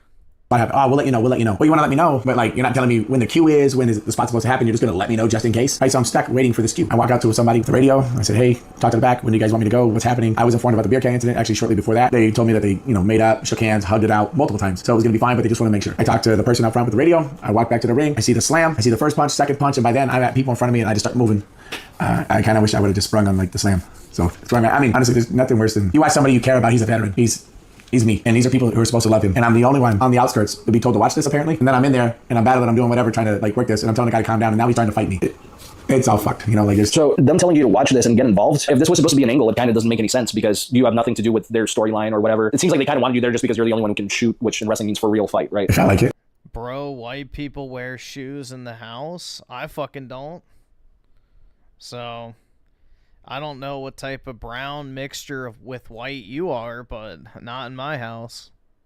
Like how you would use a dog. Like, hey, we'll send our bitch to go do this. But the fact that they told you to watch out and, be ready, and the fact that this had nothing to do with any of the storylines kind of shows that this was premeditated, right? I think the premeditation part comes on the side of AJ Mana. You brought somebody that was volatile that you knew had issues. So real quick, that's the friend of Raja who brought him to the That's the small calf, small ass, chicken legs bitch with the cowboy hat. So this fight, whatever you want to call it, Raja Jackson. Attempted murder. Right, this attempted murder. He landed like 20-something punches on him. 23 punches on him. You pull him off. And then he tried to go at you. So was he trying to continue beating him even further? I think the culmination between his dad picking on him and all his daddy issues came out and all the shit that AJ gassed up into his head. Because let me put it this way. I don't like Raja. I think Raja's a shit person for what he did. But I think AJ's a bigger shit person for gassing him up to be in that fucking ring, to leading him to ruin his own fucking life, to hurt somebody that AJ also has a fucking problem with. You can't fucking tell me that's not. I don't believe in coincidence. He was basically trying to put the blood on someone else's hands. Exactly, because he's not going to do it himself. The few little backyard fights he fucking got in where he got beat the fuck up, and then you got somebody that's a real fighter, trained by somebody that's one of the greatest of all time, and then you had him do your dirty work. That's interesting. So he got hyped up. All right, yeah. Now it's even more clear. He ruined two people's lives. So what happened when you got involved with Raja? Why did he want to keep going? Well, I know his chat was like gassing him up to leading up to it, which we've talked about. Another reason why live streaming is toxic. Yeah. Just goes to show. When you're a man, you're in control of your life. If you do things for other men, you're their bitch. You are not a man. Basically, you're a puppet. Doug, so what happened when you and him squared off? I just went in there to stop it first, because I was Well, he's a subhuman, so he has a little marble brain. I was kind of in shock. I saw Stu. I saw the punches. It felt like slow motion. I'm looking around. I'm looking at Stu's friends staring at me, not running in. I'm only running in. Somebody f***ing pinned Stu after he almost got beat to death. People are so chicken shit that they don't understand violence. They don't understand what's going on. They don't want to partake in anything. They weren't willing to save their friend. They would rather worry about their own image, their self, their match, or this. Sometimes the world stops. Sometimes the world stops. You could go to the store one. Yeah, the only shame is that nobody had a gun, so they just could have taken him out right there, and then we wouldn't have to deal with him anymore. Be shopping for fucking groceries, and if you see an old lady get beat up and fucking robbed, you have to do something. Sometimes the world stops. So these fucking people are sitting in the fucking ring watching a man get beat to death that they call the fucking friend. The people in the back are fucking telling me, hey, can you go out there and make sure nothing bad happens? So I got all this responsibility. But at the same time, if I'm AJ Mana, if I'm the people that told me to go out there, if that's the person I brought, or I know this whole situation is going on, I'd be right at the fucking ring. If somebody told me that Ian had the possibility of having a fucking fingernail being put out of place because somebody might be a little off in the ring, you think I would take a fucking chance of my friend getting hurt? I'd be in the fucking corner of the ring on the very side in the front fucking row. You couldn't move me from the fucking spot. I'd run the whole fucking show. Fuck all of you. That's my friend. That's my family. That's somebody who means more to me than anything in the world. Well, guys, give PK a break. He is ESL, so it is hard for him to understand English as quickly as we can, being native speakers and everything. I would never let something fucking touch him. I would die before something hurts my family. And all the people that call him family, Where the fuck were they? And then when we're in the ring and I'm breaking it up and he shoots a fucking double leg on me, by the way, work a better fucking double leg, you fucking prick. And then I'm telling you to fucking calm down. I'm not even fucking fighting. I'm not even being fucking hostile. Then you're trying to fucking work and get lower, do this, change positions, and I'm over here having to swim through all this other shit. And then you fucking punch me in the fucking eye after we're breaking it up, you fucking loser. That's why you got fucking headbutt, and that's why I fucking punch you and you're fucking lucky I was tired from the match before this. What kind of fucking person are you? You fucking low-life fucking clown. You want fucking clout, so you beat up a guy that's fucking half unconscious. You punch a guy that's trying to break up a fight, not even trying to fight you. I wasn't even trying to fucking hurt you. The fuck is wrong with you? So do you think he wanted to continue beating up Stu? I think he would have killed him if you didn't stop it, right? I promise you he would have killed him. He would have killed me if he would have got the best of me. If he would have took my legs out from under me like he was trying to, he was going to do the same thing to me that he did to Stu. Clearly, you watch the stream when he's walking away. I'm tired of people fucking with me. I don't care how many times you've been fingered in your life, bro. I don't give a fuck. If you got a problem with the world and the people around you, change your people around you. Change it up a little bit. Go to therapy. Get some fucking help. Don't take it out on everybody else. And then you want to train by one of the best fighters to ever fucking live, your fucking father. Use his fucking clout. Use his fucking knowledge. And then you want to hurt people that don't fucking train like that? You're a fucking bully. You're a bitch. Fuck you. Everybody who taught you that. So after all this happened, as far as the show, like, did the show just continue? Like, how did Stu get out of the ring? I assume it was stopped and paramedics came. Like, what actually happened? He was given CPR. He was choking on his fucking blood. The paramedics came. I rolled out. Once I realized that my fucking blood was leaking because he caught me right in the fucking goddamn orbital bone, I rolled out the ring to go fucking fight that guy. I said, Kim, I'm coming. And then everyone's holding me back. And he had already, like, ran out of there? Already gone. And then the only person who fucking met him is a fucking crackhead with fucking face paint who's fucking begging for fucking clout for the fucking internet. Man, fuck that whole fucking night. There couldn't be anything more mismanaged in my fucking life than I saw that night. Yeah, for sure. So I'm just trying to get a better understanding of, like, how the show went on. Who took him out of the ring, first of all? Stu left by paramedics in his own blood, choking. A veteran. Yeah, they said that he lost his teeth and then also cracked his jawbone. War veteran. Was he stretchered out of the show? Yes, he was a load and go criteria. After that, did the show just continue? As No, nothing happened? there was kids crying. There was women and children upset. The little girl, Sophia, in my tag team, she saw the whole fucking thing. And as an adult, that's my job to, is to protect everybody. And I fell really short. I talked to her dad. She said she saw everything. She tried to get out of the car, come back, and see if Stu was going to be okay. And it's fucked up. You have kids at the show. You have families at the show. We're supposed to be here for a good time. And why I keep bringing up that fucking asshole with the stupid cowboy hat? Because you brought somebody that was volatile. You knew he was volatile. You set him up. You had him do your dirty work at a show where everybody's doing this for entertainment. And you wanted to do that? What a fucking prick. Both of those fucking people. Fuck everybody involved with that person. And here's my thing about, the Roger situation. His dad is going to be hurting. His family's going to be hurting because of the trauma with the fucking son doing this shit, the embarrassment, all of that stuff, right? You have somebody that's unhinged. He needs mental help, but he needs to go to jail as well. You have Stu's family now, which I hold a way higher Nah, they just need to either lobotomize him or euthanize. regard. The dad's there, and I couldn't imagine watching somebody I love getting beat to death. His dad was there? AJ was talking to his dad from what I hear, so I'm assuming his dad was there and lying to him about what happened. And then, like I said, the Stu's family, now they're wondering if he's going to be normal again. Not just jail. It's not the tragedy of losing my son to jail. Is he going to be able to remember things? Can he walk? Can he talk normal? What condition is he in right now, do you know? From what I hear, he's having a hard time. He has no recollection of what happened. He was in a coma overnight, right? Mm-hmm. Yeah, he was induced. And he's lost all his teeth at this point, I heard? Most of them, from what I hear. He had brain swelling as of last night. It's gone down since then, and reports as of late have said that he's up and alive, but is extremely out of sorts, is having trouble walking, maintaining his balance, and they just took him off a breathing tube this morning, and would assume they're just keeping an eye on him. The fucked up part is Stu doesn't want his attention. And he doesn't remember anything that happened, right? That's what we were told. Yeah. He's apologizing to his wife for being in the hospital. So did the police end up getting involved? Yeah, no, they were multiple reports. I talked to the cops. I gave them my information. At what point did they show up? 15 minutes after the little bitch fled. Besides taking a report, did anything else come of it? We're actually being active. This is part of the reason I'm here. I was actually not present for this event. I was at home. I heard about it pretty much just like everybody else until I started communicating with my friends and colleagues at that organization, and they were giving me details. I have actually kind of stepped away from the wrestling world because of personal growing safety concerns and social concerns in terms of my reputation. So I have been slowly distancing myself from this brand because I'm not surprised at all that this happened. You're talking about that school specifically? Yes, there are some great people in this industry. There are a lot of bad people congregated at this place. There's great people at that school. I'll put it this way. Rikishi gets the fucking blame because his name is on the school, but that doesn't represent him. It doesn't represent Tamiko. It doesn't represent a lot of people there. Or Rikishi wasn't even aware of it, right? No. He wasn't even in town. He was out of state. Honestly, he's a beautiful person. I love him, and I love his son Tamiko. The most disgusting thing, which is the reason I ultimately decided to be present for this, given that my involvement wasn't direct with the situation that's gone viral, which is a blessing and a curse. Part of me wishes so bad that I was there to assist the situation and help my friend here. The other part of me is glad I wasn't there because there's a good chance I would have gotten locked up that night as well if I was present for what I witnessed on video. Yeah, especially in California, bro. If you went and defended a white guy against a black guy beating the shit out of him, you would be arrested and the black guy would be let out immediately. But the most disgusting thing is that people at this school are being... Did y'all hear about that thing in Germany where there was an American tourist who witnessed like a migrant raping a woman, and he stopped the migrant, and the migrant stabbed him in the fucking face? Muslim, just in case you couldn't figure it out. But yeah, what happened is they let the muzzy go a day later. He's back on the street already. Like, you cannot convince me that this is not, like, just deliberately done to kill white people at this point. Like, there's only one motivation for this type of behavior. The complete and total eradication of whites. Everywhere. It happens in California, New York, Germany, the UK, Australia, everywhere. Every single fucking country. like clockwork. It happens every fucking where. Encouraged to not cooperate with the police. From what I hear, the police were there investigating the scene shortly after Stu was removed, and there has been multiple requests that have gone downstream from upper management to not talk with the police directly if they are contacted, and to only let a certain group of individuals interact with the police. That is extremely dishonest. You guys let your friend almost die, and now you're trying to have people lie for you. And fuck you to every single person who replied to them, yes, sir. You are all weak sacks of shit, and I hope you rot in hell. You are wasting oxygen that other people could be breathing. Go fuck yourself. And if you continue to be complacent in this investigation and you side with the people who you know are in the wrong, I wish nothing but the worst for you. Is there anything else, I guess, any inside information that people don't know about yet that they would be interested in? How many episodes we got? Talking about this whole situation, of course. Well, I'm a professional boxer, and I've trained as a professional boxer for many years now. And wrestling was extremely new for me. I didn't watch wrestling growing up. I didn't really understand it. Everything that I learned about wrestling, I learned on site. And it took me a while to really understand this industry. And when you're someone who has seen real violence in your life and experienced real violence, things are very clear what's fake and what's not. And it is apparent that every single person in that ring is an absolute idiot who has never experienced any violence in their life. They should have known from that first slam that this was not a show. This had moved on from being a show. And somehow that individual was allowed to let off 23 punches before Doug here was able to intervene. Not one fucking person did anything. And that behavior continued when they encouraged every single member of this academy to stay quiet and not contact the authorities, not respond to the authorities, while simultaneously being extremely excited that this event has landed them 15 minutes of fame. They were encouraging people to repost their brother getting beaten to death and discouraging them from talking to law enforcement to make sure that the proper individuals responsible for this end up in jail. You knew that person was going to get hurt.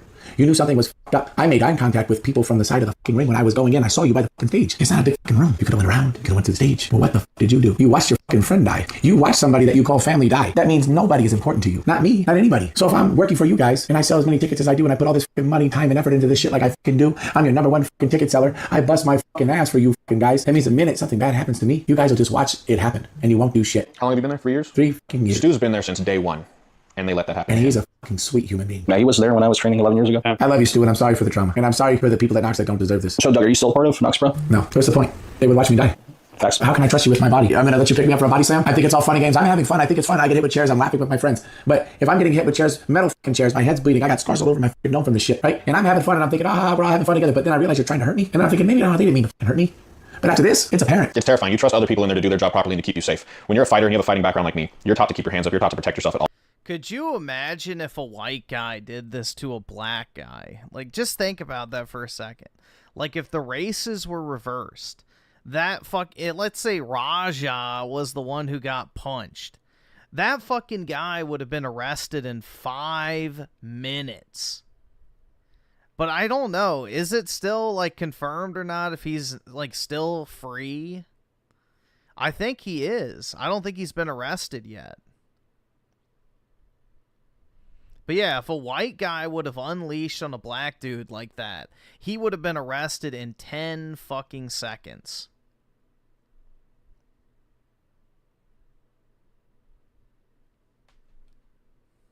No arrest? Yep. It's California for you. So, as long as you kill, beat, steal from, or rape a white person, then there's no consequences, obviously. Times. It is a rule of fighting. In wrestling, you are not allowed to do that. You have to present your chin. Yep, his face would be all over the news. You know, it'd be an excuse to burn down your local Walmart and Target. It's just insane. You have to present your neck. You have to present your entire body. And it's always a fear in the back of your head, is this person going to hurt me? Whether they're not knowledgeable enough, whether they're not experienced enough, should never be a thought in anyone's mind. Was this person sent here to hurt me when I am put in a position where I am literally required to not defend myself because we are putting on a show? This is entertainment. They broke every single fucking rule when they sent that person, when they allowed that person who is a known volatile loose cannon of an individual into that ring. They knew exactly what the fuck they were doing, and everybody responsible needs to face the consequences. Yeah, that's I think this is the craziest thing since like the mass transit incident of something like this happening. I still can't get over the fact that little Sophia had to see that shit. To know that she was crying, she was hurt. To watch Eli's face, my friend's kid that was there, and to see him, he wasn't crying, but he was confused, he was sad, you could tell it hurt him. And that's a kid that didn't need that hurt. He needs love, he needs community. And we showed him that's how adults act. So do you guys know if Raja ended up getting arrested? I don't believe so yet. Hopefully. What I want more than anything, go get some fucking mental help. Go get some fucking counseling. Hope your dad can sit next to you and get you a hug for once. And stop making fun of you on the fucking internet. Because apparently the internet and the fucking opinions on the fucking internet mean more to you than anything else. I don't think your dad's a bad person. I think he's just trying to rib you. He's trying to harden you up. But you're sensitive. You're soft. You think everything is a personal attack. And now look at you. I mean, yeah, he literally sat there and let the chat rile him up. He's on video, and this is where he's going to get real fucked, is he's on video as the chat's riling him up. And you can check the clips online. He's saying, yeah, I'm going to fuck him up. I'm going to hurt him. I'm not going to stop. They told me I could do it. They gave me the green light. This is going to be real. He's premeditating the attempted murder that he's about to commit. And this is, I mean, millions of people have seen this at this point. It's a fucked up situation. I couldn't imagine being a father and having a son that did something like that. And I couldn't imagine being a father and had a son who had something done to him like that. And I've been telling people even on Reddit, put yourself in everyone else's shoes that was involved. There was kids that were traumatized. Isn't it something that you want to sit there and just poke fun at, make fun of? These are people's lives changing. You know, I hope people find a happy medium and realize that the social media shit, like all the clout you want, all this publicity and yeah, imagine that. Kick is taking more action than the fucking police in California. It's just a joke of a state. Genuinely. fame that you want and the attention you're getting, that's not the right way to do it. There's people hurting. Do we have anything else to add, Tanner? Why don't we pitch the idea? Hey, Rampage, you're getting fucking sued all over the place because you piggyback your fucking son's fucking life. How about this? Why don't we just fucking have a boxing match? Why don't we just fight? You'll probably whoop my ass and I don't give a fuck. You raise money for your fucking son's legal defense and I'll raise money for Stu. By the way, I'm assuming by the time this video is out, there'll be a link to Stu's GoFundMe. There should be a link to Stu's GoFundMe. So we'll put that. Nobody donate to anybody that's not directly willing to give all 100% proceeds to Stu with proof. Stu's wife deserves that and Stu deserves that. Yeah, ultimately it's a good thing that you were there, because if you weren't, you know, God knows what would have happened. He would have killed him. For real. He'll be found incompetent. Yeah, dude. Like, they might pull out the IQ thing. And nobody else was going to step in. Yeah. And by the way, Roger, that was me who bit you, asshole. I do it again, too, but this time I'm going to get your nose. And where can people find you on Instagram? Just the Epic. Just the Epic. We're going to pop up a link. Everybody go follow Doug. And I'm not a tough guy. I'm not Billy Badass or whatever it is. I just stand up for myself and stand up for my friends. Don't think that I'm out here just fucking blowing smoke to do some fucking hype shit. I'm just me. I just bring me. I show up. I defend my friends. I love it. And I'm willing to die for it. So I'm sorry for what happened to everybody that was there. I'm sorry for all the kids that were crying. I'm sorry. Yeah, he's still alive, but he lost pretty much all of his teeth. He has, like, a fractured face. And, you know, he'll probably never be the same again, and he can't walk. So, no, he probably has brain damage. He probably has brain damage. Like, you don't get hit that hard 23 times in the head and just walk it off like nothing happened.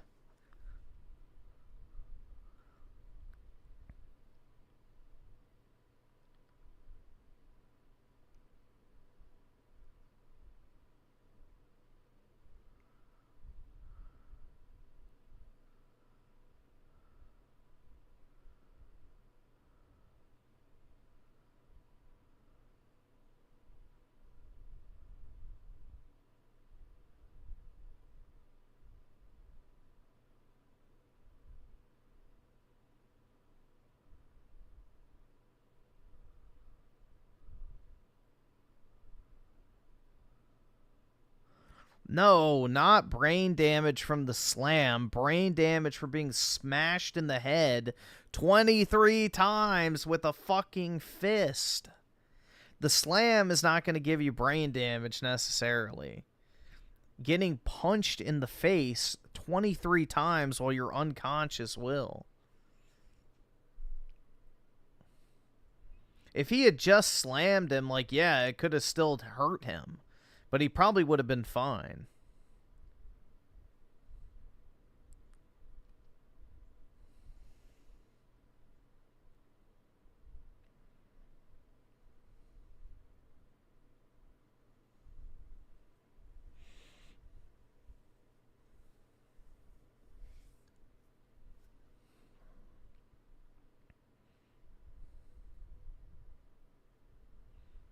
I don't think it's been in the news at all, dude. This is the thing. If they actually reported on this type of shit in the news, bro, it would be open season. Like, I'm not even trying to, like, be hyperbolic. If people actually knew how bad black on white crime really was, like, it genuinely might be, like, open season. And I'm not saying that's a good or a bad thing. So just take it as a blatantly neutral standpoint. But if the news accurately reported the real state of race relations in the U.S., I'm like, genuinely, segregation would look like child's play. Because I don't think most people realize that the average, like, you know, ghetto black person hates, like, genuinely fucking hates white people. Like, if they could get away with it, they would kill every single one of them if they could. And I don't think people are prepared to accept that fact. So, there is a very, very large portion of the black community that genuinely wants to kill all white people. And people are not ready for that realization. So the media covers that shit up constantly. They refuse to report on shit like that.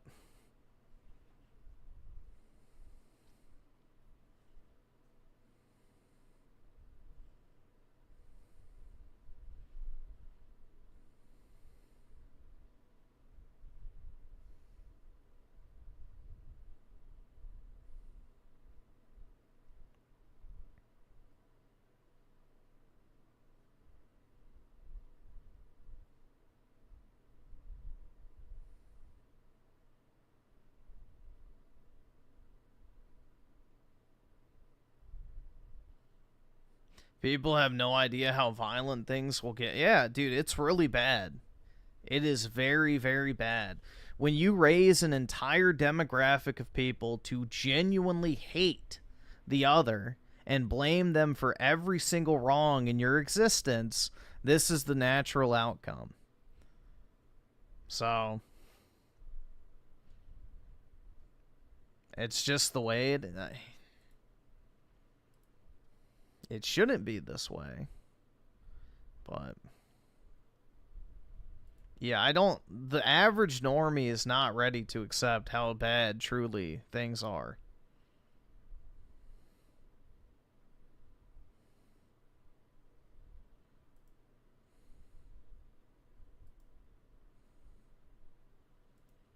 Oh yeah, hold on.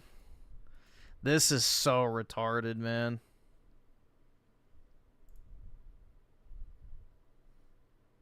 Yeah, think about how many Austin Metcalfs there are that don't get reported, though. That's the thing.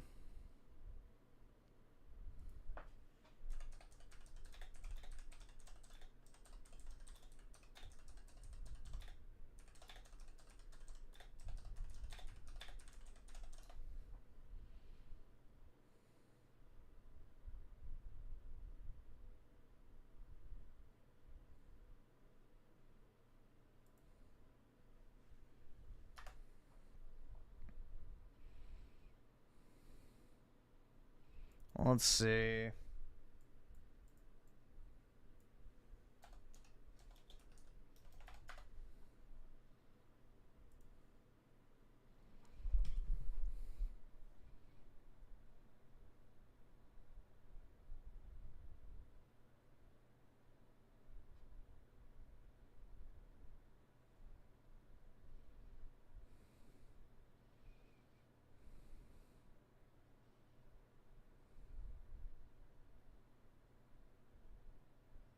Hold on. Why can I not find this?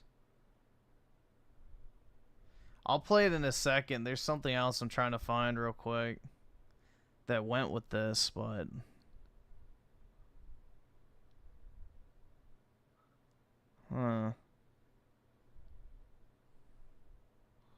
this is so retarded, bro. But yeah, hold on. I'm just trying to see.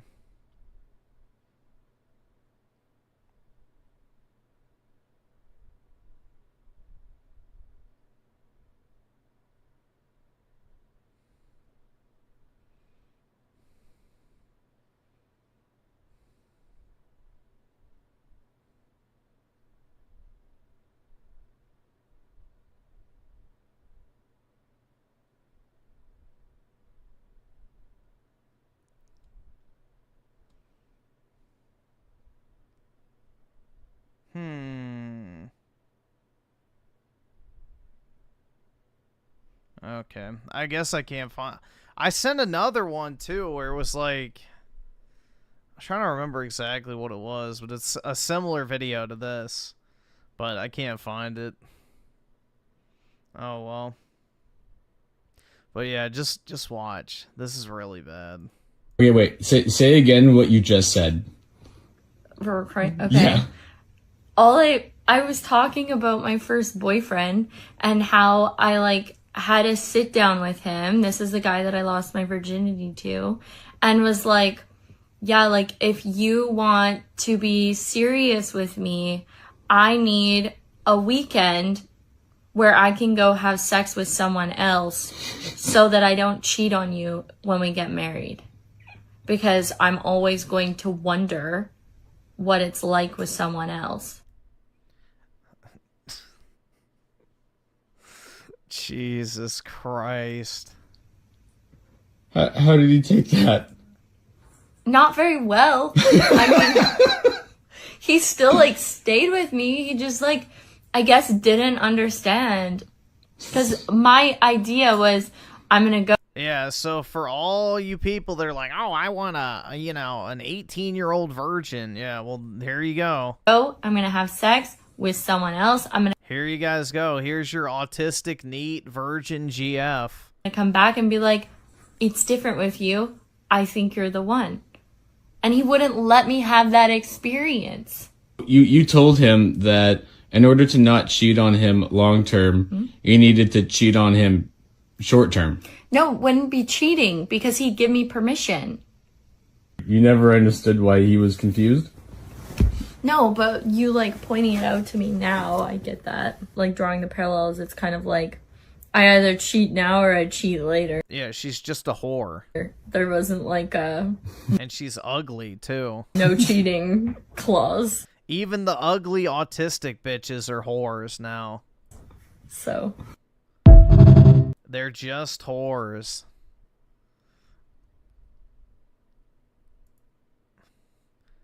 That's all they are, man. It's just... There's no saving them at this point. Just the brain rot has been...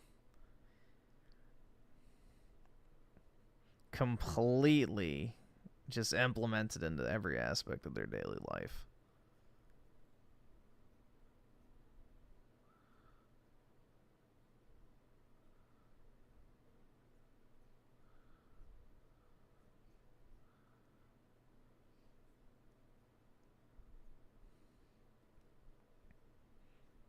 Let me see. I'm trying to see if I can find the other thing, too. It was a similar video.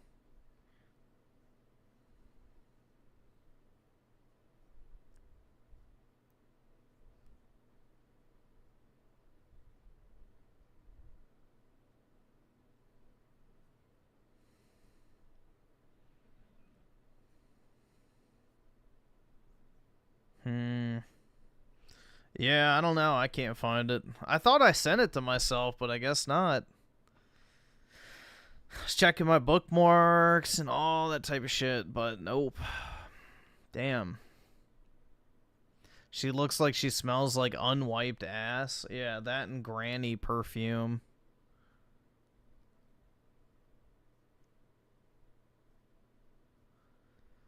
How much you want to bet the guy she cheated with was black?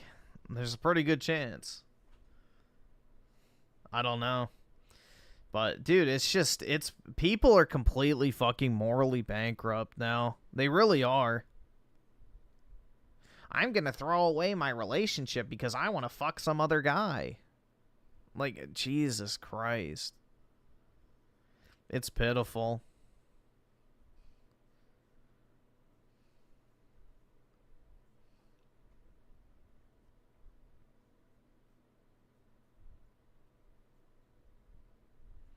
I've never seen Call of Duty this desperate before. Call of Duty Black Ops 7 is one of the first Call of Duty games to not top the PS5 pre-order charts days after announcement. 3 days after reveal, Vault Edition pre-order has currently peaked only at number 8, behind both editions of Battlefield 6. Jesus Christ. Based.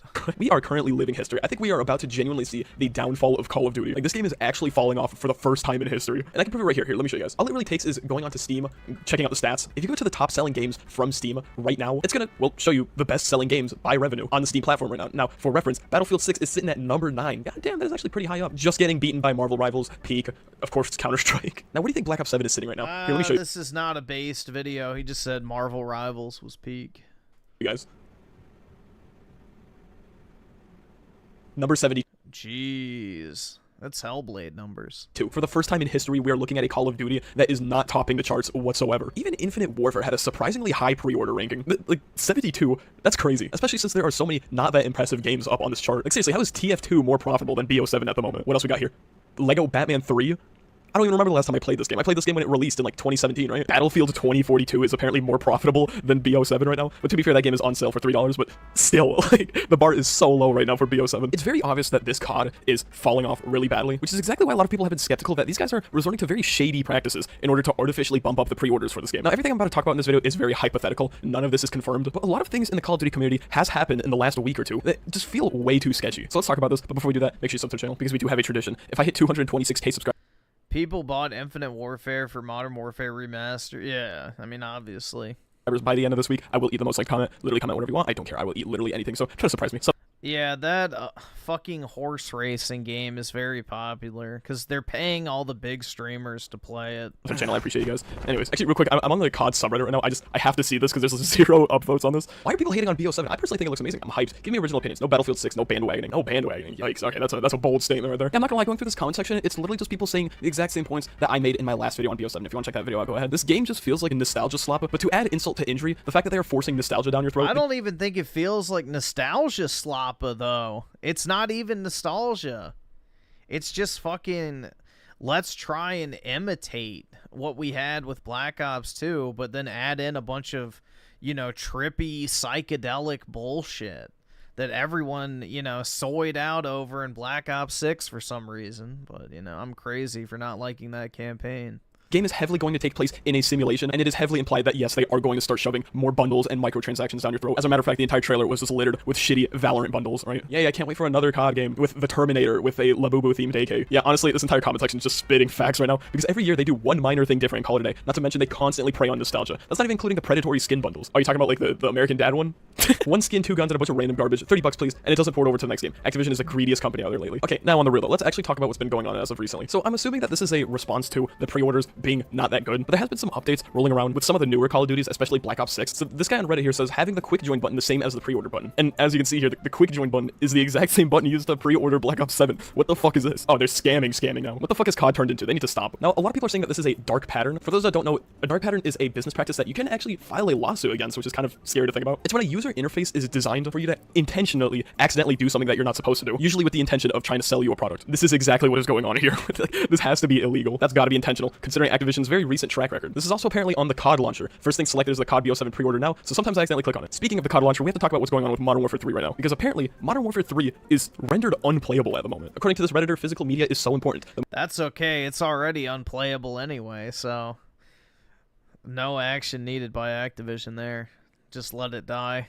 Modern Warfare 3 disc only contains a license file and basically a link to the Call of Duty launcher. That data hasn't changed, obviously, because the data couldn't just change on a printed disc. Even though this was posted a little over a few weeks ago, apparently this is still a problem that Call of Duty refuses to fix, because if you go on the official COD subreddit, there are a lot of people still complaining about this. So to basically fill you guys in, there's a universal Call of Duty launcher that you use to access Call of Duties, right? I don't really know what the point of this is. I don't know if it's like to link cosmetics from one game to another. I hope that's how it works. I don't personally play modern Call of Duties anymore. But from my knowledge, Modern Warfare 3 is completely untied from this universal Call of Duty launcher. But if you have the digital version of Modern Warfare 3 installed, you're good to go. If you have a physical copy, sucks to suck. See, this is exactly why the Stop Killing Games movement went so viral, because of problems like this specifically. If you own a physical copy of Modern Warfare 3, you can't play the game anymore. Like, you are literally bricked. Well, that's because it's not a physical copy. It's just a little, what, 10 megabyte download? Completely from playing Call of Duty for absolutely no reason, just because Modern Warfare 3 is not supported by the COD launcher anymore. And like I said, simply just by going through the subreddit, you'll notice a lot of people still have this problem. Now, I don't really know if this is something they plan on continue doing with older COD games. I really hope not, but at the same time, old Call of Duty games have a tendency to not be fixed whatsoever. Like, based off my personal experience, I used to play BO2 on the PS3. Now, I will admit, my PS3 is collecting dust somewhere in like a box. I haven't played on it in like over a year at this point, but every time I would try to boot up BO2, it would just crash. Like, it would just crash. And apparently, it wasn't a me problem. It was an everyone problem. Everyone claimed Black Ops 2 would not run on PS3s for some reason. Now, there was a workaround this, but it is a very time-consuming workaround to the point where the lobbies were basically dead because no one wanted to sit there 5 minutes going offline, online, LAN party, leaving the LAN party, going offline, etc., etc. But based off my personal experience as well, Black Ops 3 still has a terrible hacker problem. And it's not just games being ruined. It is also a breach of privacy kind of problem, where hackers can literally get your own personal data just by you being in the same lobby as them. Now, that is based off of my experience, like I said, but apparently, this is no better for any other COD game, even if it did come out just a few years ago. People are already claiming that Cold War is already unplayable. To sum this paragraph up, this guy joined a Cold War lobby just to find a guy cussing out a girl, and then immediately after doxing her, just out of curiosity, this Reddit user asked, hey, do you actually dox people? Like, can you get my address? And then the hacker read out loud this Redditor's address. And then after that game, he just immediately uninstalled Cold War because Jesus Christ. Mainly because this guy was like hard abusing his hacks, and basically the lobby was unplayable. It is only a matter of time before Call of Duty is a game series that genuinely gets left in the dust. They don't deserve to be thriving in this kind of market. And you know what? This is exactly why the Clippy movement exists in the first place. Just to show that everyone can be like-minded, and if we just simply put in effort, we can end practices like these. Just by, you know, simply boycotting. So thank you guys so much for watching. I'm gonna go now, so see y'all. That's why I downloaded modded client. You know, like, honestly, there's no hype for Black Ops 7 at all. Like, people were actually hyping up Black Ops 6. Nobody fucking cares. The Clippy movement? I don't know what the fuck that is.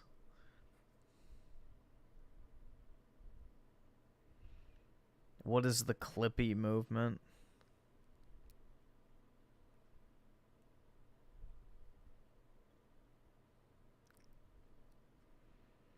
Well, yeah, people were hyping up Black Ops 6. Nobody cares about 7.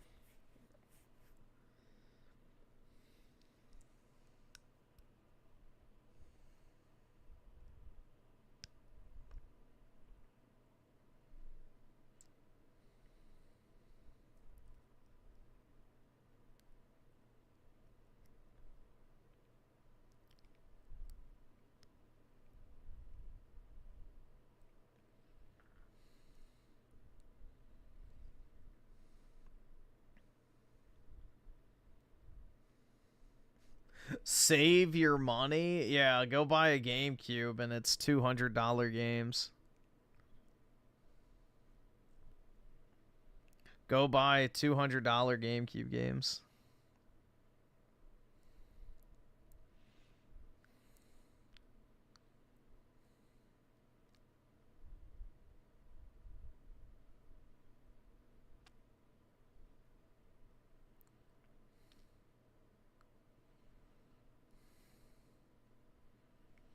Buy a Wii and hack it.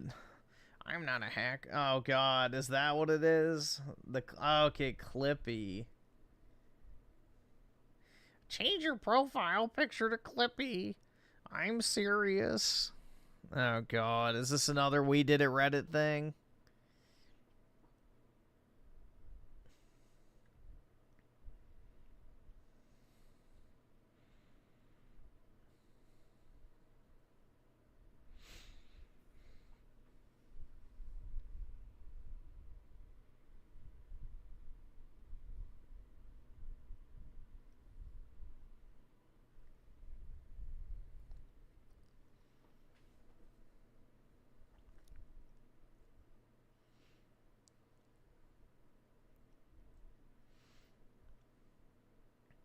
Oh, this Redditor's hopping on it too.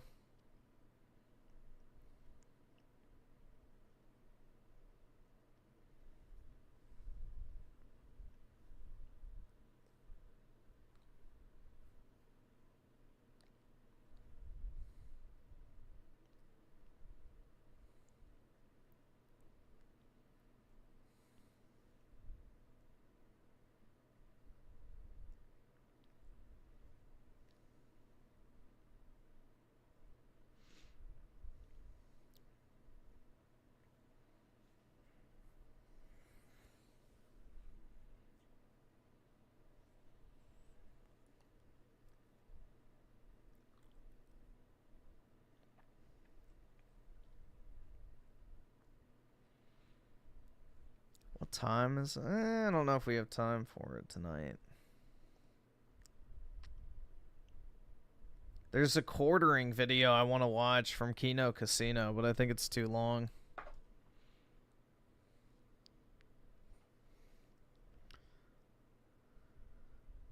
Hell yeah, dude.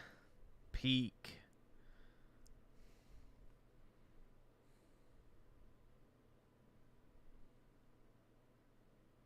Watch the RTU video? Let's see.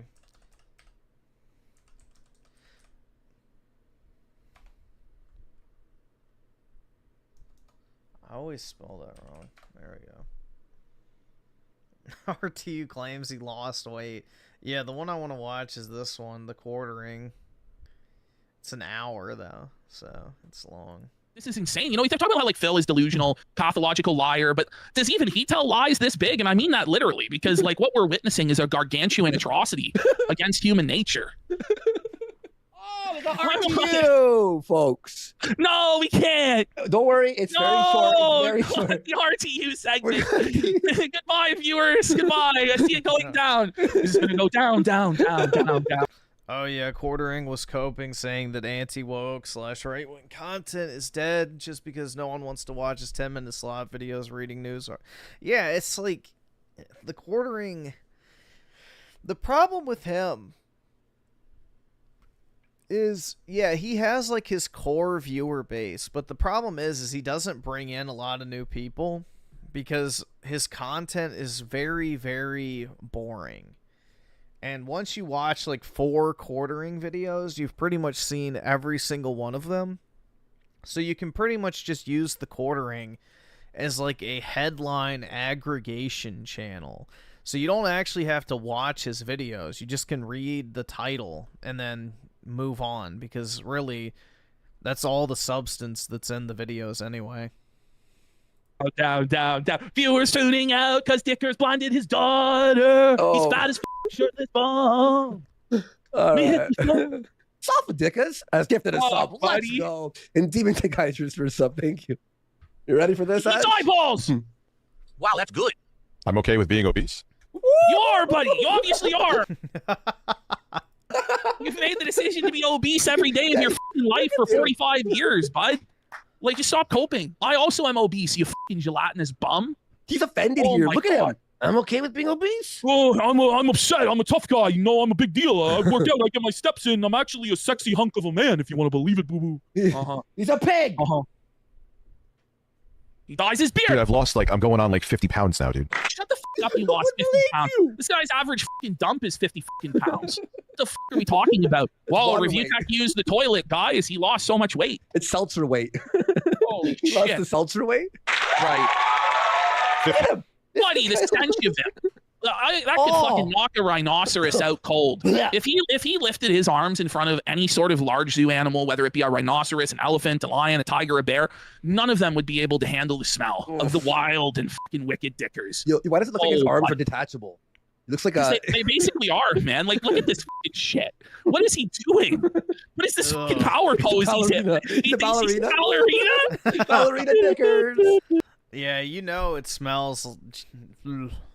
Yeah, it has that distinct locker room smell, I'm sure, every time his arms go up. He's a genie. He just rubbed the lamp. Man. The sour milk and... I don't know, what else? What else would be the smell? Sour milk, sweaty socks. Who even knows, bro? Fryer grease. Here comes out the world's first life-size diabetic action figure. He comes with insulin pump. He comes with... Ballerina Dickasina. Watch this inhuman form of life. He should have died years ago, but the scientific community's medical advancements keep him alive. He's on over a dozen different medications. His heart is on the verge of stopping, but somehow the brave men of science continue to keep this beast alive for whatever reason. Yeah, why doesn't Rich just buy Ozempic? Like, fuck, man. We don't know. They're the wise men of science. I've lost about 50 pounds. No, you didn't. So, hate the idea. He knows he's on camera, right? Like, you know, like, this is insane. You know, they're talking about how, like, Phil is delusional, pathological liar, but does even he tell lies this big? And I mean that literally, because, like, what we're witnessing is a gargantuan atrocity against human nature. Whoa. Applause for that, but I think it makes a point. Man, it's Does it? amazing how different you feel. I've lost, like I said, let's say 36 pounds, so I'm not... Right, so is it 50 pounds? Is it 30? Dude, Rich was down to like 280, I think, at one point. And then he gained all of his weight back. It's like sad, honestly. He was doing so well for so long. Like, hold on. Let me see if I can find it. It was the Alan Roberts Review Tech. Since Rich deleted all his yeah, like, look at him. Welcome you to a conversation we're about to have. Rich from Review Tech USA. Look at him, bro. Introduce yourself, man. What's going on, everybody? I'm Rich from Review Tech USA. Just like he looks like a different man. Like, that's insane, bro. Like, he lost a ton of weight. He was doing so well for so long. Like Alan said, I have been doing YouTube since 2008. Been doing it full time since 2013. Like, bro, that's crazy. He looks so much younger, too. Look at him. Like, he looks 20 years younger than he does now. In this.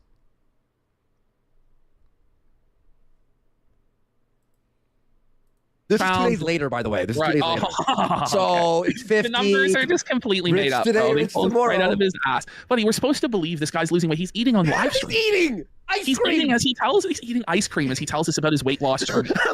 This is totally shameless. It's like, oh, I quit smoking cigarettes, and you're like, you got like a smoke He's pouring got a from the fucking bottom. smoke in his mouth, and he's lighting it as he told you he quit smoking, and you're like, aren't you smoking right now? Pay no attention to what you're seeing on the live stream. He's shoving ice cream right in his mouth. Look at Yeah, I quit drinking after I take this shot. Imagine saying you quit. He's gonna chew his mouth closed. Stop. Dickers claims that he lost 14 pounds in 5 days. Buddy, stop. That's actually possible at his weight. It's all water weight, but it is possible. That's actually something that discourages a lot of fat people from continuing to lose weight, is they lose so much weight at first and then they stall out. Well, in reality, it's just water weight. So they're not actually losing fat, but it's still good. He would have had to have been fasting the entire time. Yeah, and He doing didn't like do. walks and stuff too. Yeah. The music. That's what he always puts on. Dude, I've lost I'm going on 50 pounds now, dude. How different you feel. I've lost, like I said, let's say 36 pounds, so I'm not. Oh, that was after, by the way. That's even Okay. worse. Oh, here we go. No, it is generally not possible or healthy to lose 14 pounds in less than a week. A healthy and sustainable rate of weight loss is typically 1 to 2 pounds per week. Rapid weight loss can lead to loss of muscle, bone density, and water weight, and may cause side effects like gallstones. Yeah, that's what it is. Water weight. Yeah. Like, if you want to lose weight if you want to lose 10 pounds very quick, just drink a shit ton of water for a week. You'll drop 5 to 10 pounds in retained water. Like, it's actually kind of crazy. Like, the human body, when we're not properly hydrated, stores so much water that if you just give your body a normal amount of water, you can drop a shit ton of weight just by being properly hydrated. And you'll be less bloated and shit too.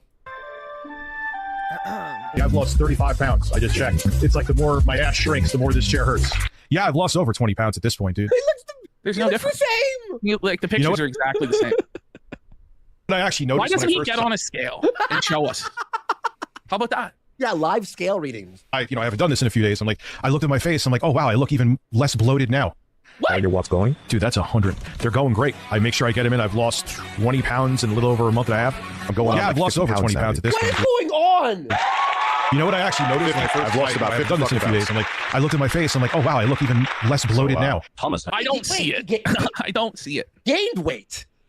No, he definitely looks less bloated, but that could also be because of his shitty dyed beard. The only difference I really see is that he let his beard go gray. That's really the only difference I see. He looks fatter now. Dude, it looks like somebody magic markered a beard and mustache on him right there. Now, Thomas had never seen such bullshit before. Very funny. Wow, that's okay. All right, let's keep trekking through the hills of Review Tech. Here we go. What do we have here? Yeah, why does he delete? He's such a weirdo, dude. You're not supposed to delete your streams. Oh yeah, he's telling YouTube Phil reps will not tell to you delete that, his but streams. Okay. you won't listen. So basically, if you're wondering where the last few of my streams, which haven't been many, have been, I had to delete them. Oh my god! But beyond that, everybody in chat is just crying out, this guy deleted his entire channel. His million subscriber channel. Come on. Don't delete your streams. Just delete your million sub channel. Yeah, just delete everything. He's so stupid, dude. Footage I used, even though I made it transform with Phil's animation of fapping and my own music, was over it. Are you ready for this? Not really. What is going on? There's a bunch of black men. This is Phil's whole gay fantasy brought fuck, bro, to life by the power of AI and Review Tech USA. There's why are there all these black shirtless gentlemen dancing around them making out? Dude, Rich is definitely gay. This is Where would black be edgy here, because there's buddy. gay dudes. Is that low tier god? Why is he f***ing watching? What in the fuck, bro? Yeah, that is definitely what a straight guy would do in his free time. I'm getting horny? No, PK, that's just you. To the back runner dancing. Whoa. Sorry, I gotta leave you hanging on that one, man. This ain't my, this ain't my scene. Look at the dudes in the background. Strange. AI is insane. No, listen, the thing. Why wouldn't you have women in the background? has always been you can't out-gay the casino. But he's coming pretty close. He's giving us a serious run for our money. So I had to step up my game talking about being Phil and at the beginning of the program and see if Duty can clip that rant from the beginning and put it up before our stream ends. What do you guys think? Over under. What do you guys think? Should we even do the Phil segment or should we just leave Duty with just that? Be like, here you go, boss. We'll save it for Friday, right? Put that shit up on your channel, buddy. And you know what fucking sucks is that I bet it was done by design because dating apps are like worse than gotcha games.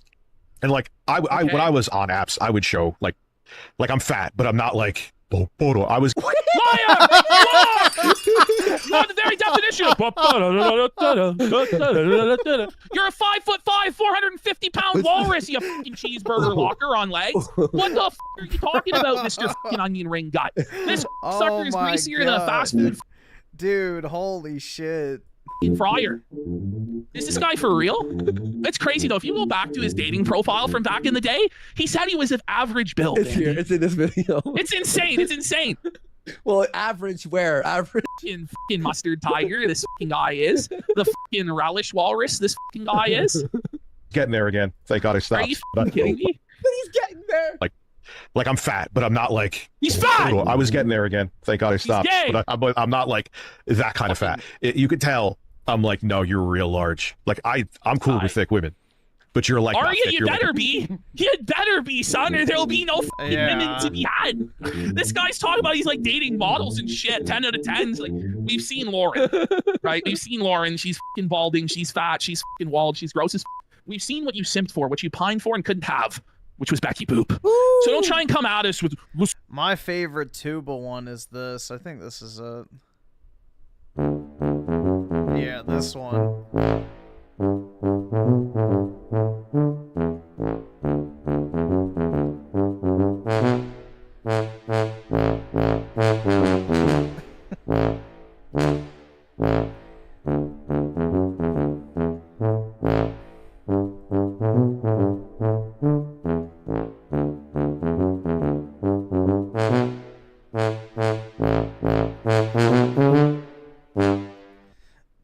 That's my personal favorite one. It just has a nice air to it. I have standards and I want 100-pound stick figures. Shut up, you fucking mayo moon pie maggot. What is wrong with this mayo walrus? Jesus Christ. Meatloaf. He's a threat to the buffet. They're like just... Mr. President, the buffet has fallen. Known domestic terrorist Richard Masucci has threatened the security of the buffet, sir. How will we respond? Take him out. He's a loser. This is him. Let's see him at the buffet. He watches granny. He's a guilt enjoyer. And a pedophile somehow. You can believe it. He runs the whole gambit. He likes them young. He likes them old. He likes them thick, and he likes them double thick, just like he likes his fucking French fries and hamburgers, bud. Contorting the goal is the goal with Review Tech USA. He's desperate. Oh my God. Jesus Christ. Face. So you only see a little bit. Yeah. You're like, get a card at Walmart caliber. This cope, the fucking photos. This is young, sexy Review Tech. We're meant to believe. Look at this fucking guy. Get a load of this fucking guy. Get a load of that sexual predator, folks. Like, if you were told this guy's on the sexual fucking offender, like, that makes sense. Like 100%. That guy does the sex offender shuffle. There's no chance otherwise. Whoa. Card at Walmart caliber. Nah, I'm good, man. Wait, what? Bit, yeah. You're like, get a card at Walmart caliber. Nah, I'm good, man. What? Well, get a cart. Everyone gets a cart at Walmart. You're talking about a mobility scooter, bud. Did the fucking cholesterol fry your fucking brain as well, or? No. Yeah, there's fat, and there's, oh my God, it's coming at me. If they have that slowly. Buddy, what do you mean? Like, Rich, you are the blobby. Like, buddy, like, there's only one tier above where you're at. Exactly. It's like my 600. Yes. My 600. Yeah, the death fats who are like literally just gonna eat themselves to death. 100-pound life. Like, you might qualify for TLC in a few years. Yeah, it's like stuck in your room because you have to like tear the wall is your next level. Yes. Like, what do you mean? Or you don't see anything? There's a reason. There's a reason. He's struggling to fucking pick up cords off the floor. Did you see that? He has like a plastic garbage bag. You see, so like rather than he just has because he doesn't want to have to get up to throw things in the trash. So he just decided to have a big fucking garbage bag on the floor that he lifts up to put things in. Oh, he does what you do Unless in the car, you know, when you put. Unless he went to the fucking theater and said fill it with popcorn on a special day, any size container filled. He's like, I'd like this garbage bag filled, and he eats from it like a fucking pig would eat from a trough. Like if I was on an app, I'm fat, but I'm gonna show He's you. wearing like, black to try and cope. Look at him. He's got the black shirt with the black hat, the black headphones. He goes, if I was on an app, yeah, I'm fat. Yeah, it should be the first thing you fucking put there, pal. Yeah, I remember like when his dating profile thing was revealed, he put body shape normal, I think was the selection. The way he said it though was like, what? It's so jarring. Listen. Like if I was on an app, I'm fat. Yeah, he's fat. He admits it. He's admitting it. But I'm gonna show you. Like I like what you see is what you get. You know what I mean? Okay. Like why even waste someone's time anyway? They're gonna see you in person. Why are you gonna pretend that you're like a fucking bodybuilder and And why did you do that? You have fucking man titties, do you, pal? You don't say. What is he doing? This is the craziest thing I've ever seen. It's bigger than Phil's or mine. Oh my if someone God. actually showing their teeth in a picture, that is when I learned that. I should have learned it earlier. It's Oh. kind of stupid. It took till then. There's a reason, but like By if the they're way, you keeping notice their how he's taking those photos from the fat girl angle to try and make Yes, himself. You see yes. that? You see that shit? Oh Kept man. his keyboard in. Look, I play piano. This guy has never touched a piano in his life. reason, but like if they're keeping their Sure loves pianist. He does love that. mouth like they're getting a rectal exam, there's a reason for it. No. 5 for 10, eyes blue, Caucasian, average body type. Yeah, there it is. There it is. There's a reason for it. No. 5 for 10, eyes. Yeah, that was it. Average body type. I mean, unfortunately, it is the average in the United States. Now, it's not, on a scale of like small to large average. But unfortunately, in the U.S., most people are fucking fat. Blue, Caucasian, average body type. What are we looking at? Why are we blighted by this?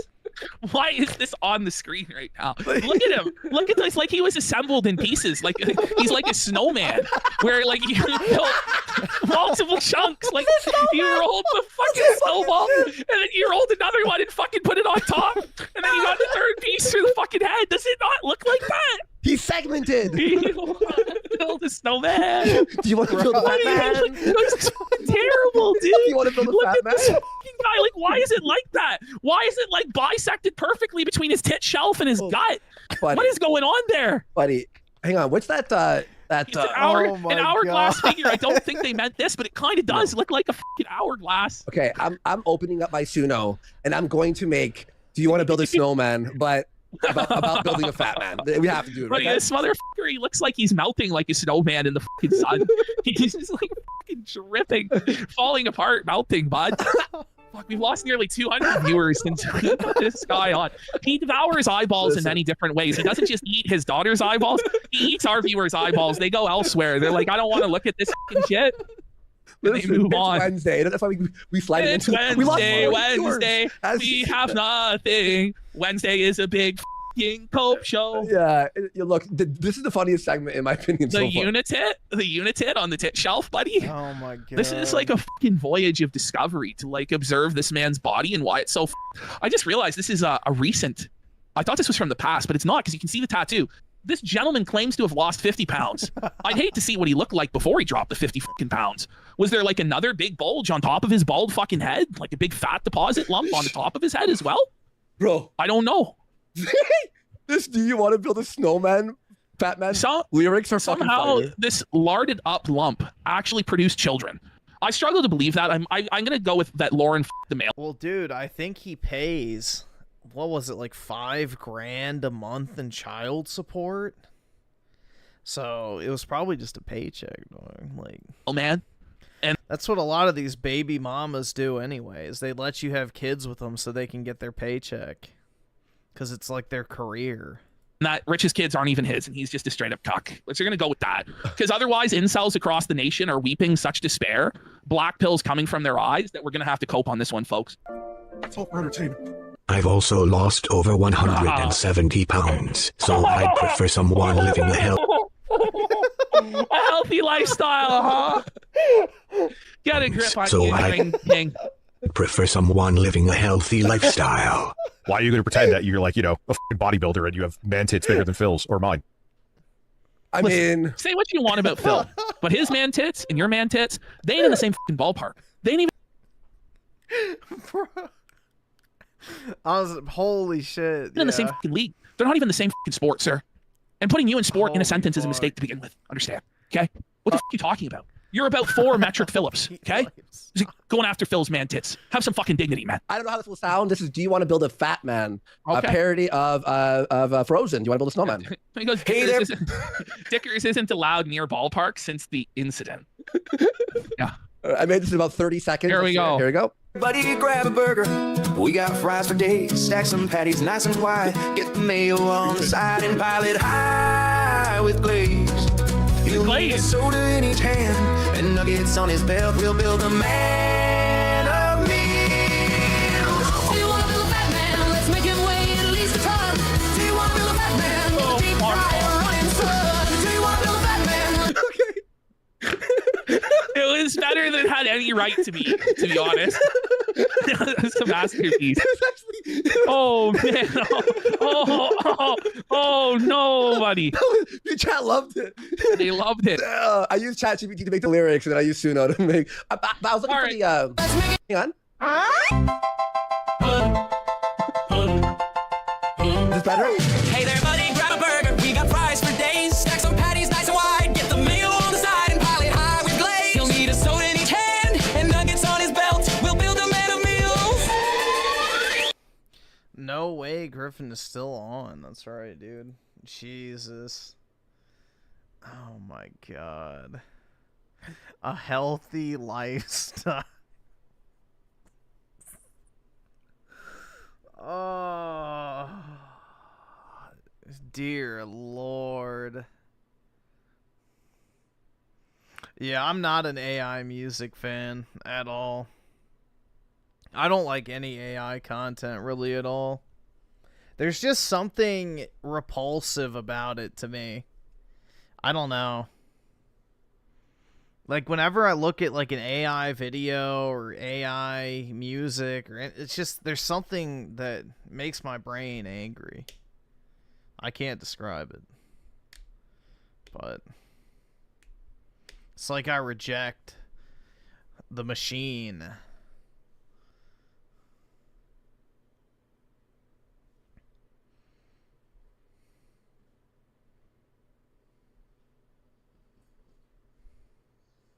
It's not even that it looks like shit. It's just almost like insulting that I have to watch it. You know what I mean?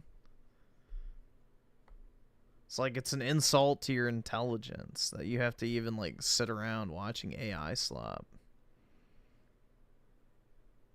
Who is that guy? Review Tech USA. He was a former 1 million sub YouTube channel who did gaming news videos. And he basically had a massive crash out and deleted his channel, and yeah. Also, he has insane amounts of TDS.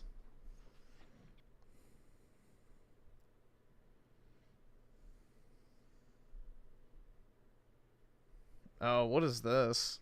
Robust urban garlic flavor. When Phil returned from his random week off that we still don't know exactly what that was about until Phil fesses up about 6 months later, DSP told us that he was looking into the detractors that were restreaming him and ripping clips directly from his live streams, especially during the time he was streaming, because he wants to get his original work out there before anybody else has a chance to criticize him, which is definitely reasonable. But then Phil went on a whole thing about G Sim says, tip for Phil and shout out. I don't really want to watch a commentary video on Phil. I just want to watch Phil himself shit his pants.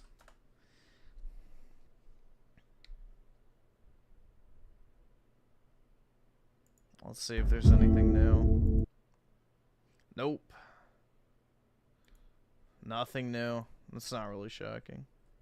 DSP is pretty boring these days, unfortunately. A rant about life with fucking GTA 5 in the background. Normie slap. Dude, it's so relatable. Ew, who is... Ugh, gross. I had a feeling she was going to be ugly because of the Pokemon stuff, but it's like, yeah. Shocker. I guarantee you she's got, yeah, simps out the ass. The Pokemon community is like simp heaven. If you're even remotely female looking, they'll simp for you.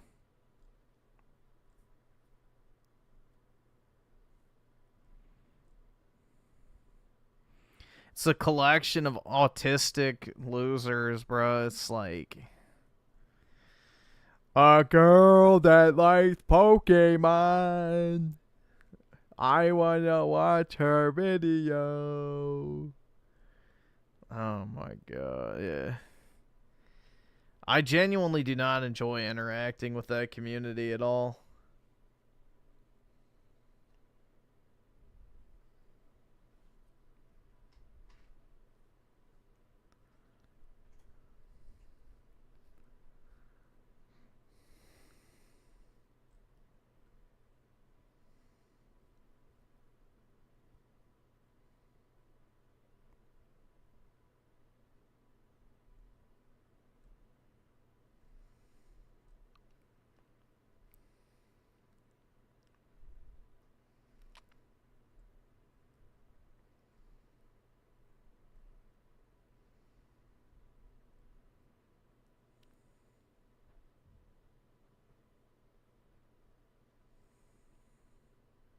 Chris Chan ruined Pokemon for you? Yeah, I don't know. I don't think he could ruin it for me, but the thing is like, I genuinely hate the community, but I do like the product, so I'm stuck. They got me. I would imagine he'll play Metal Gear Solid 3. Now, will it take him 4 months to finish it? Probably. Probably.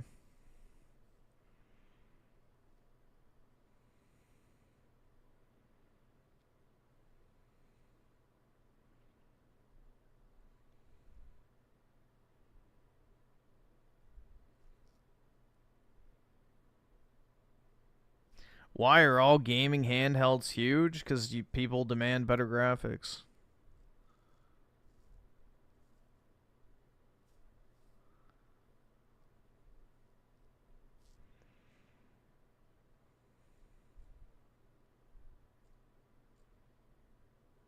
It's really just that simple.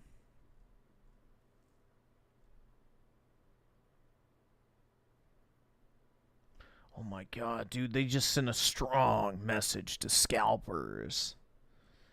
It's alright, I'll still take my chances.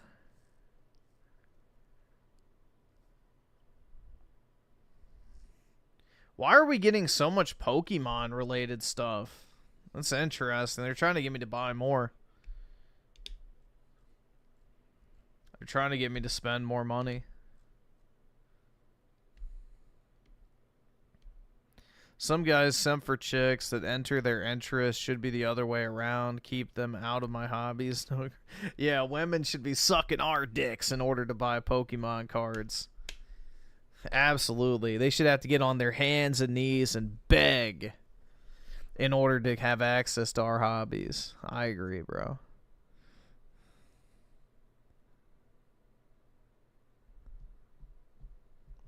They got my... Well, dude, right now I'm trying not to spend money on cards because there's one card I want to buy, and I'm trying to sell a bunch of shit to buy it because I don't want to put it on my credit card, but it's very tempting to buy stuff because, you know, constantly you just get, you know, brigaded with stuff.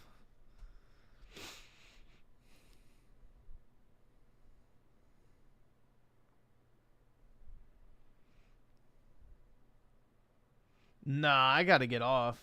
Like, I think it goes live at, what, 11? So, nah, I have a meeting at 11 today, so not a chance I can stay on for Gears launch. I think it's gay that they didn't release it for actual midnight. But, yeah, tonight I'll be live. I'll probably get on early so I don't lay down and go to sleep again.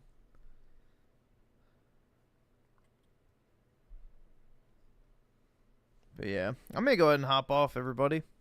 Have a great Tuesday. And I'll talk to all of y'all later. Peace out, guys.